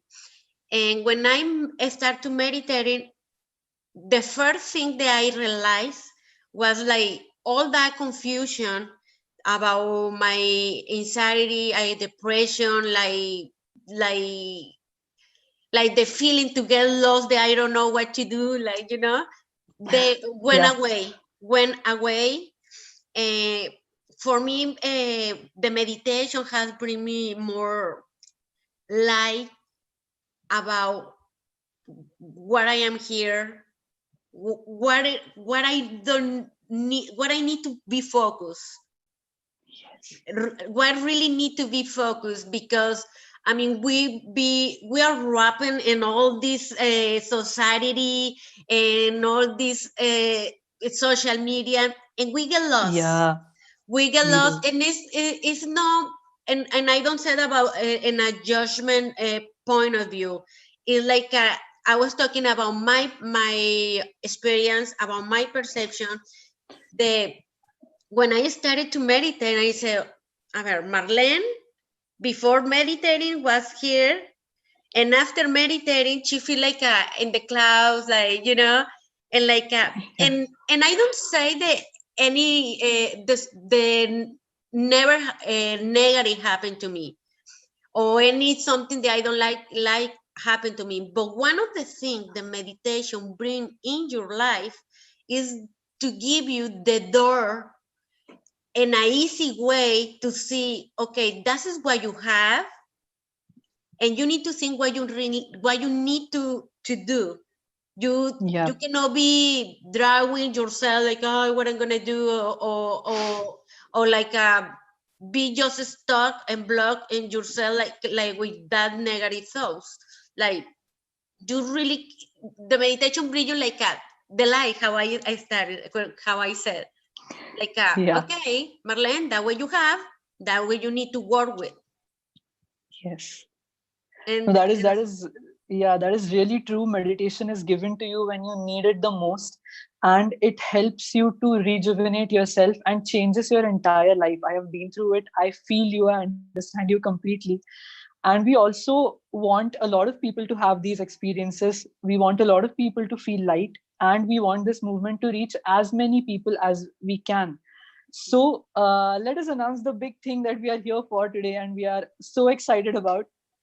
So we are announcing this huge event called DMS Espanol, Digital Meditation Summit Espanol. So I would request you, Marlon, to please tell about this event, and I request you to speak in Spanish so that the Spanish population also can, listen to what you have to say about the event. Claro que sí. Bueno, es un placer anunciarles a esta primera cumbre de meditación en español de nuestro movimiento PSSM Global Spanish, el movimiento de las sociedades espirituales piramidal global en español. Este evento será un día donde estaremos compartiendo diferentes temas de meditación, vegetarianismo, energía piramidal, ciencia espiritual, con excelentes speakers que nos compartirán sus conocimientos y experiencias en el área. Es este 29 de agosto de 8 de la mañana a 3 de la tarde por nuestro canal de YouTube PSSM Global. Y si aún no te has inscrito en nuestro canal, vamos a dejar el link, o ahí en el grupo de Facebook de meditación, o con nuestros compañeros de nuestro movimiento, pueden checar el link de nuestro canal de YouTube. Va a ser un evento en que seguramente vas a recibir algo de todos nuestros speakers. Espero verlos ahí, agosto 29. Sí, muchísimas gracias, Marlene, para introducir el evento. Muchísimas gracias. Thanks a lot. Thanks a lot Gracias, for being here. gracias. Thanks a lot for conversing with me. Thanks a lot. Now, I would like to call upon my co-host, Sheetal. Sheetal is a senior most pyramid master. She's a senior meditator who's from Atlanta, USA. And I'll take your leave and I'll ask Sheetal to take over the session. Thank you so much for having me here. Thank you, PSSM Global, for giving me this wonderful, wonderful opportunity. Over to you, Sheetal. Thank you so much. Thank you, Rishikesh. That was really, really wonderful session. What a great initiation from Marlene about Spanish movement. It is really needed for every community. I believe in that. Hello, friends.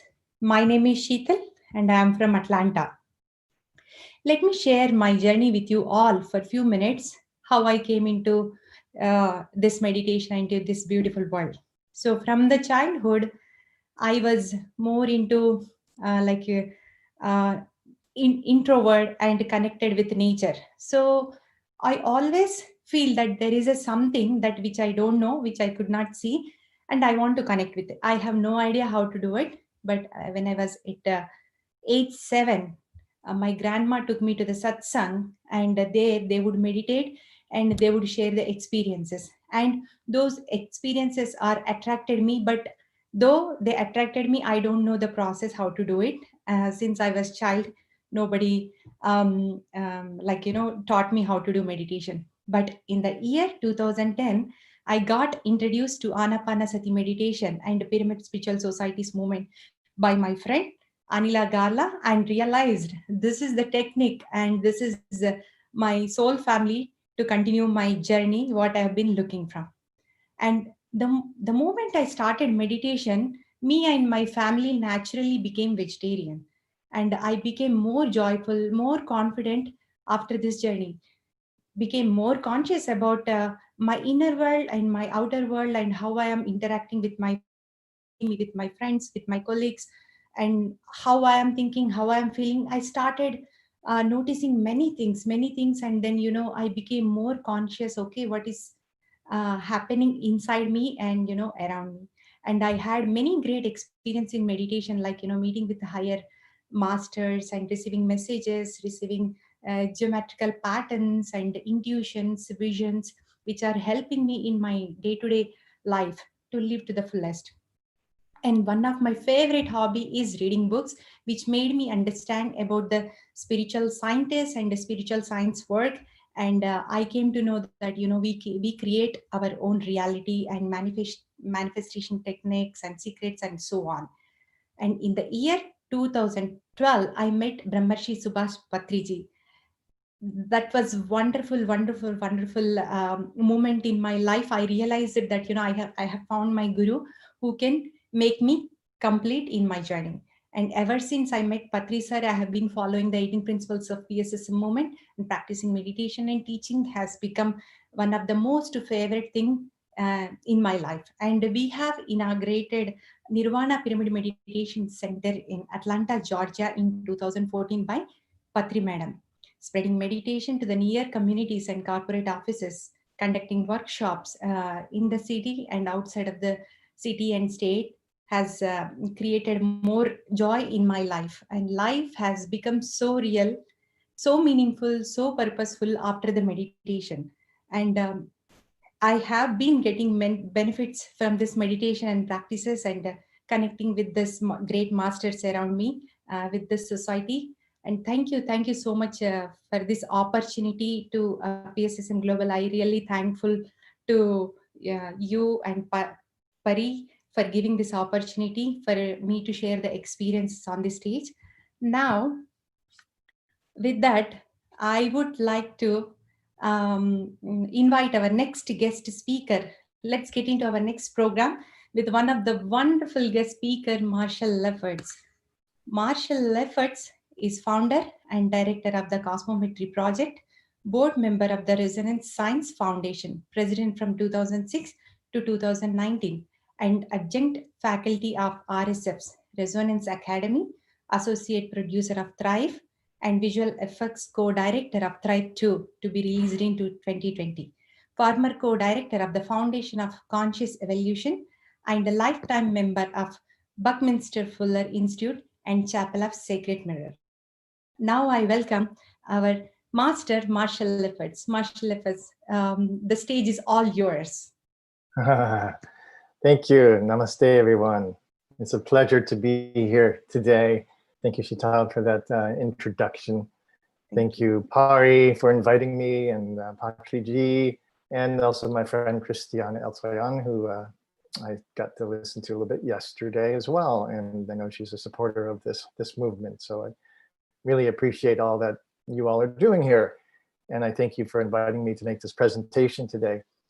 And I'm going to share about my work a little bit, but not so much my background as you got that introduction, but a specific part of this field of what I call cosmometry that pertains to certain energy patterns we see in nature and some of the work that you are all involved with. So I'm going to actually jump into a presentation now, probably last about 35 to 40 minutes. I will share my screen first.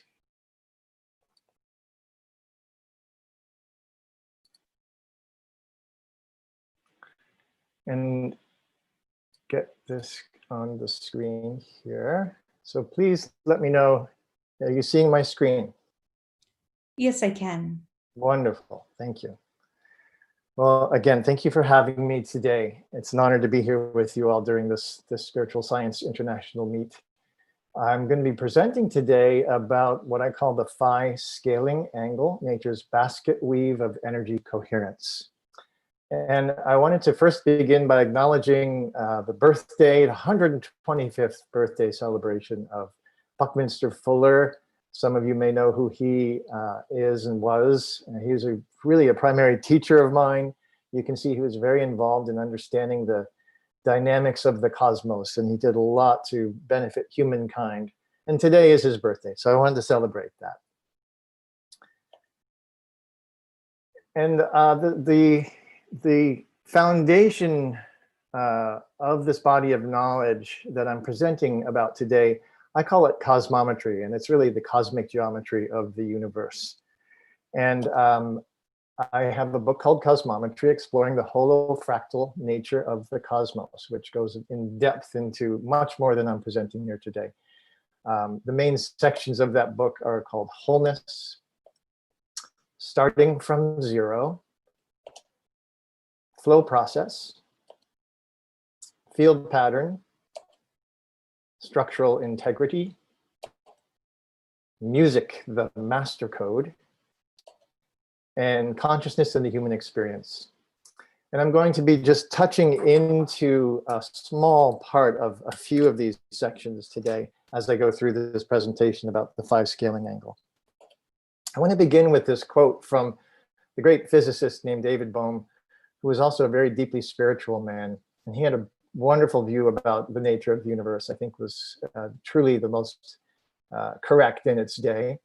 He says, what I am proposing here is that man's general way of thinking of the totality, his general worldview, is crucial for overall order of the human mind itself. If he thinks of the totality as constituted of independent fragments, then that is how his mind will tend to operate. But if he can include everything coherently and harmoniously in an overall whole that is undivided, unbroken, and without a border, where every border is a division or break, then his mind will tend to move in a similar way, and from this will flow an orderly action within the whole. So really having wholeness be the central principle of the organizing of the universe. I know that's very common in your understanding here. And Bohm referred to this as undivided wholeness in flowing movement, the most fundamental principle in his view of physics. Using the analogy of vortices in a stream of water, Bohm said that all manifest phenomena that we call matter and energy are temporarily stable abstractions similar to what we perceive as individual whirlpools in what is fundamentally a unified flowing movement of water. The vortices in the water are each unique and appear independent from the others. yet they are all connected simultaneously throughout the entire stream in a state of undivided wholeness. This is the same for the entire cosmos, according to Bohm's worldview. Now, as we go through this journey, and as is fundamental to the cosmometry presentation overall, there are three lenses through which to perceive and study one phenomena. That phenomenon is the expression and interaction of energy, matter, and information. And those three lenses are cosmometry, which is the cosmic geometry, unified physics, which is based on the work of SSIM, who I work closely with at the Resonance Science Foundation, and music, that we're all very familiar with what that is. Now, the cosmometry is the study of the fundamental patterns, structures, processes, and systems that are inherent in manifestation at all scales within the cosmos. And so we can see the patterns are these two-dimensional symbolic representations of what then are three-dimensional forms and structures in nature and in the cosmos. And then the processes are the dynamic flow of the energy that most commonly appears as vortexes and as toruses in their flow. And the systems are the relationships of all these energy dynamics. For instance, here seen as the relationships of music. Unified physics is a mathematically and geometrically based theory that offers a long-sought resolution to the fundamental discrepancies between quantum mechanics and general relativity. It offers a practical understanding of the source of energy, mass, gravity, and the speed of light, none of which have been accurately described in prior theories as to what the source of those are. And it offers a broader context of physics as it applies to all the sciences. And music, we're all familiar with, but it has a whole nother role really in universal dynamics. It's a system of harmonic and rhythmic proportions that are inherent in the quantized nature of the cosmos. Harmonic and rhythmic proportions are characteristics of quantization itself and are the primary basis for the fractal aspect of manifestation, that which accommodates matter energy formation seamlessly across all scales. I wanted to first begin with just touching into some core principles about wholeness itself that are fundamental to this model. And as we venture into these concepts of wholeness, we need an understanding of what they are pertaining to, especially within the context of our exploration of cosmometry, unified physics, and music. And while the following may sound simplistic given the enormous variety and dynamic complexity of the human experience, it appears that the entire cosmic phenomena of our experience and our experience of it is composed of three fundamental attributes. And these are electromagnetic radiation and gravitation, acoustic compression, and information. And these are really the most essential energy dynamics that are at play in the universe. And we can also readily describe these with very simple terms that we're familiar with: light, sound, and consciousness. And as we explore this journey, we have these three words: energy, matter, and information. And they're all describing one phenomenon here. And we know that from Einstein's famous E equals mc squared equation, that energy and matter are interchangeable when factored by the speed of light squared. Therefore, they can be understood as apparently different states of the same thing. Energy and matter are one and the same. And they are both carriers of information. And with this understanding, we view the three universal attributes of energy, matter, and information as one phenomenon. We could say light and sound and consciousness are all one and the same. And that's all that's present throughout the entire universe. Now, a fundamental principle of wholeness is what we call holographic wholeness, or the holographic principle. And while it's being debated as to whether the universe is holographic in modern physics, it's clearly the case when you just kind of really look at the picture here. Now, I use a very simple definition of what this holographic principle is. And it is the image of the whole is present at every point. And it's showing how the entire field of light that we are in, that we see, that we are made of, is completely holographic, where the image of the whole is present at every point. No matter where you put your eye, you're going to see the entirety of the view of the light field around you from all directions. That's the definition of a hologram there. And if that weren't the case, we wouldn't even be able to perceive the world the way we do. The same is true actually for sound. Sound is holosonic. The sound of the whole is present at every point. And so wherever we are standing, we're hearing the sound of the entire environment around us from all directions at every point, no matter where we stand. And the fundamental aspect of the universe is the information aspect. And we can say that the universe is hologramic, meaning the information of the whole is present at every point. Very profound when you really take this to the ultimate conclusion that the information of the entire cosmos, the entire universe, is present at every point in the universe as a fundamental principle of this hologramic nature. And the next principle of wholeness is the fractal nature of it. A simple definition, again, the same pattern repeats at all scales. We can see here in the veins of the leaf and in the tributaries of a river and in the lightning, the same pattern at different scales.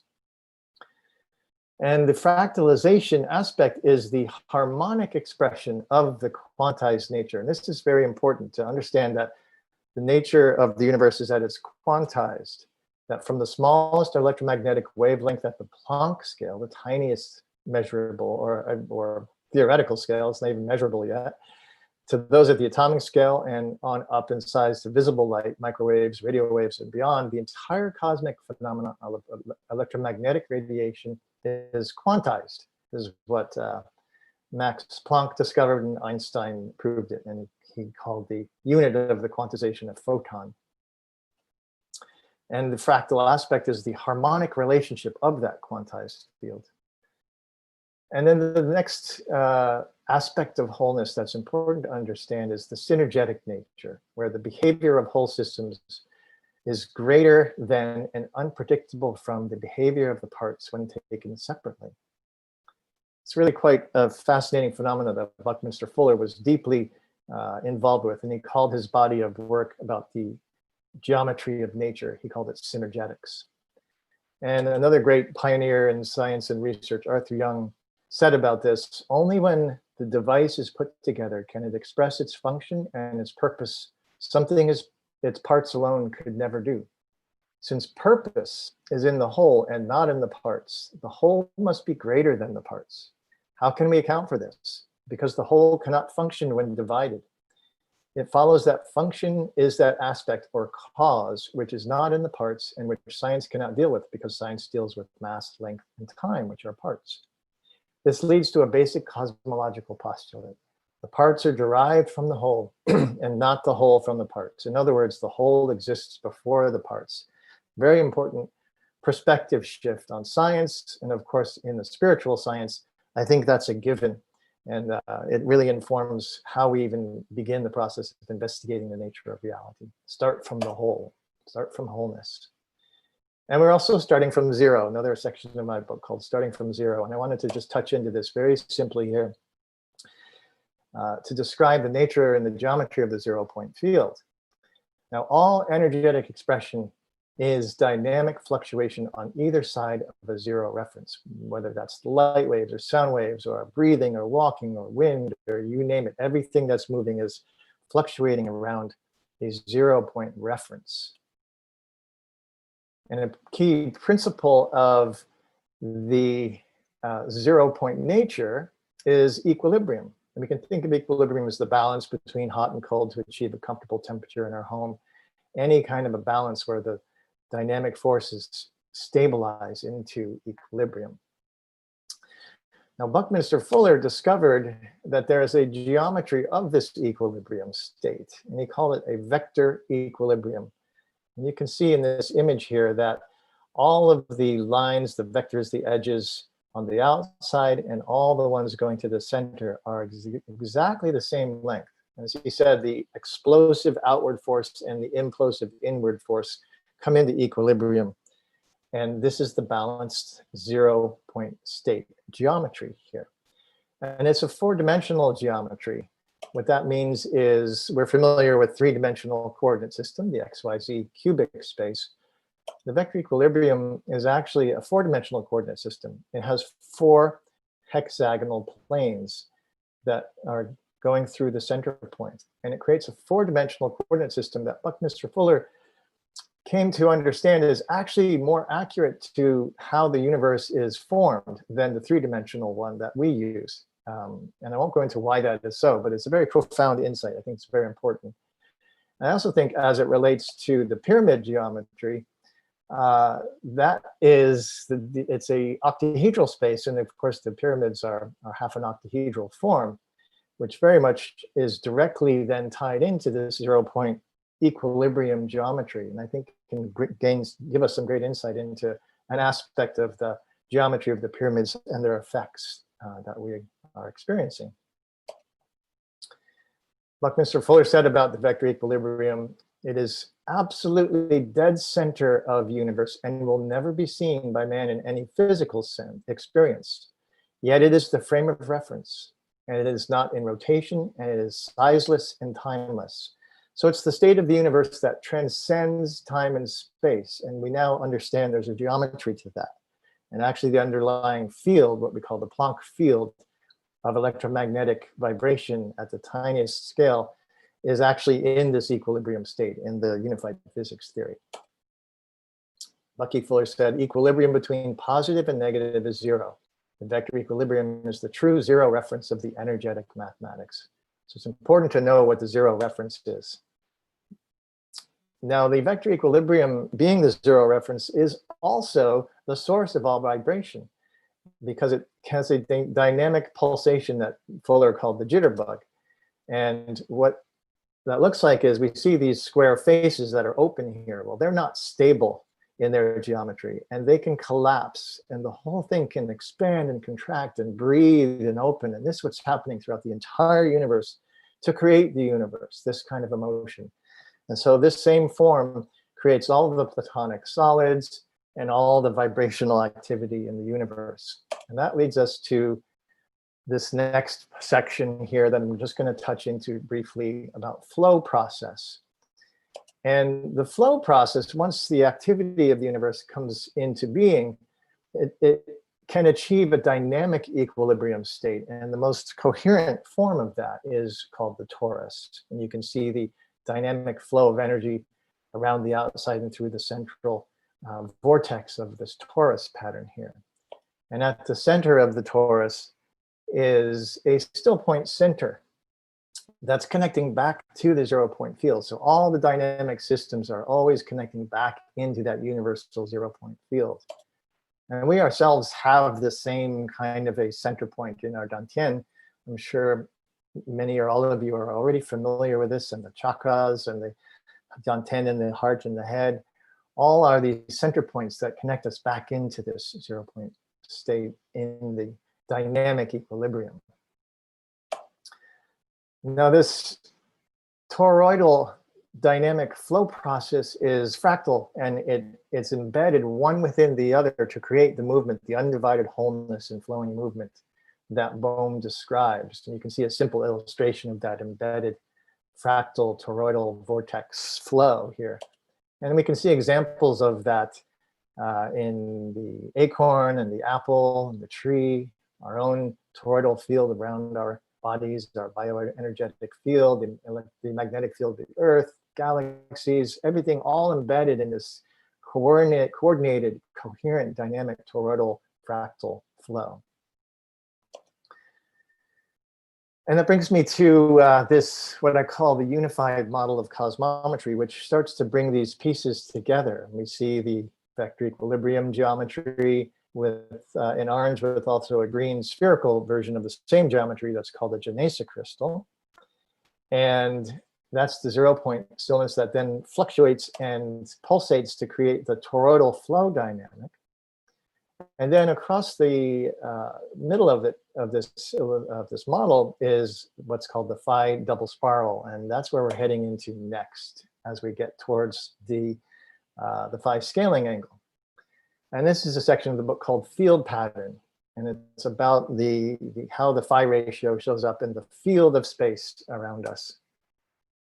So it begins our exploration of this pattern begins by seeing that the patterns that we can see as two-dimensional representations are actually showing us three-dimensional phenomena that we can illustrate in these basic forms of energetic articulations. For example, the triangle and the square, the pentagon, hexagon, these all relate to forms in nature. The triangle with the radiolaria, the square with the cube of salt, pentagon with flowers, hexagon with snowflakes, the radials with the flowers and the shells, the rings with water, the spiral of the nautilus and the double spiral of the sunflower. All these patterns we can see very clearly in nature. And so we're going to focus now on this double spiral pattern at the center of the model. And this pattern is actually the cross section of a torus. And you can see how, imagine how this whole toroidal flow dynamic would have this pattern throughout it.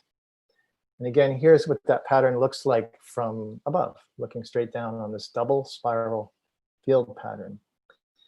Now you'll notice I want to point out that which I call the phi boundary condition is a circle that actually emerges when you make this pattern from a single spiral and you duplicate it and rotate it. This boundary emerges quite spontaneously, and it was quite a surprise when I first discovered this, but it explained a lot as to how nature is creating these boundary conditions. And here we can see an example of what that same pattern would look like as a torus in this cone flower here. Now, to understand the phi scaling angle, I just want to provide a brief introduction to the Fibonacci numbers and the phi ratio, which probably most everybody here is already familiar with, but in case anybody isn't, here's a simple introduction. The Fibonacci sequence is a series of numbers derived by starting with the numbers 0 and 1, adding them together to get 1. Then you take the first one and the second one together to get 2, and add 1 and 2 to get 3, and 2 and 3 to get 5, and 3 and 5 to get 8, etc. You get this sequence of numbers called the Fibonacci sequence. And now these are related to the phi ratio because when each pair of numbers is divided, the farther out the sequence you go, the closer the result gets to the mathematical phi ratio. So nature is actually using the quantized Fibonacci numbers to approximate the phi ratio. The phi ratio, of course, is a ratio of 1 to 1.618. And that's what nature, through the quantization and the harmonics of the phi Fibonacci numbers, is actually coordinating space and time with this ratio. And this brings us to the phi scaling angle, which is 27.3 degrees. And it's derived quite simply by taking a series of circles or spheres, each one in a Fibonacci number diameter of growth. And you can see it creates this green angle here, which I call the phi scaling angle, 27.3 degrees. And I became very fascinated by this angle a long time ago and began to see its presence in nature quite a bit, which I'll show you in just a moment. But I also want to show you a very key aspect of the role this angle plays in very fundamental universal energy dynamics. And to do so, I want to build up a blueprint, a phi blueprint, and show you how it gets derived. It begins with a series of little units, little squares, each growing with Fibonacci numbers of units with 90-degree turns to create this little matrix here. We could add squares to define each one of those. And when we do, we get what are called golden rectangles, where one edge is the unit of 1 and the other edge is 1.618. And the whole matrix of these squares becomes a matrix of golden rectangles that are fractally embedded. Within each square, we can then add a quarter circle arc. That's the same radius as the edge length of the square. And that creates a very close approximation to a phi spiral. It's the quantized phi spiral, not the mathematically derived one, but nature is using the quantized phi spiral. And to this, we can add what I call nodal points, these little red points that show each iteration of the phi ratio across the spiral here. And this is important because here now I've just zoomed back out to where I'm seeing a larger portion of the spiral. We were just looking at this quadrant up here. Now we're seeing a bigger part of the spiral, which can go on into infinity. And connecting all these nodes creates what I call this nodal axis that is fundamental to the geometry that's creating this phi ratio, this phi spiral. And then continuing on in the process, we now take the original spiral and duplicate it, spin it to create a phi vortex. And this is what we see in nature. We see mostly vortexes and double spirals rather than just the single spiral. So it's important to be able to map it as a vortex. And you can see actually right here that that boundary condition I mentioned earlier actually appeared when we did that. And that's what happens every time you spin these phi spirals. And now in the universe, we have two spiraling directions. We have this counterclockwise spiral that's going in towards the center in a counterclockwise manner. And we have the same thing happening in the opposite direction, a clockwise spiral. And this is called chirality. That's the spin of systems within the universe. And there's actually an offset angle between the two. So if I go back to this first one, you can see the nodal axis coming down this way here. And the next one, the nodal axis is coming down this way. So there's actually a differential between the two geometries that create this phi ratio spin. It turns out that this differential chirality offset angle is exactly the phi scaling angle, which I didn't realize for many years until it suddenly dawned on me. I looked at it and I said, that looks about the same. And it turns out it's exactly the same. So this phi scaling angle is really fundamental to how energy dynamics are organizing in the spiraling directions of systems within the universe. Phi scaling angle, there it is. And so within this one blueprint now, we have the Fibonacci units, the little squares. We have the golden rectangles. We have the phi spirals themselves. Then we have the phi double spiral field pattern. We have the phi proportions of the circles. And we have the phi scaling angle. And actually, when we zoom in to the center, we once again highlight that we also have the phi boundary condition. So this is really, for me, kind of a master blueprint of how the phi ratio is organizing in the universe. And I want to show you some examples of this phi double spiral pattern before we get to the phi scaling angle in nature. And again, we're looking at this fundamental double spiral pattern as the cross-section of a torus that is really the most fundamental coherent organizing form of energy dynamics. And we can see that here in Mammillaria cactus that creates a beautiful double spiral with this toroidal round shape. You see the same thing with the pine cone, and the spirals in one direction and in the other direction are both Fibonacci number quantities. We see the same thing with the pineapple, both in the fruit of the body and in the leaves, you can see. So this vortex of energy is creating this form. Here we see it in the branch of a spruce tree, and we can see where the needles used to be on the branch now show us that there's the same double spiral pattern going on every branch, every twig of that spruce tree. The same pattern is being followed.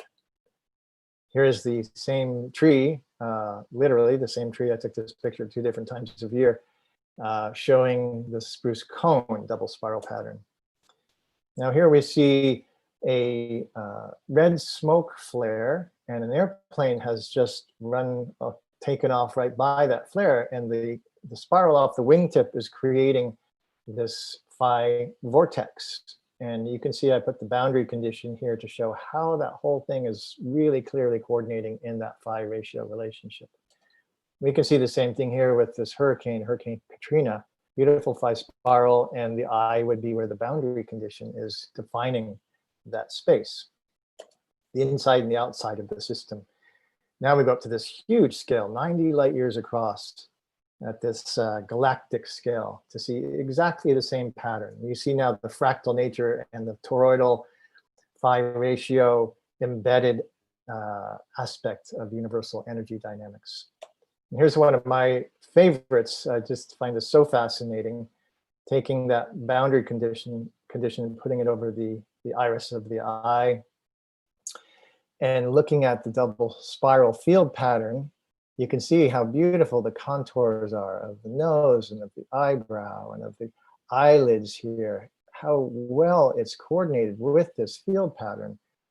There's a whole area of study yet to really be done in this dynamic, but it certainly visibly shows us that there's something correlated clearly to how this pattern is organizing. And I find this fascinating how our eyes, our consciousness, our perception on the world, our bodies are all made of this universal field expressing and coordinating in this beautiful harmonious way, all as one. So that brings us now to the main topic of what I wanted to show you, and how it was derived is the phi basket weave and the phi scaling angle. And it begins by looking at trees. And trees, of course, are torus dynamic systems. In fact, we can see them as a double torus system with the tree canopy at the top and the roots down below in the earth, exchanging resources throughout the whole system and the environment.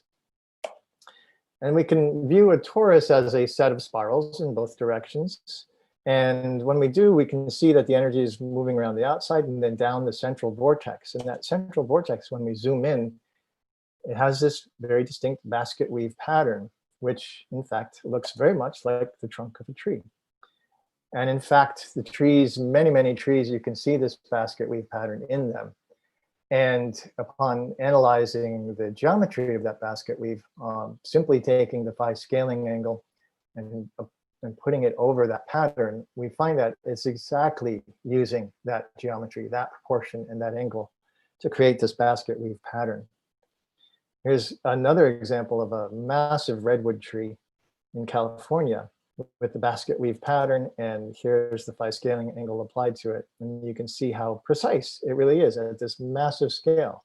And so you can see this is a cohering energy pattern that is showing up as form in many ways in nature, and how nature is, basically applying this to create coherence in the energy dynamics. Here we see it as it appears in the sand on the beach. So this is when the wave comes in up onto the sand and it pulls back out. It leaves this basket weave pattern in the sand that I kept looking at and thinking, I bet you that's the same angle. And sure enough, it's exactly the same angle.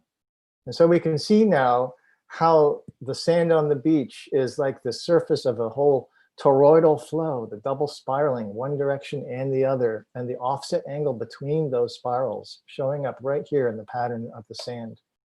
We can even see this basket weave in the surface of the ocean.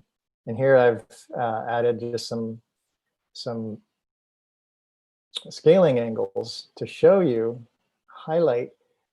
In fact, you can see underlying these dynamics in the ocean, exactly how we have seen it in the tree and in the sand.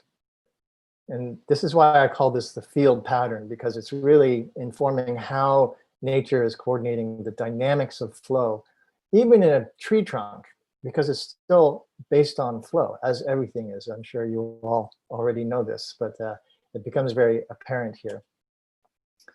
And here is one last example of the, I find very compelling. It's not the last example, but in this section here of spherical refraction. My friend Clay Taylor studied the refraction of sunlight through a crystal sphere, the most fundamental form, and made this illustration of the the spectral lines and the angles of that refraction, and it's exactly the same phi scaling angle. So even the most fundamental geometric form and the most fundamental relationship of light being refracted through matter is showing the exact same scaling angle. I wanted to just share with you some other examples of this angle in nature. You can find it in the starfish, in the seashell cone shells, in this fan shell here. We can see it in the overall form of the spruce tree, and even in the fractal branching of the spruce tree. So you can see that fractal nature of this pattern and of this angle. Here we see it in our own bodies, in the shape of the torso, the angle of the rib cage. You can see here the angle coming down along the ribs, and even the pelvis and the femurs coordinating in that angle, and many instances of the phi ratio within our own bodies. So we are just as much an expression of this natural phenomenon as everything else is in nature.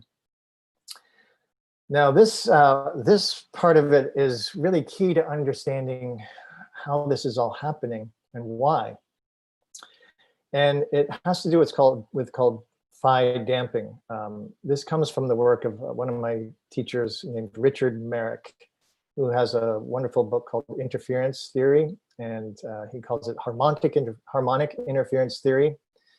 And he describes really what the phi ratio is doing in terms of how it creates resonance in sound and in music, and the role it plays, which is fundamentally to create the boundary, the silent space around which it creates a container around which then resonance can occur, within which resonance can occur in this silent space container.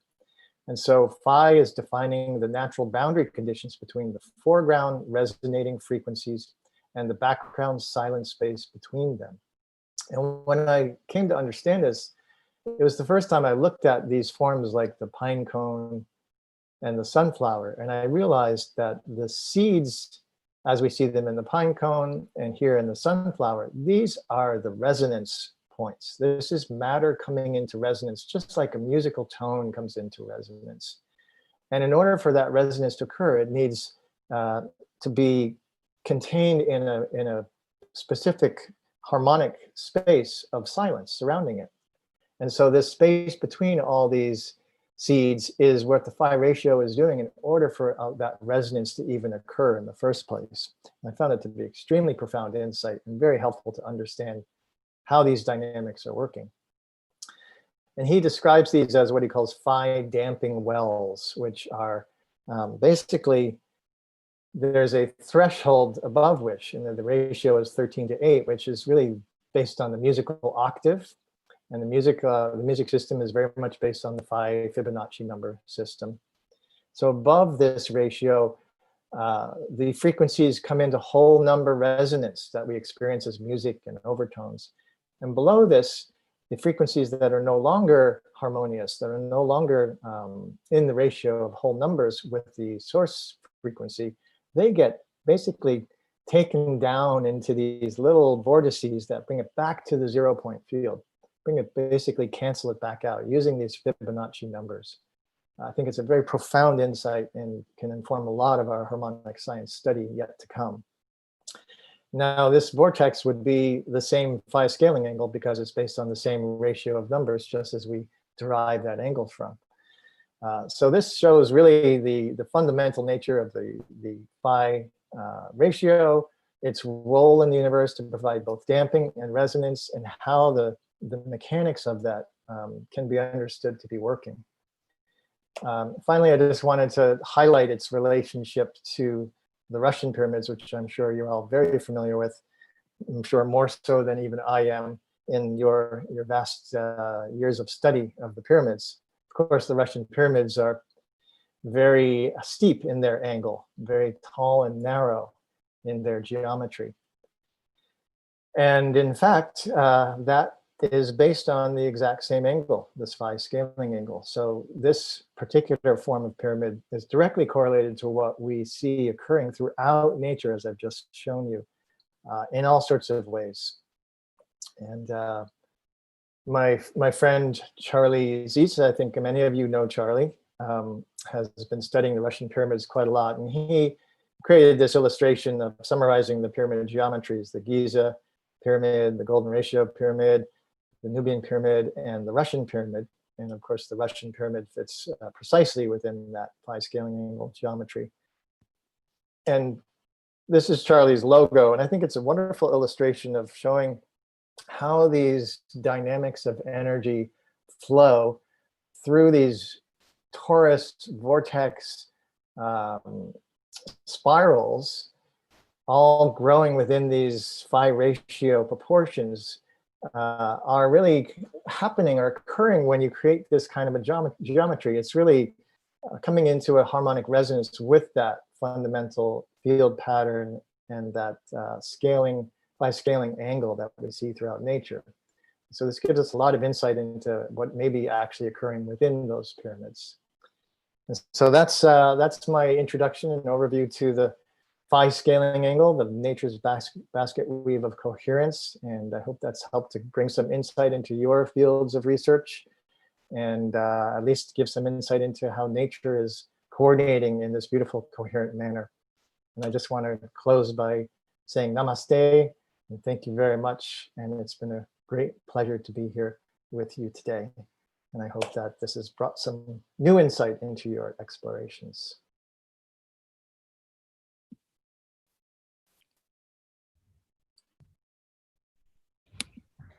Thank you so much, Marshall. It was really amazing information. We have seen these things in the nature, but we never noticed, everything is a pattern base. And a lot of information, and I'm so fascinated, and it made me to research more and know the subject more. I'm definitely going to look into this, and then let's see what happens, and I'm sure I'm going to connect with you in the future as well. Thank you so much, Marshall. And my pleasure. And very happy birthday to Buckminster Fuller. What an amazing day. You are here and we are all celebrating together. I wish again a happy birthday. Well, we are very grateful to all that he provided humanity, and giving us a lot of information to give us a chance to make it all succeed here. So thank you. Absolutely. So now I welcome Pari to share a few things. Pari, please. Yes. Thank you, Sheetal. Marshall, it was absolutely wonderful as usual. Again, thank you for joining us. And I also want to tell everybody, I have his book here. And I made so many tags, so many notes. So you must, all pyramid masters, everybody should get this book and start reading it, because there's so much of science that bridges what we are already learning. And I think this is a great book and great reference to bridge everything. So, and the website is cosmometry.com.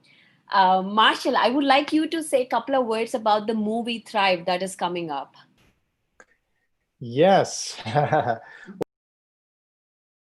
Is not familiar with the first movie Thrive. It came out in 2011. It's called Thrive, What on Earth Will It Take? And you can watch it for free at thrivemovement.com. And it's in 27 languages there. It's the most widely viewed, one of the most widely viewed documentaries in history, with over 90 million documented views now. And it's a very important film, especially now with kind of the state of the world we're in. And it touches into the nature of the geometries, a bit that I was just describing, and the implications of the technologies that we can get by understanding these geometries. And also the challenges we face in the world through our social systems and economic systems and government systems that are impeding our ability to actually make progress by understanding the nature of the field. And after that film came out, the filmmakers, Foster and Kimberly Gamble, were contacted by over 1,000 people from around the world who said, I have an innovation, I have a technology, I have a healing modality. And they vetted these people's ideas and concepts, and in some cases, actual technologies, and came to find a few that were actual and real and very effective for healing our bodies through resonance technologies, vibrational technologies, because we are all vibrating resonance systems, as you all I'm sure know.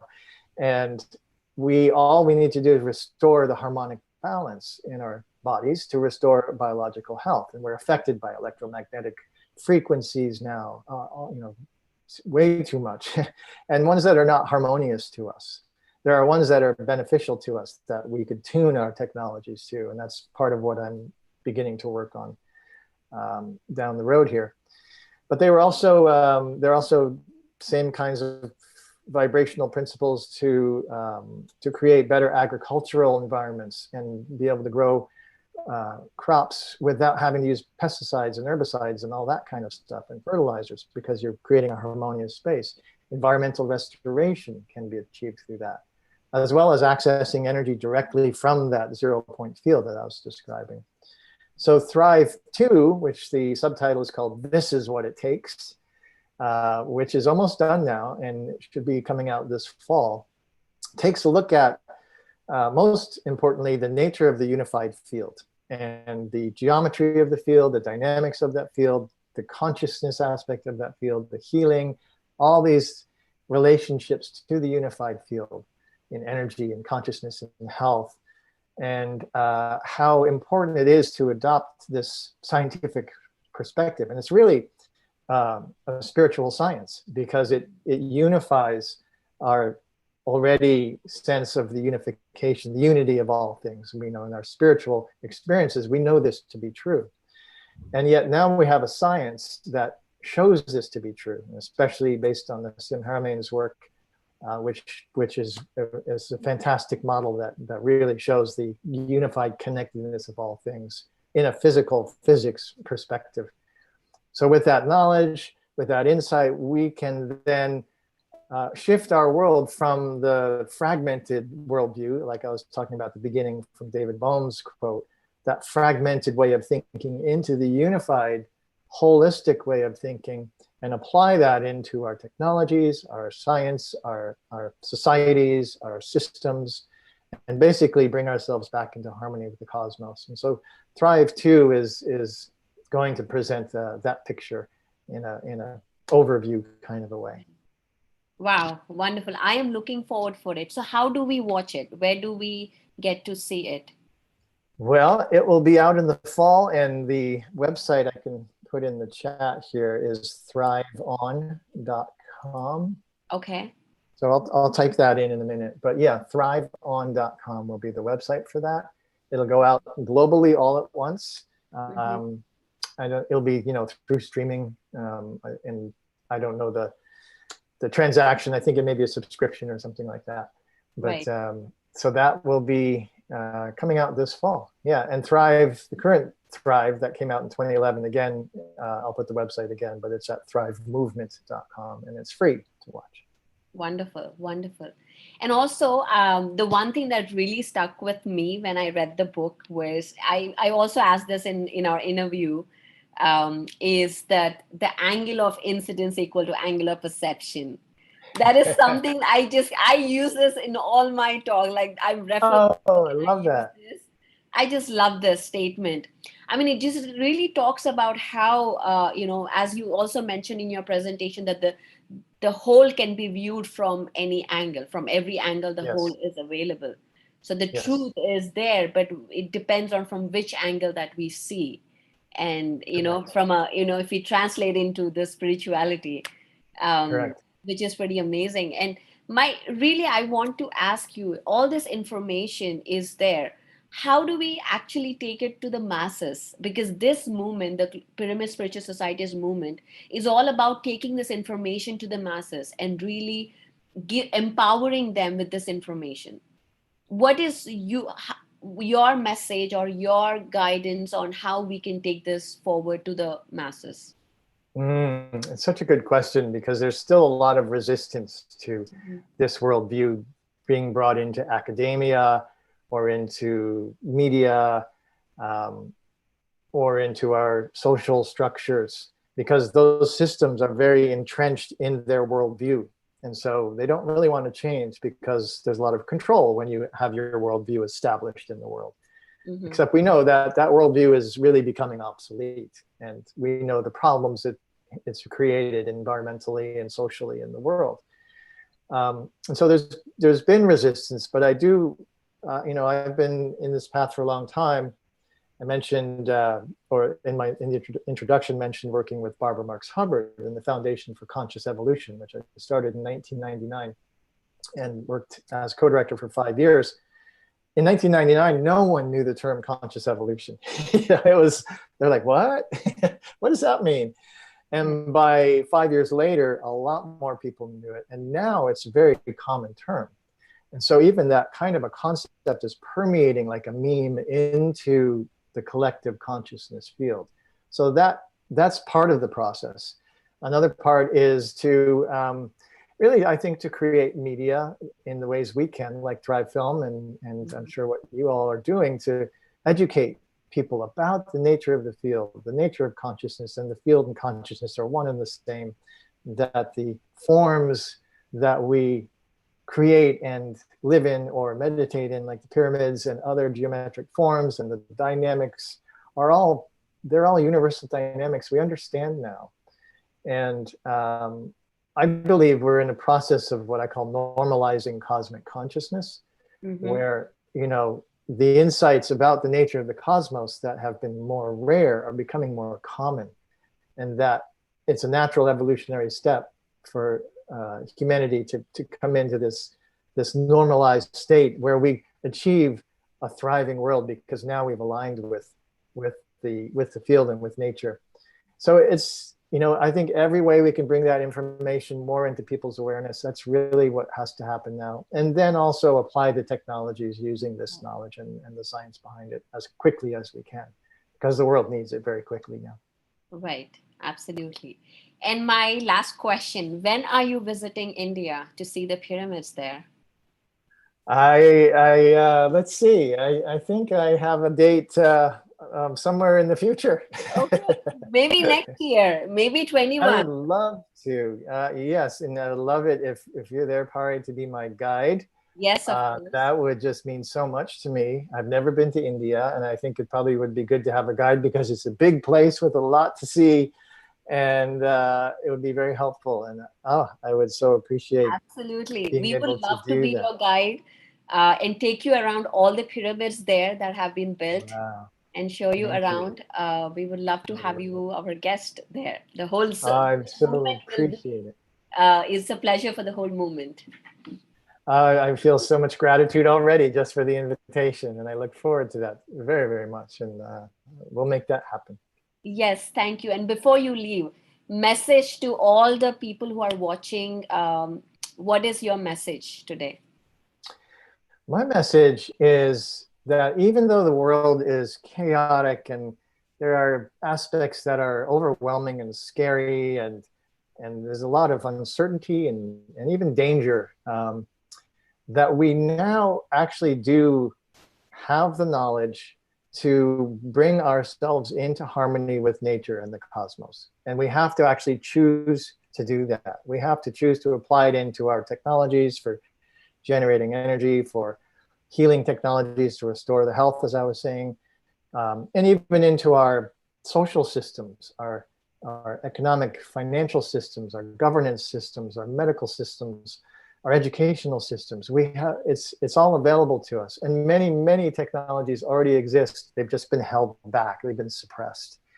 We have to choose now, and I think it's our imperative to choose. It's also the greatest opportunity we have, because it's available to us, to consciously come into harmony with nature and the cosmos, and to restore the balance, for example, like I said before, to tune all of our electromagnetic devices to beneficial frequencies, rather than either out of ignorance or otherwise using detrimental ones that we know are not good for biological systems. So to tune all of our technologies and our social systems and our healing, medical, educational, to bring it all into tune with the cosmos, it's our greatest opportunity, it's our imperative, and it's all here and ready to happen. So we can be optimistic with that knowledge. Thank you very much, Marshall. And Thank you. please take over and to the next session. Thank you, Marshall. Thank you so much, Pari. Thank you, everybody. Namaste. Thank you, Marshall. Thank you so much. Thank you. Okay. Friends, what a wonderful session by Marshall today. We all do Namaste in India, but today we figure it out like there is a 5 angle in this Namaste. So what a wonderful insight on that.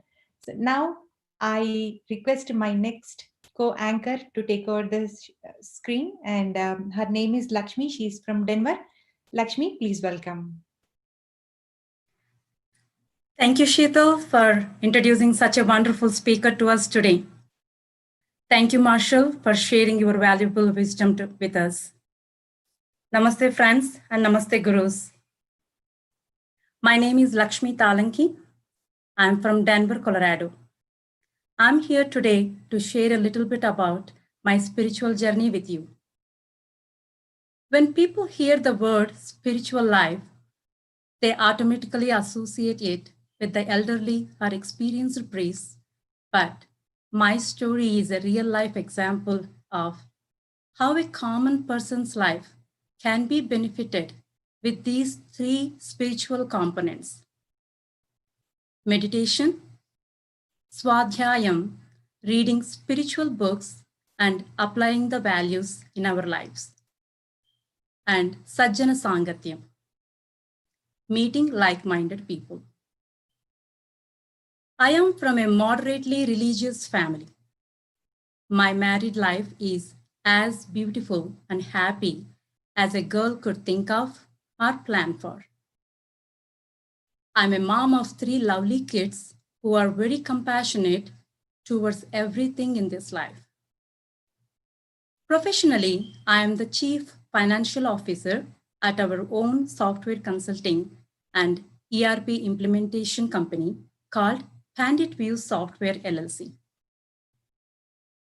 My spiritual life began when I was a child, and a part of it, meditation, started a year ago. Couple of years ago, my health was affected, and I contacted many doctors. I was told that the condition will get better by itself, but will take years. My research started and slowly realized that Ayurvedic medicine might help my condition. I started taking that and tried other things also based on my research, and I slowly got better. In October 2018, one of the pyramid masters from India visited our town, Denver, and conducted the session called Spiritual Tablets Wisdom with the help of the local master. The word spiritual tablets just grabbed my attention. And the master behind this tablet session was none other than G.K. Sir. He handed over few books to us on the same day, which I began to read. Later, my friend Madhavi, who is our pyramid master in Denver, started to conduct daily sessions of meditation, which were very simple. Crisscross your legs, close your eyes, clasp your fingers, and observe your breath.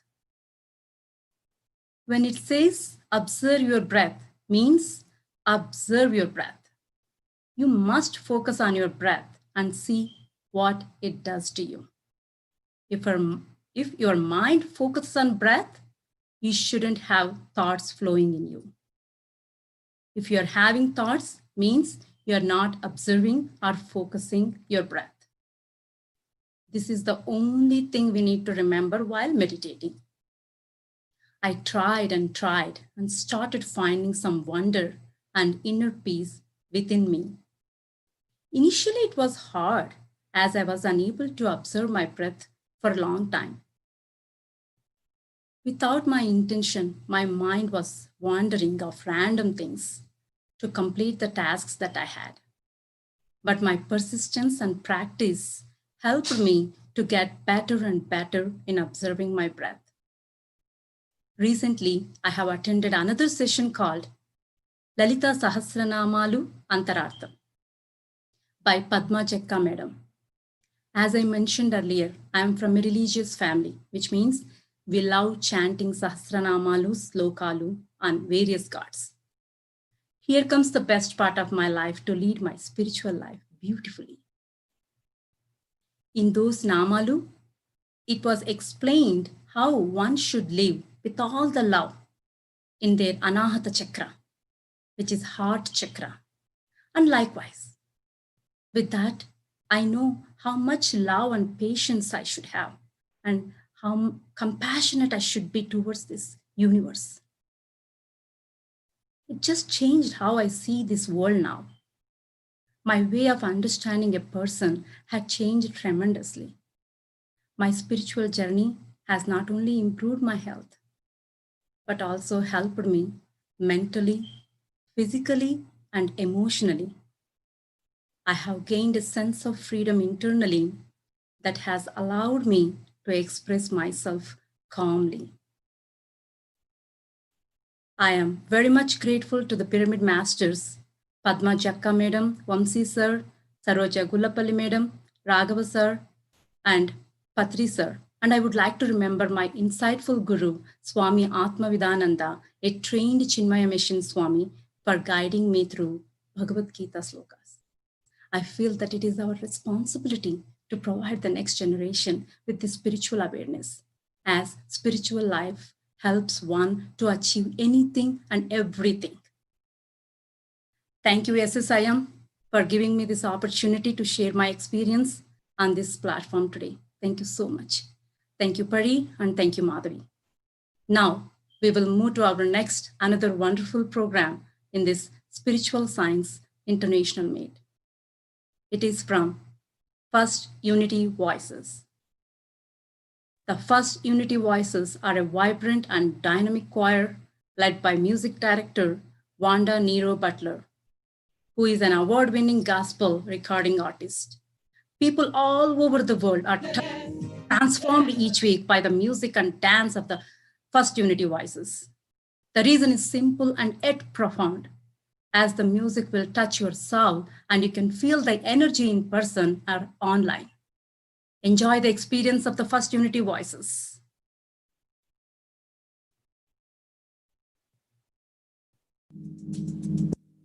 Yeah. All right. Bless, bless, bless, bless, bless, bless, bless. Come on, all over the world, say bless, bless, bless, bless, bless, bless. Thou hast walked uprightly as a light in a dark land. Thou hast placed in thy heart all the Lord's commands. God set thee above nations and cast thy enemies away. God standing up within thee, so let me hear you say, we're blessed in the city, we're blessed in the field, we're blessed when we come and when we go. We cast down every stronghold, sickness and poverty must cease, for the darkness is defeated. We are blessed. Believe it's in God only, but no confidence in man.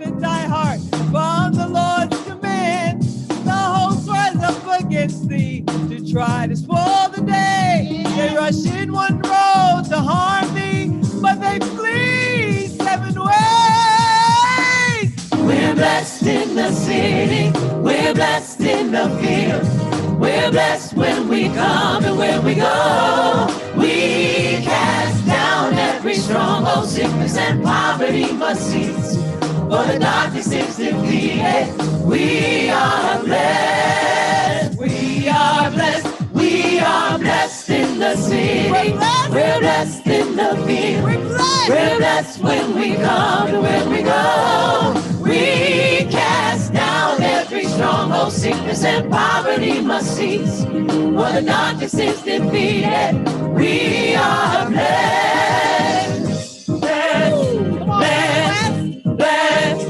blessed, blessed. Come on, join with us.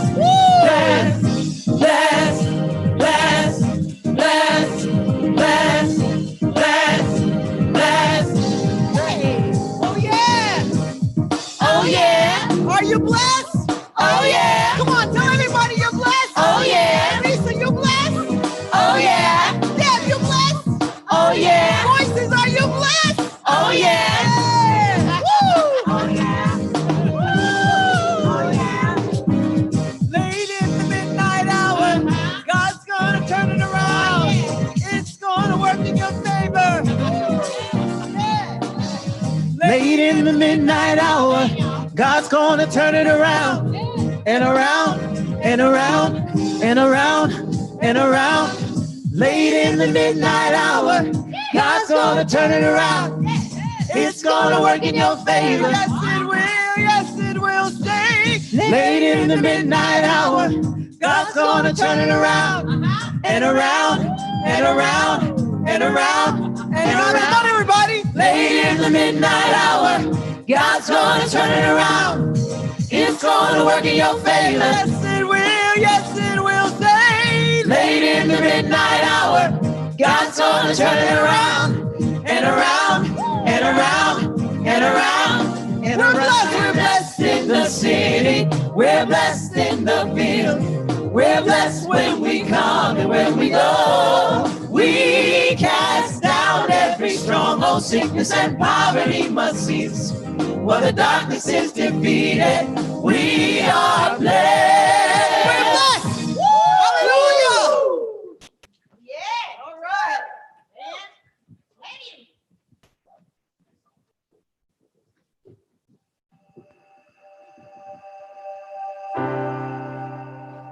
Your presence amazes me.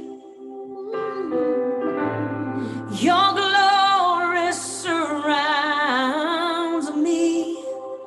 When I walked in this room, I felt your hands upon me.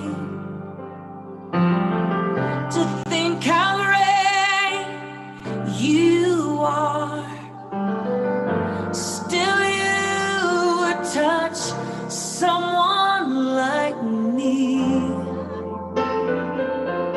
It's your mercy and grace. You amaze me.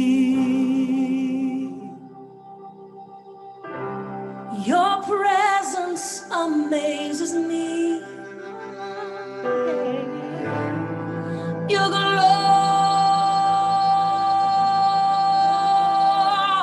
surrounds me. When I walked in this room, I felt your hands upon me. To think how great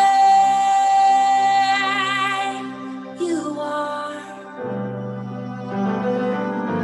still you touch someone like me.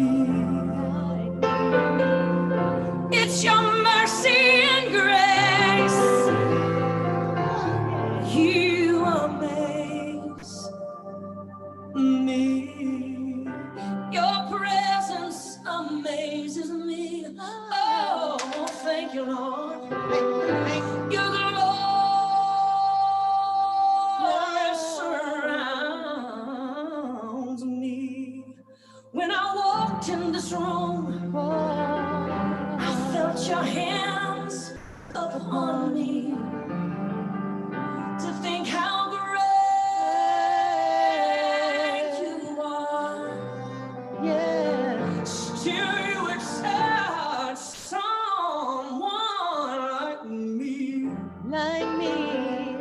It's your mercy and grace. You amaze me, Lord. You amaze me.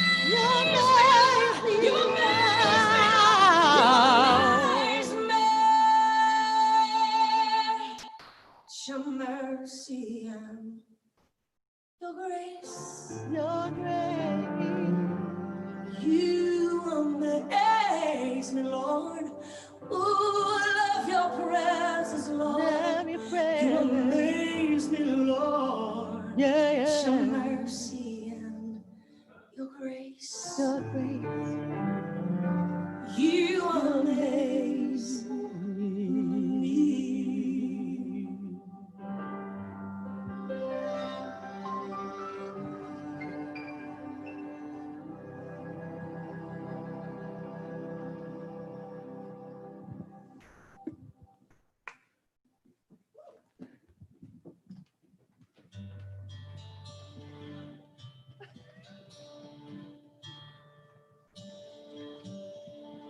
Who taught the sun where to stand in the morning?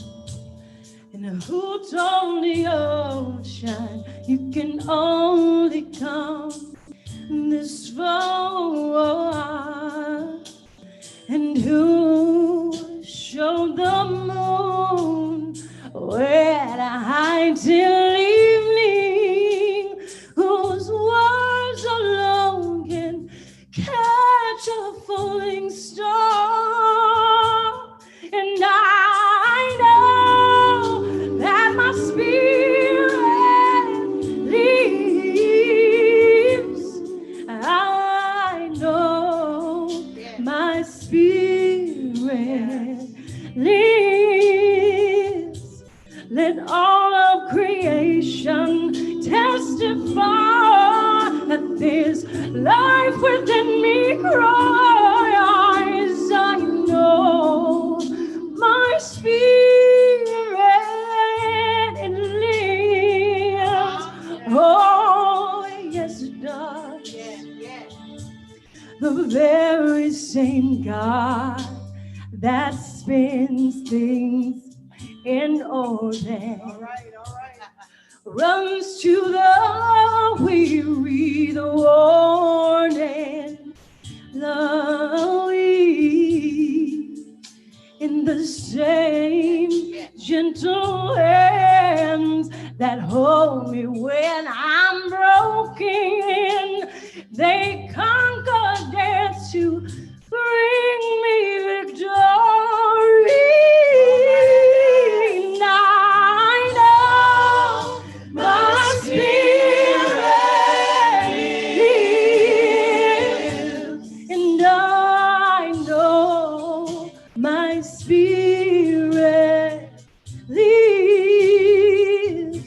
Let all of creation testify that there's life within me cries. I know my spirit it lives to take away my shame, and it lives forever. I'll proclaim that the spirit here within makes me strong and makes me brave, makes it easier to live my life in faith. And I know my spirit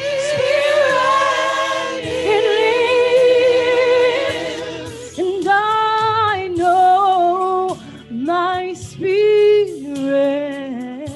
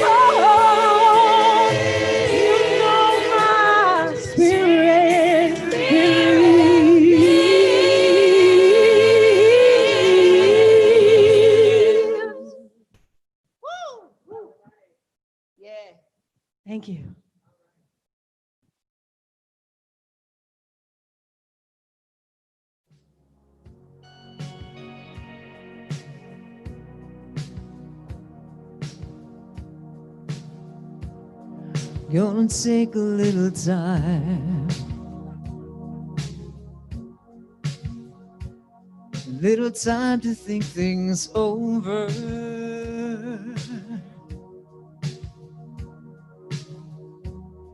Better read between the lines in case I need it when I'm older.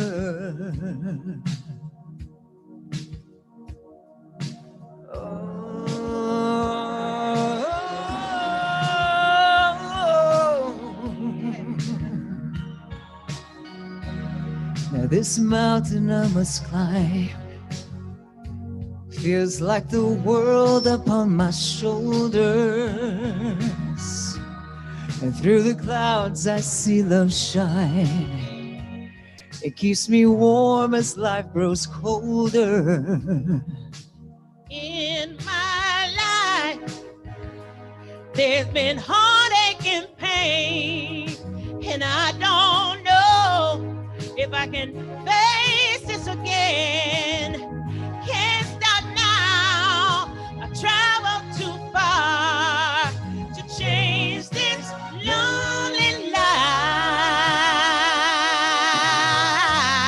I wanna know what love is. Want you to show me. I want you to show me. I wanna feel, yeah. I wanna feel what love is. Know you can show me, yeah. Know you can show me.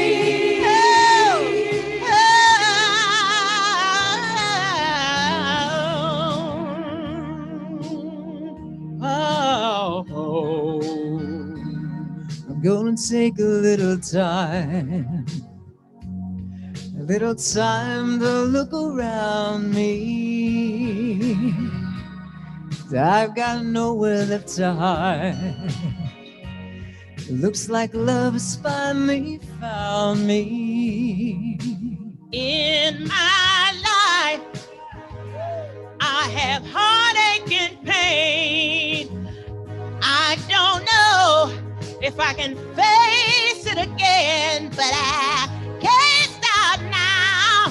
I traveled too far to change this lonely life. Yeah. I wanna know what love is. Want you to show me. I want you to show me. I wanna feel what love is. Know you can show me, yeah. Know you can show me. I wanna know what love is. I want you to show me, yeah. I want you to show me. I wanna feel, I wanna feel, I wanna feel what love is.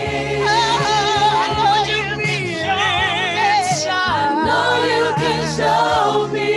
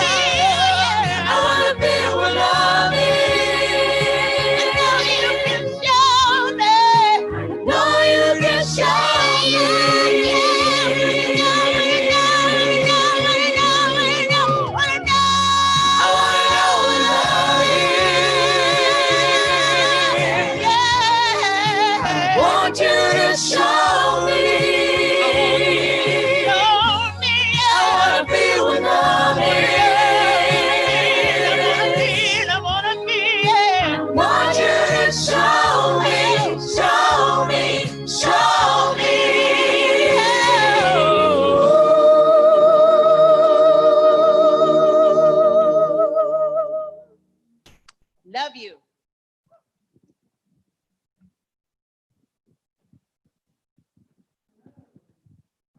Kimberly Harrell, and we are at First Unity Spiritual Campus. When you say, I'm so happy that you have joined us live for our meditation today. You are kind. And always know that if you can't come live at noon, that you can always view the video at any time at your convenience, 24/7, anytime, night or day, whatever time fits into your schedule. You can take it out to the heart and listen. You can listen to it as you go to sleep at night or when you wake up first thing in the morning, whatever your meditation schedule is. You don't have to do it when we're doing an encounter, but I appreciate all of you for joining us. So let's get comfortable in our seat. Comfortable wherever we are. Because wherever you are, you have claimed this space as yours right here and right now. So get comfortable in your space. Let's take a couple of cleansing breaths. Take a deep breath in. Is facing a challenge. And exhale. Doesn't that feel good? Take another compassionate. And exhale. So today's meditation, we are going to do an intentional meditation on the power when another of is grieving. So stop for a moment and comforting. When you use those two words, I am, what follows those two words is so important. It's what you are creating for yourself and for your life. You know, we speak about 125 to 150 words a minute. And maybe if you're from the South, you might speak a little slower than that. And if you're from New York, you might speak a little faster than that. But somewhere in that ballpark, that's how many words we speak a minute. But our mind processes 10 times that a minute. So our mind is thinking 10 times more than what we speak aloud. So today I want you to think about, what do you follow the statement, I am, with? Use those words intentionally. Put your intention into it and your attention on it. And you will find that it can have a profound effect, not only on you spiritually, but also on you physically. Your physiological self, your body will respond to the words that you choose to use. So as we go into meditation today, I want you to be intentional. So some of us like to meditate with our eyes closed, and some like to meditate with eyes open. Whatever works for you is correct and perfect. Never let anybody think that you are doing it wrong. Somebody said to me just this week, Reverend Kimberly, I love your meditations, but I'm afraid I do it wrong. There is no way to do it wrong. If you are sitting with yourself and allowing yourself to be guided in a guided meditation, or maybe you're sitting in the silence, however you prefer to meditate is right and perfect for you. You may choose to put your focus on a beautiful thing like these beautiful crystals that are here today. You might choose to focus your gaze on a pretty figurine or a pretty setting, a wolf, or my Native American rattle. Whatever you choose to focus on is right and perfect for you. And if you choose to close your outer eyes and open up your third eye, that is right and perfect and correct. So let's get comfortable. Wiggle that sits bone, shrug those shoulders. Physically get comfortable. Take a deep breath in and exhale. Take another deep breath in and exhale. Let's take a third breath in and exhale. And now allow your breath to find its own natural rhythm. Your lungs and your body will breathe in and breathe out. Allow your body to settle into its own rhythm, the rhythm that is right.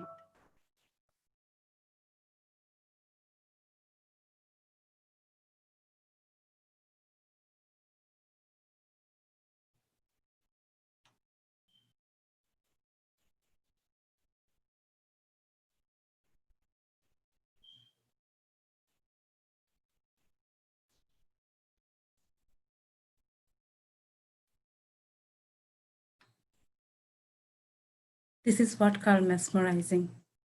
Thank you, First Unity Voices. Wonderful, wonderful performance.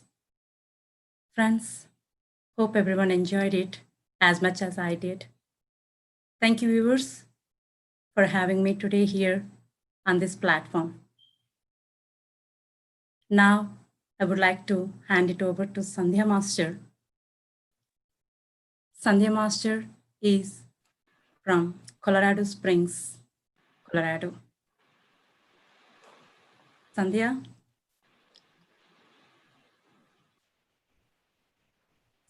Sandhya, it's all yours. Welcome. Thank you, Master Lakshmi. It was an amazing performance, very energetic and dynamic, and beautiful meditation. It's great to be on this platform. I'm Sandhya Karamsetti. I'm a software engineer from Colorado Springs, Colorado. I came to know about pyramid meditation several years ago. However, I did not practice frequently. Last year, I came to know PSSM Denver group through Madhavi and participated in their group meditation session. And by doing it regularly, I came to know about so many wonderful masters from UK, Australia, and India. It is making me a great person. I teach yoga and pranayama, but now I included meditation in my classes. After my regular practice of meditation, I'm mindful and enjoy every moment. We are all creating our own realities. We are all becoming who we truly are every time we close our eyes and observe our breath. We need to have our intentions and thoughts and what we wish to experience. We are all connected with the thought of energy. We manifest what we think. I want to be healthy, and I am healthy. I want to be happy, and I am happy. I want to be blissful, and I am blissful. I want peace in my life and everybody's life. The whole universe comes together to manifest such intentions. We are all creating our own realities. We are all becoming who we really are every time we close our eyes and observe our breath. Let's now invite Natasha Peer, our next speaker. Natasha is an award-winning mental health educator, advocate, speaker, and author with over 20 years of lived experience with a severe mental illness. Her relatable speaking style allows her to connect with global audiences to share the importance of self-awareness, self-regulations, self-advocacy, community support, and effective legislation. She has a BA from Duquesne University in Mass Communications and holds a Social Security Administration Work Incentives Practitioner credential from Cornell University. She is the Vice President of the Board for the National Alliance on Mental Illness, Hillsborough, Florida, and serves on the board for Arison's House. Welcome, Natasha. The stage is all yours.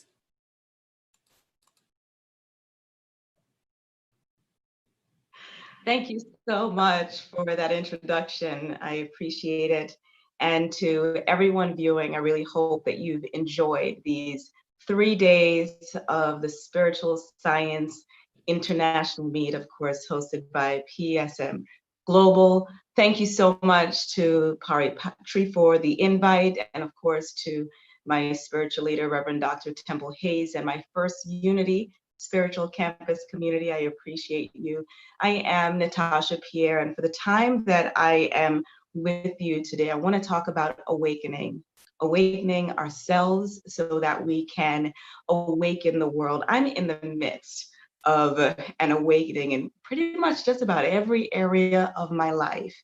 And I know that there's so many people around the globe that are finding themselves in the midst of maybe perhaps a forced awakening, something that you weren't expected, but the time is here. And so for the time that I'm with you, I want to share why it's so important that we yield to this. 2020, I think, has been for many people what we all thought 2000 was going to be. Remember Y2K and all the hubbub about how our electronic devices wouldn't be able to convert from the 1999 to the 2000. We thought there would be just mass chaos and mayhem. Well, that didn't happen. But 2020, from the onset, after our vision boarding, after our meditative sessions at the end of last year, all of the ways that we wrote down our goals and our expectations for this new year. Here in the United States, as soon as we got started, there was talk about a possible World War III that was floating around social media. Then we caught our breath, and then the world was reeling from the unexpected death of Kobe Bryant and his daughter Gigi. And before we can take yet another breath, here comes the coronavirus with a global impact. One by one, we saw countries and states shut down. In came terms such as social distancing and physical distancing and isolation. And it was frustrating, it was annoying, it was inconvenient, it was unexpected, it was infuriating on so many levels. And so today, what I am hoping to share with you is as frustrating and annoying and inconvenient as everything has been in 2020. What if everything that we're experiencing, what if the global, national, regional, and local frustrations, what if our individual and our corporate areas of dis-ease are really just one giant alarm clock that is beckoning for us to wake up and pay attention. Pay attention to what there is for us to learn about ourselves, about others, about our world, about God. What if it's not for us to run from the discomfort? What if it's not for us to lament and mourn and yearn for the normal and the comfort that we once had prior to all of these changes? But what if it's just for us to sit in the discomfort, yield to it, stop kicking against the prick, and just discover if there is something for us to learn in this space? Gandhi said that we are to be the change that we want to see in the world. And I absolutely love that statement, because inherent in that statement, built into that statement, is the awareness that our participation and our involvement is necessary.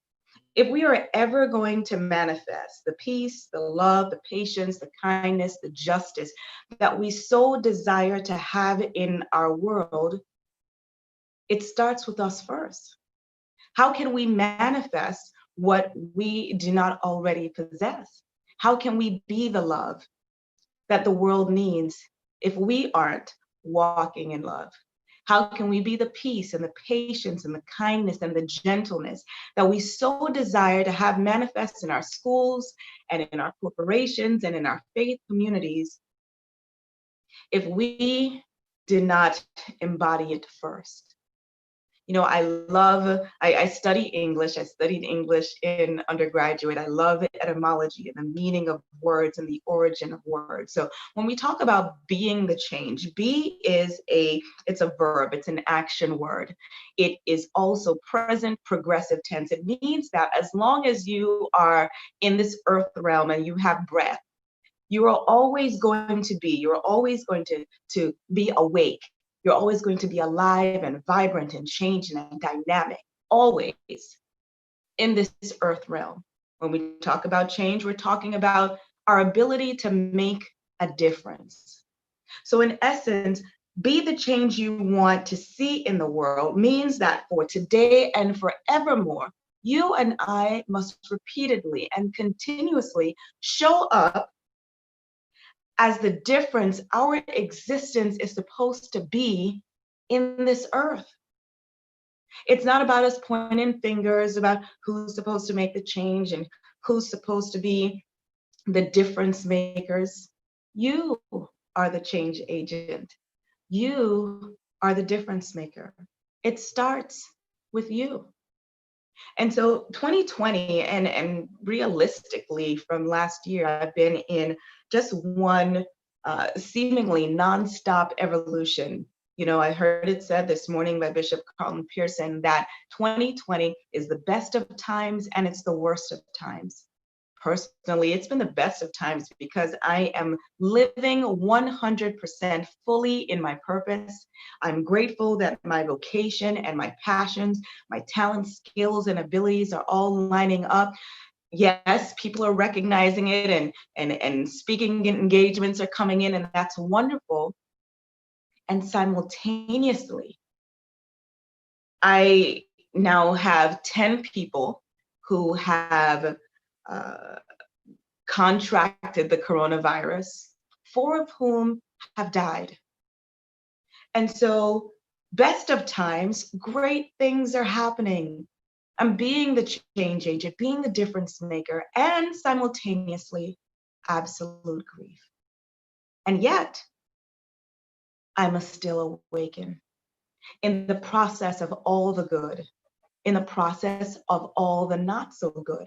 I must still continue to awaken myself, to awaken the world. And in the intro, yes, I am a mental health advocate. I promote mental wellness. My life work is to ensure that everyone I encounter live with peace of mind and are able to manifest that for themselves. You know, I have my own 20-year mental health journey, diagnosed with a severe mental illness, having experienced the full spectrum of all symptoms. If you can Google it, chances are I have experienced it. And back in 2014, 2015, perhaps one of the toughest times of my life, I was being challenged on every front, emotionally, mentally, physically, financially, spiritually. It was perhaps the greatest awakening of the 2000s for me. It was awful. I had my dark nights of the soul. I had my frustrating points and my annoyances. I had my laments and my fears. But I made a decision. I made a decision that I was going to awaken. I made a decision that I was going to be and live authentically me, no matter what it costs. And here's the thing about awakening. It's hard. It's hard because it's a solo sport. There is no one that can awaken for you. There's no one that can do the work and learn the lessons for you. It's something that you've got to do for yourself. It's a solo sport. People can give you books to aid and facilitate your awakening. They can connect you to people who are awakened themselves. They can lead you to places where awakening has occurred. But at the end of the day, we're all individually responsible for how we awaken ourselves. Awakening is hard because it requires self-awareness. It requires a temperature check. One of the things that's happening in this age of COVID-19 is that there are many places that are requiring temperature checks before you enter. And that's because one of the symptoms is a high temperature. Well, you know what? Before anyone can check your temperature, you need to check your temperature. Back in 2014 and 2015, before anyone can tell me that my life was out of sorts, I needed the self-awareness. I needed to recognize that my life was out of sorts. I needed to hold that mirror up to myself, which was hard, and recognize that change, difference needed to occur. I needed to first recognize and realize all the things that were happening in my sphere, my orbit, before anyone else did. Awakening is hard because it requires courage. It requires courage to defy, to pivot, to do an about face, to disregard, to discard everything that is no longer congruent with the who that you are right now. Back in 2014 and 2015, when I'm being told that this is the diagnosis that I have and what needs to happen, I decided to create the wellness plan that worked for me. Not just completely discarding what I was told, but knowing that if I was ever going to manifest the peace of mind that I wanted for myself, the way that my mind envisioned it, I needed to participate. I had to be the change that I wanted to see first in my life before I can see it in the world.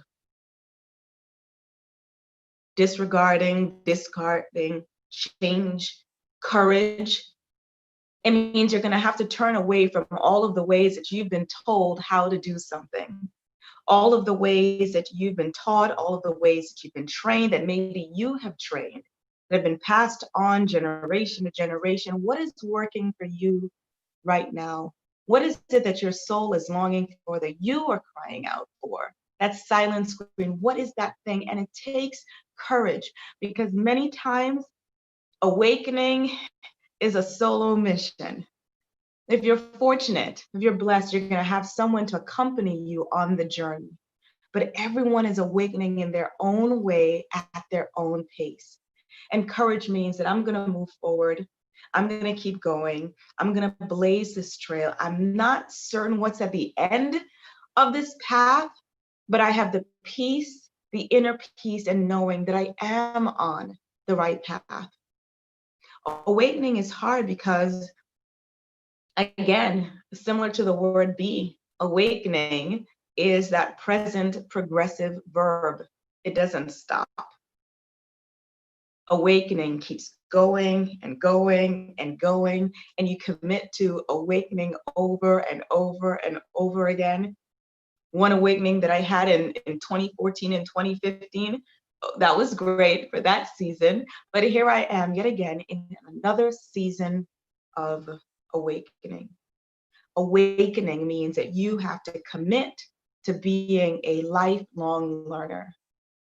Lifelong learner. The Institute for Leadership and Lifelong Learning is, I'm a faculty member there, and it is for people who recognize that as long as we're on this earth, there's always going to be something to learn. Again, about ourselves, about others, or about God. Awakening means that we're not rested, we're not sitting in our laurels, satisfied with all of the information that we have, but we recognize that there is more information to obtain, more knowledge to be had, more wisdom to walk in, because the sum of who we are, the totality of who we are, requires that we elevate and that we level up every single day. We're talking about awakening to ourselves first, so that we can awaken the world. Our world, our globe, our world and globe and consciousness as we know it is the sum, is the manifestation of who we are. And so if that's going to change, the parts of that greater whole, the you, the me, we're going to have to change. So where do you need to awaken? Where do you need to awaken? There are many places for us all to awaken, and seemingly I'm once again awakening in many different areas. But is it that you need to awaken in your spirituality and your faith? For me, I think I have always been on an awakening journey with spirituality and faith. I have never been afraid of exploring God as I know God to be. Of course, you know, I'm taught different things and I hear different things and I read. But what was most important for me is that I knew God, spirit source, whatever word you use, for myself. It wasn't enough for me to regurgitate someone else's favorite parts. If I was reading a holy book, I wanted the manifestation of what was on those pages to be real in my life.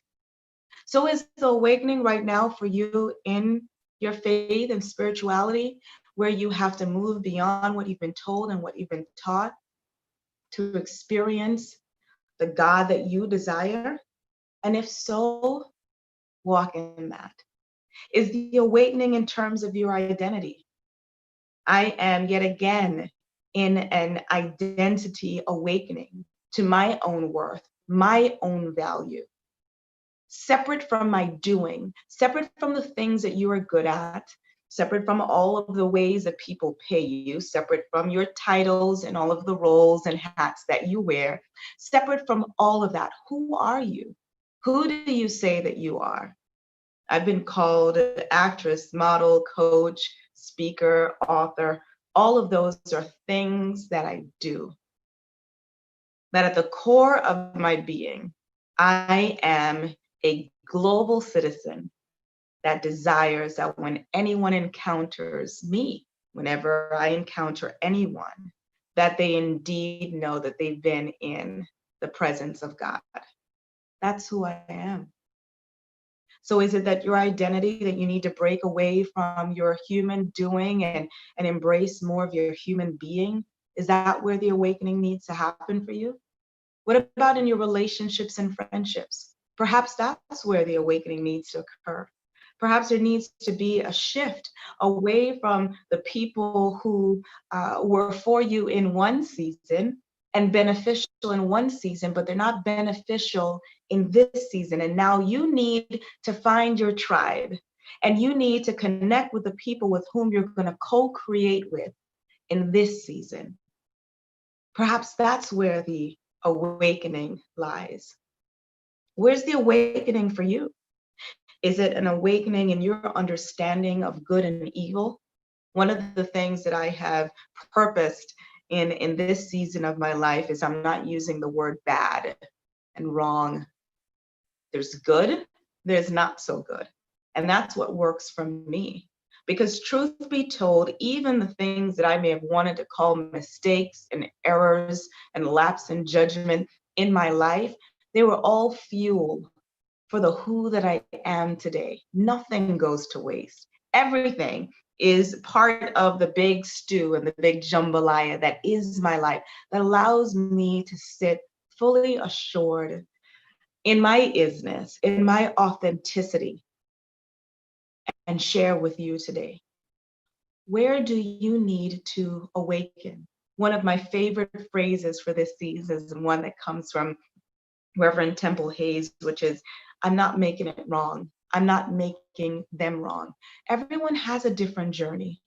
Everyone has a different path, a different way that they're going to explore their life, and I'm not making any of it wrong. What I want to do is to elevate, to raise my vibration, to be more of who I am to be. That's what I want to do. So where's the awakening for you? Where is it supposed to transpire? You know, one of the awakenings that I'm in the midst of is with understanding death and dying. In less than a year, I've had 6 deaths of people that were really close to me, that in my human understanding, I don't know why. I don't know why my human mind is frustrated by that. Why now? Why them? Etc. But the awakening that I'm having right now is that I'm asking the wrong questions. And sometimes that's the awakening. It's not that you are there's something wrong with you desiring answers, but we're asking the wrong questions. The question right now, again, is what am I supposed to learn about me, about others, or about God? Recognizing that the people that I have lost in less than a year, for me, aren't gone. They've just transitioned. They've changed form. That's the awakening for me. That's the awakening that I need in this season. And that's what's working for me. Awakening for me is spiritually, okay, I want to know more of how I can show up as God in everything that I do, in every encounter.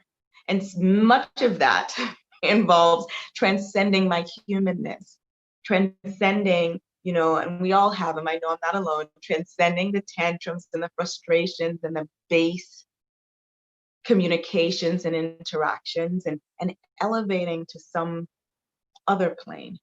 That's the awakening that I am in.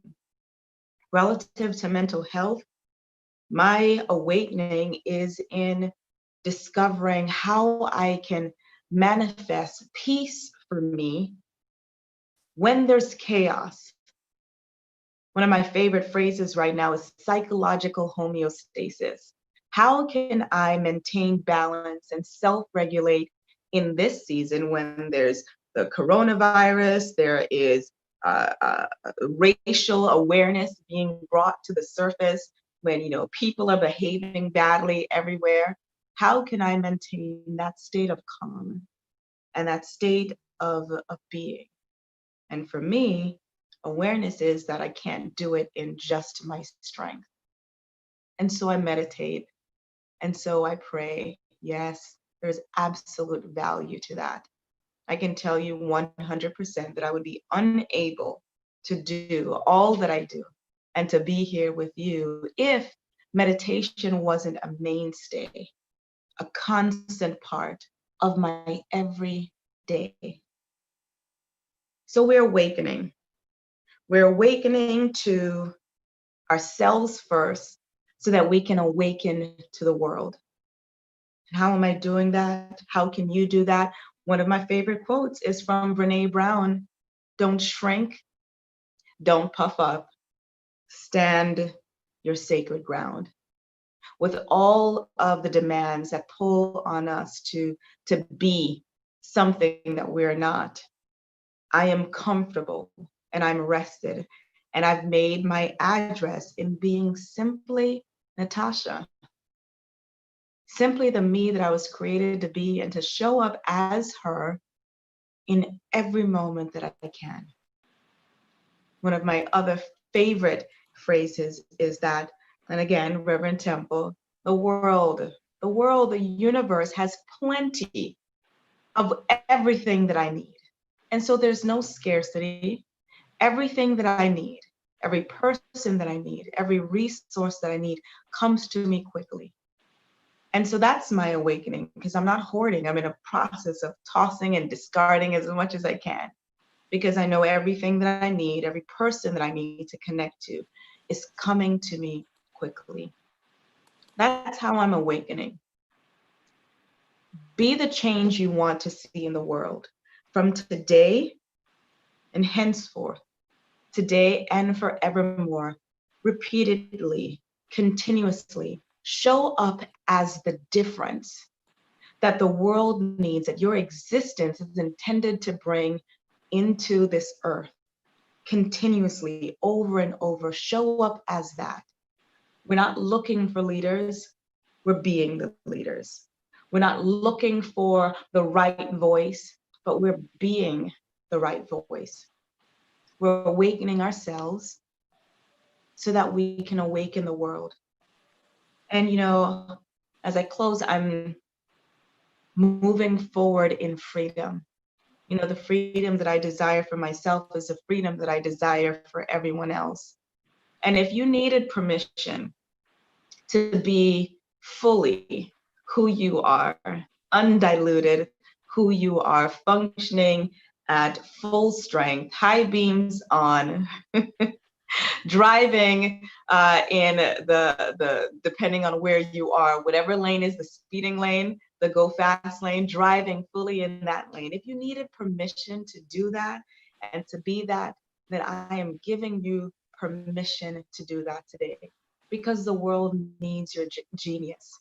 And the more awakened you are to yourself first, it is the more awakened you can be to the world. Thank you.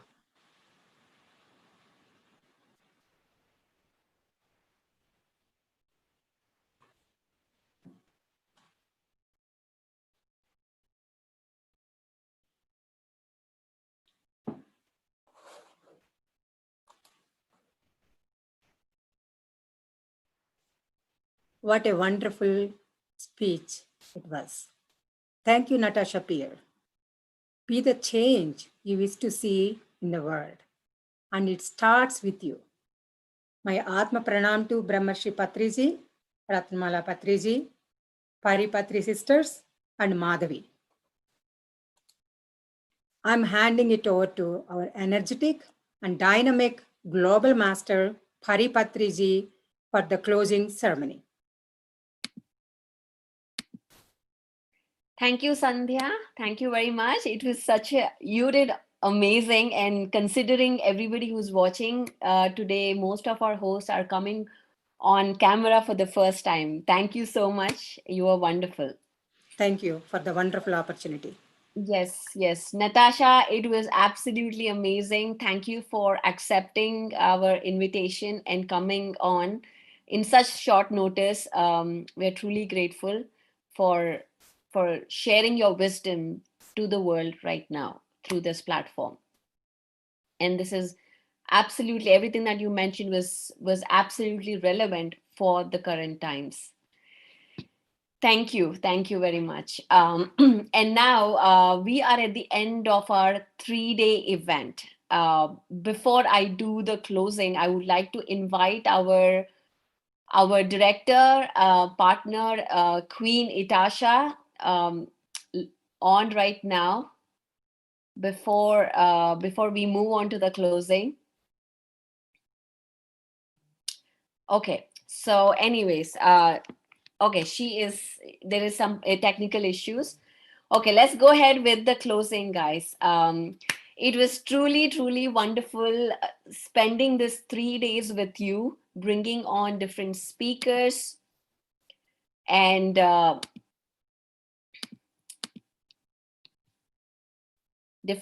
bringing on different speakers and different hosts and from all the different countries.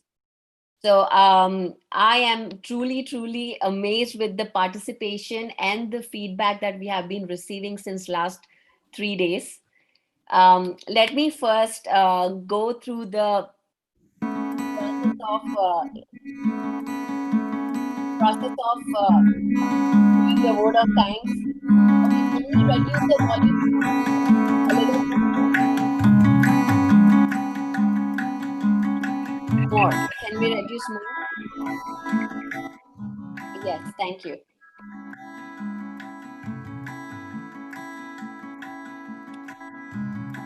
Okay, so let me first take this opportunity to first thank Brahmashri Patriji for giving this, for really igniting this fire in all of our hearts. Each and every pyramid master who is here today is because of that man.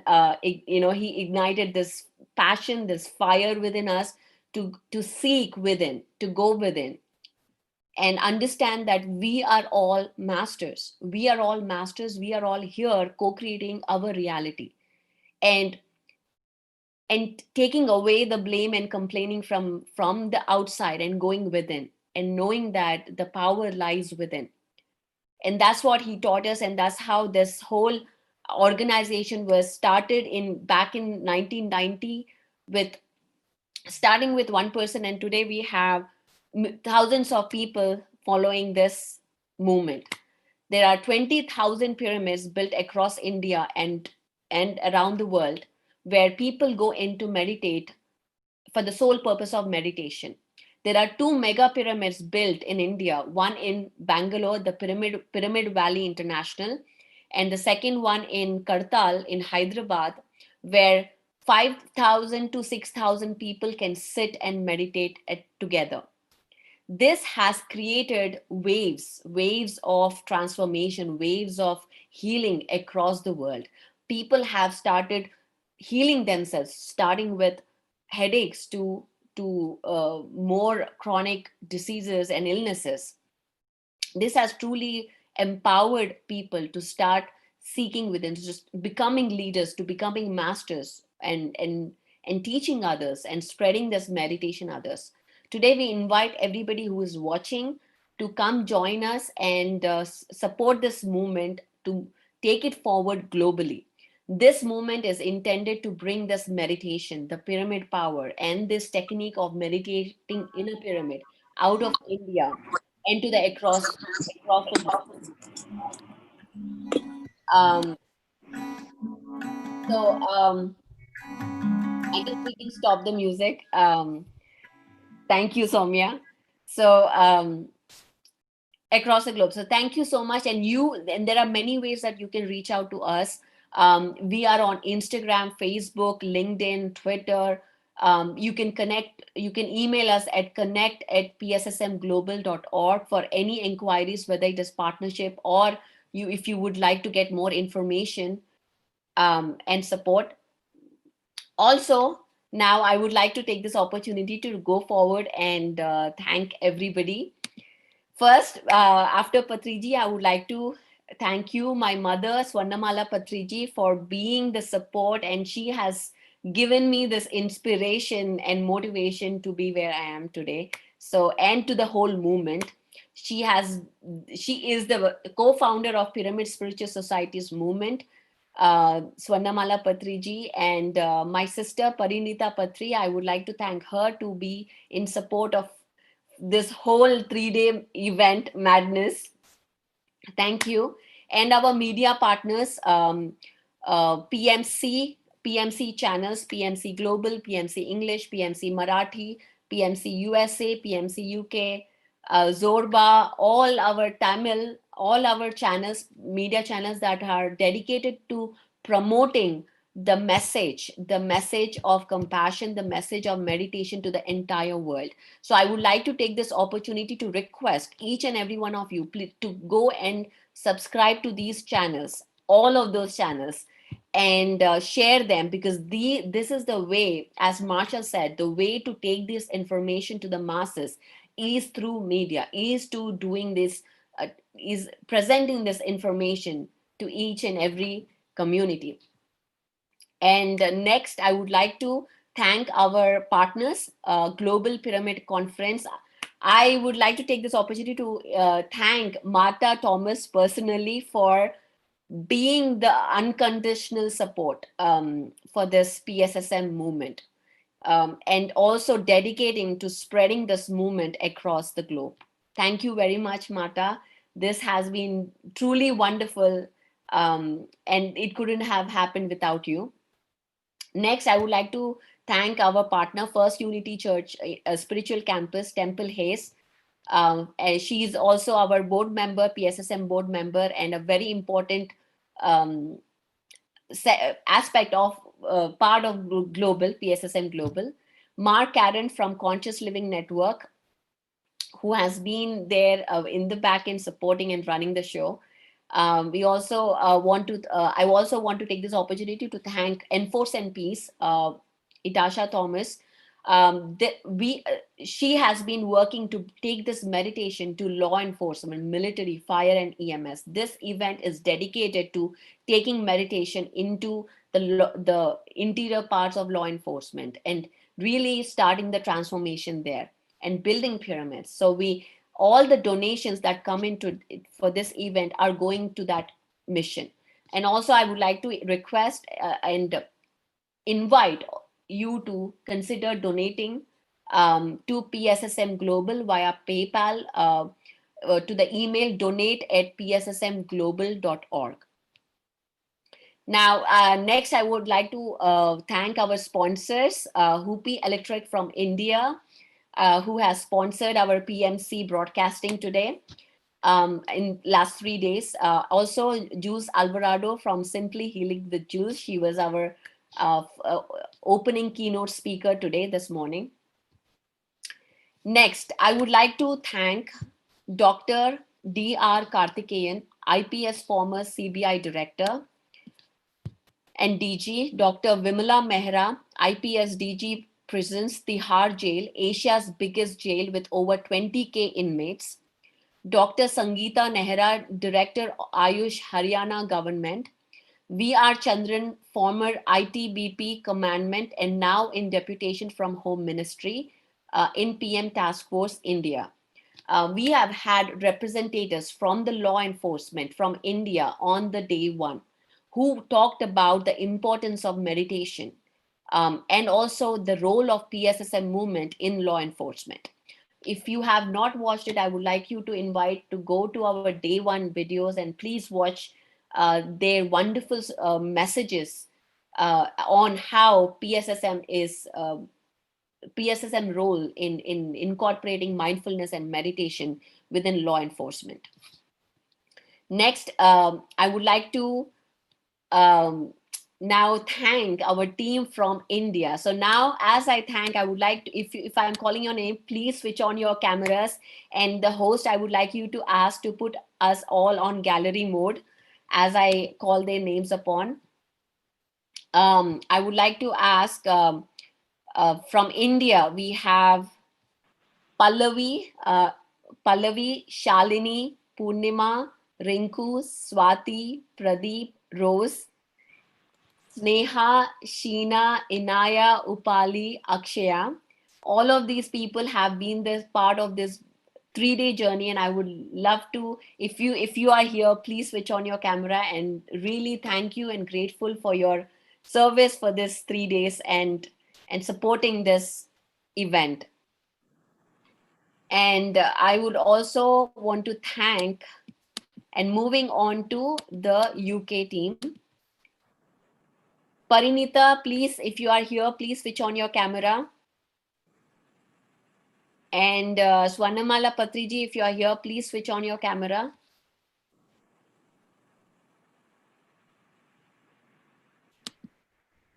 Okay. Next, I will move on to the UK team. Bindu, Lakshmi, Raghavendra, and Ravi. Ravi, our rock star who has led this whole event. Truly, truly amazing, being the perfectionist. Thank you, Ravi. Thank you, Shalini from India. We have Sri Lakshmi, Raghavendra. Thank you for joining us at this late hour. And from Germany, we have Ramesh, Madhu, and Nilima. Thank you, guys, for joining this event now. And then we have from US, Madhavi, the rock star again, who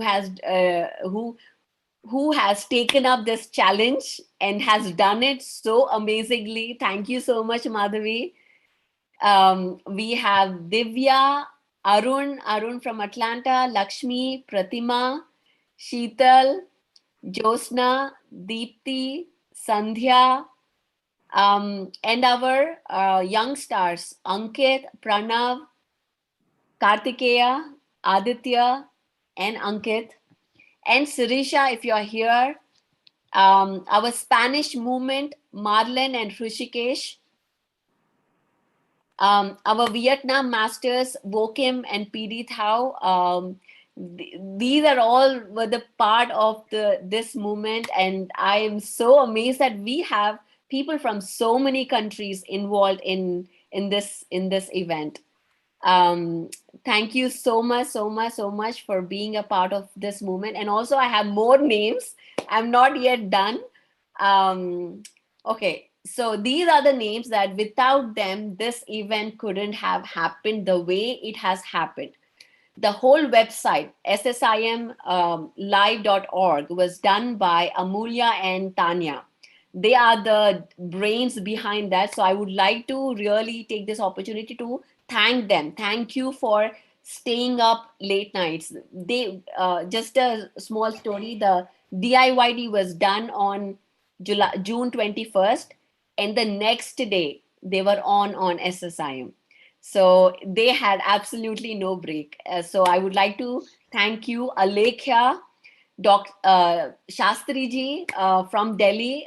He is the main one who has brought all these law enforcement officers to us to talk to us, Dr. Shastri ji, and Gnanasai and Yashwant supporting backend from Delhi.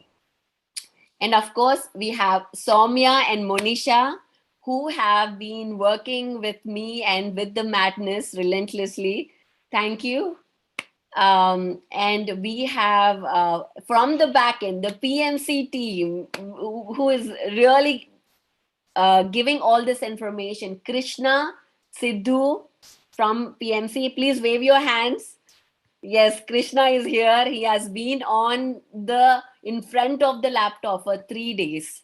This is truly incredible.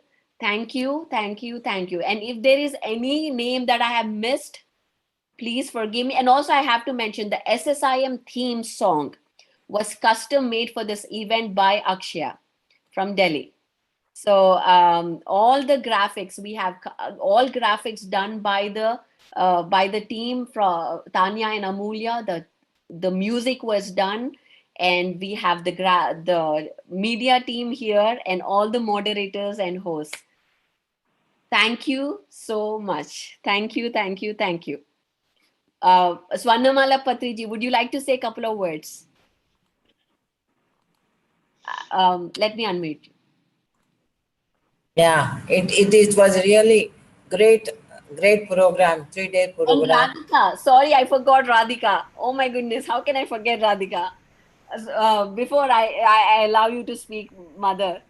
Radhika, oh my goodness, she has been the backbone in every line that has gone there, every text, every content. She has been there. So I mean, without her, this event would not have had been in the same standard as it is today. So I would like to invite Radhika also to switch on her camera. And Mother, please go ahead. Sorry for interrupting.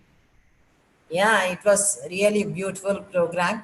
3 days event is very difficult to organize like this in this state. Really, I'm really grateful for that. I'm happy that I'm watching till now.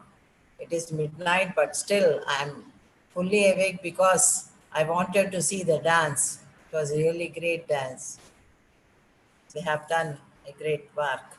And everybody, all Sheetal, then Madhavi, all the members, all Madhu, all the members, really thanks for everything we are doing for ourselves only. All this work is for ourselves to grow. Thank you very much. And also I would like to thank one more person, my husband, Mihir Sangvi, because without him, I wouldn't have been sitting here. He has been taking care of the children since last 3 days. So I thank him for being there and supporting me in this journey. And I thank all the family members of every Pyramid Master, because Pyramid Masters are working tirelessly, and we need to thank their family members because they are the ones who are there holding that space so that we can work. So I take this opportunity to every father, mother, husband, wife, children of Pyramid Masters to be there and holding this space for us. Thank you. Thank you. Thank you. Thank you very much. It's really nice meeting you, Swarnamala Patriji. Thank you, ma. First time, actually. I'm seeing you, but very happy. Very happy to see you too. Divya, nice to see you. Everybody. Then Kiran, Ravi Kiran, Sri Lakshmi. So many. Really. Monisha, how are you? Hi, I'm awesome. Awesome. Enjoying? Yes. As usual. As usual. Nice to see you. Pranahita, right? No.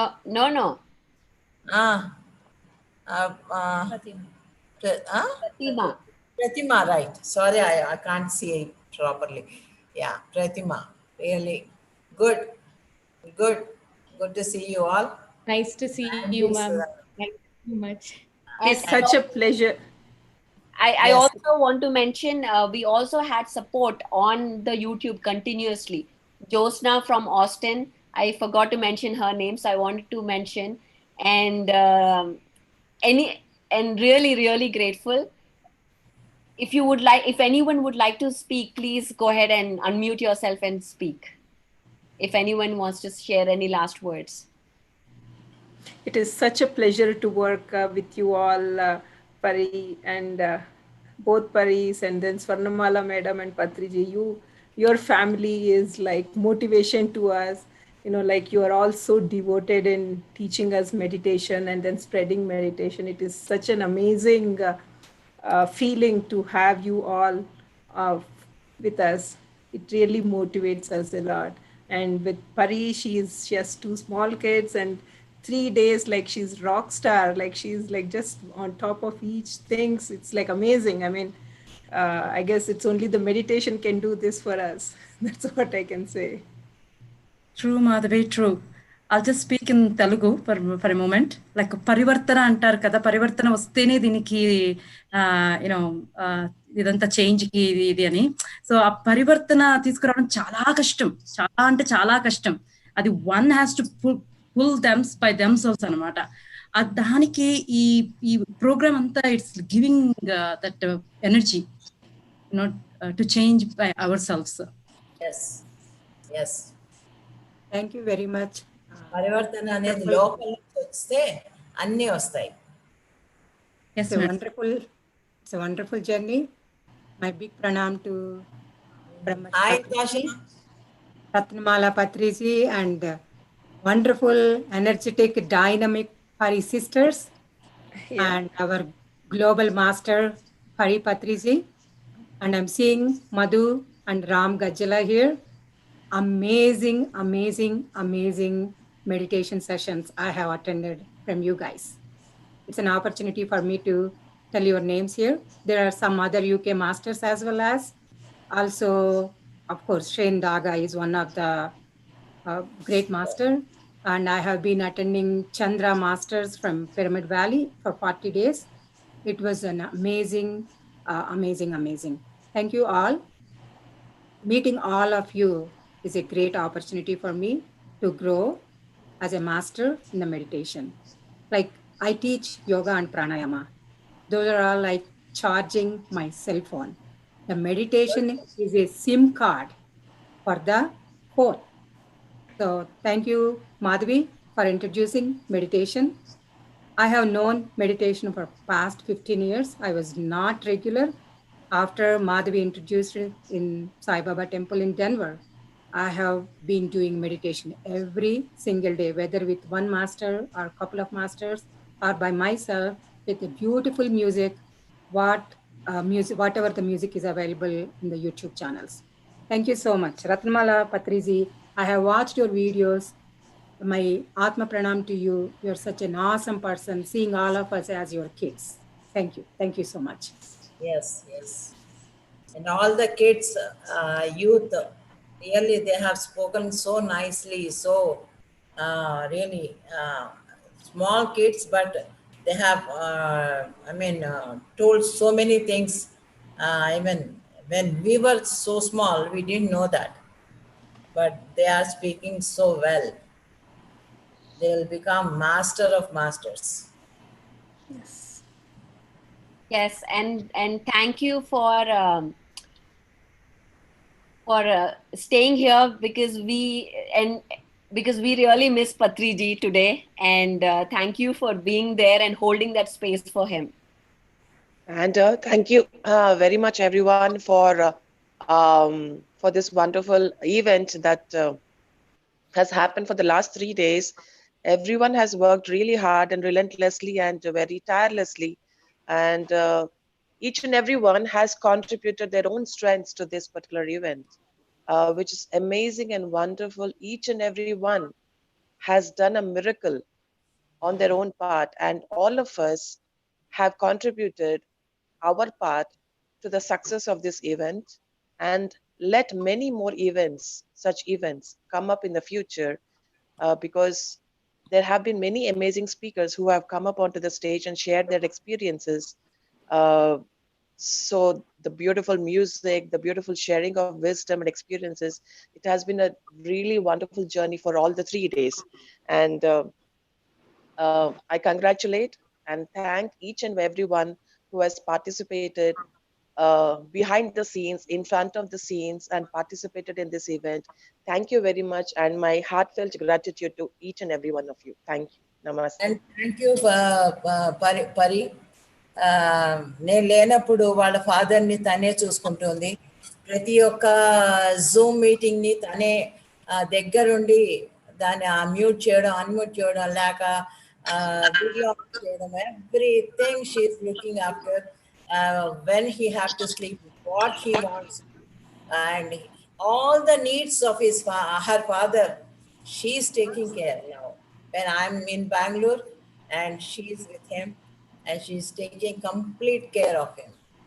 I'm really happy that children, when they grow up and look after their children, their parents, it's real, our, అదృష్టం అనుకోవాలి మనం. పిల్లలు కనుక పెద్దవాళ్ళై మనని చూసుకుంటుంటే చాలా హ్యాపీగా అనిపిస్తుంది. That is all the samskara that our parents have given to us. So thank you so much for both of you parents for giving us this samskara, this upbringing, that we have grown up to be such good children. Thank you so much. అదే parents meditators అయితే పిల్లలంతా ఇలాగే తయారవుతారు. మీరందరి పిల్లలు కూడా ఇలాగే తయారవుతారు. No worries. So thank you. ఇంకా రాత్రి అయింది, మేము పడుకోవాలి కదా, మీకంటే హాయిగా ఉంది. గుడ్ నైట్ అండి. We made it. Take rest, madam. 3 days నుంచి మీరు కూడా మ్యారథాన్ రన్ చేశారు. So take rest and then tomorrow 7 o'clock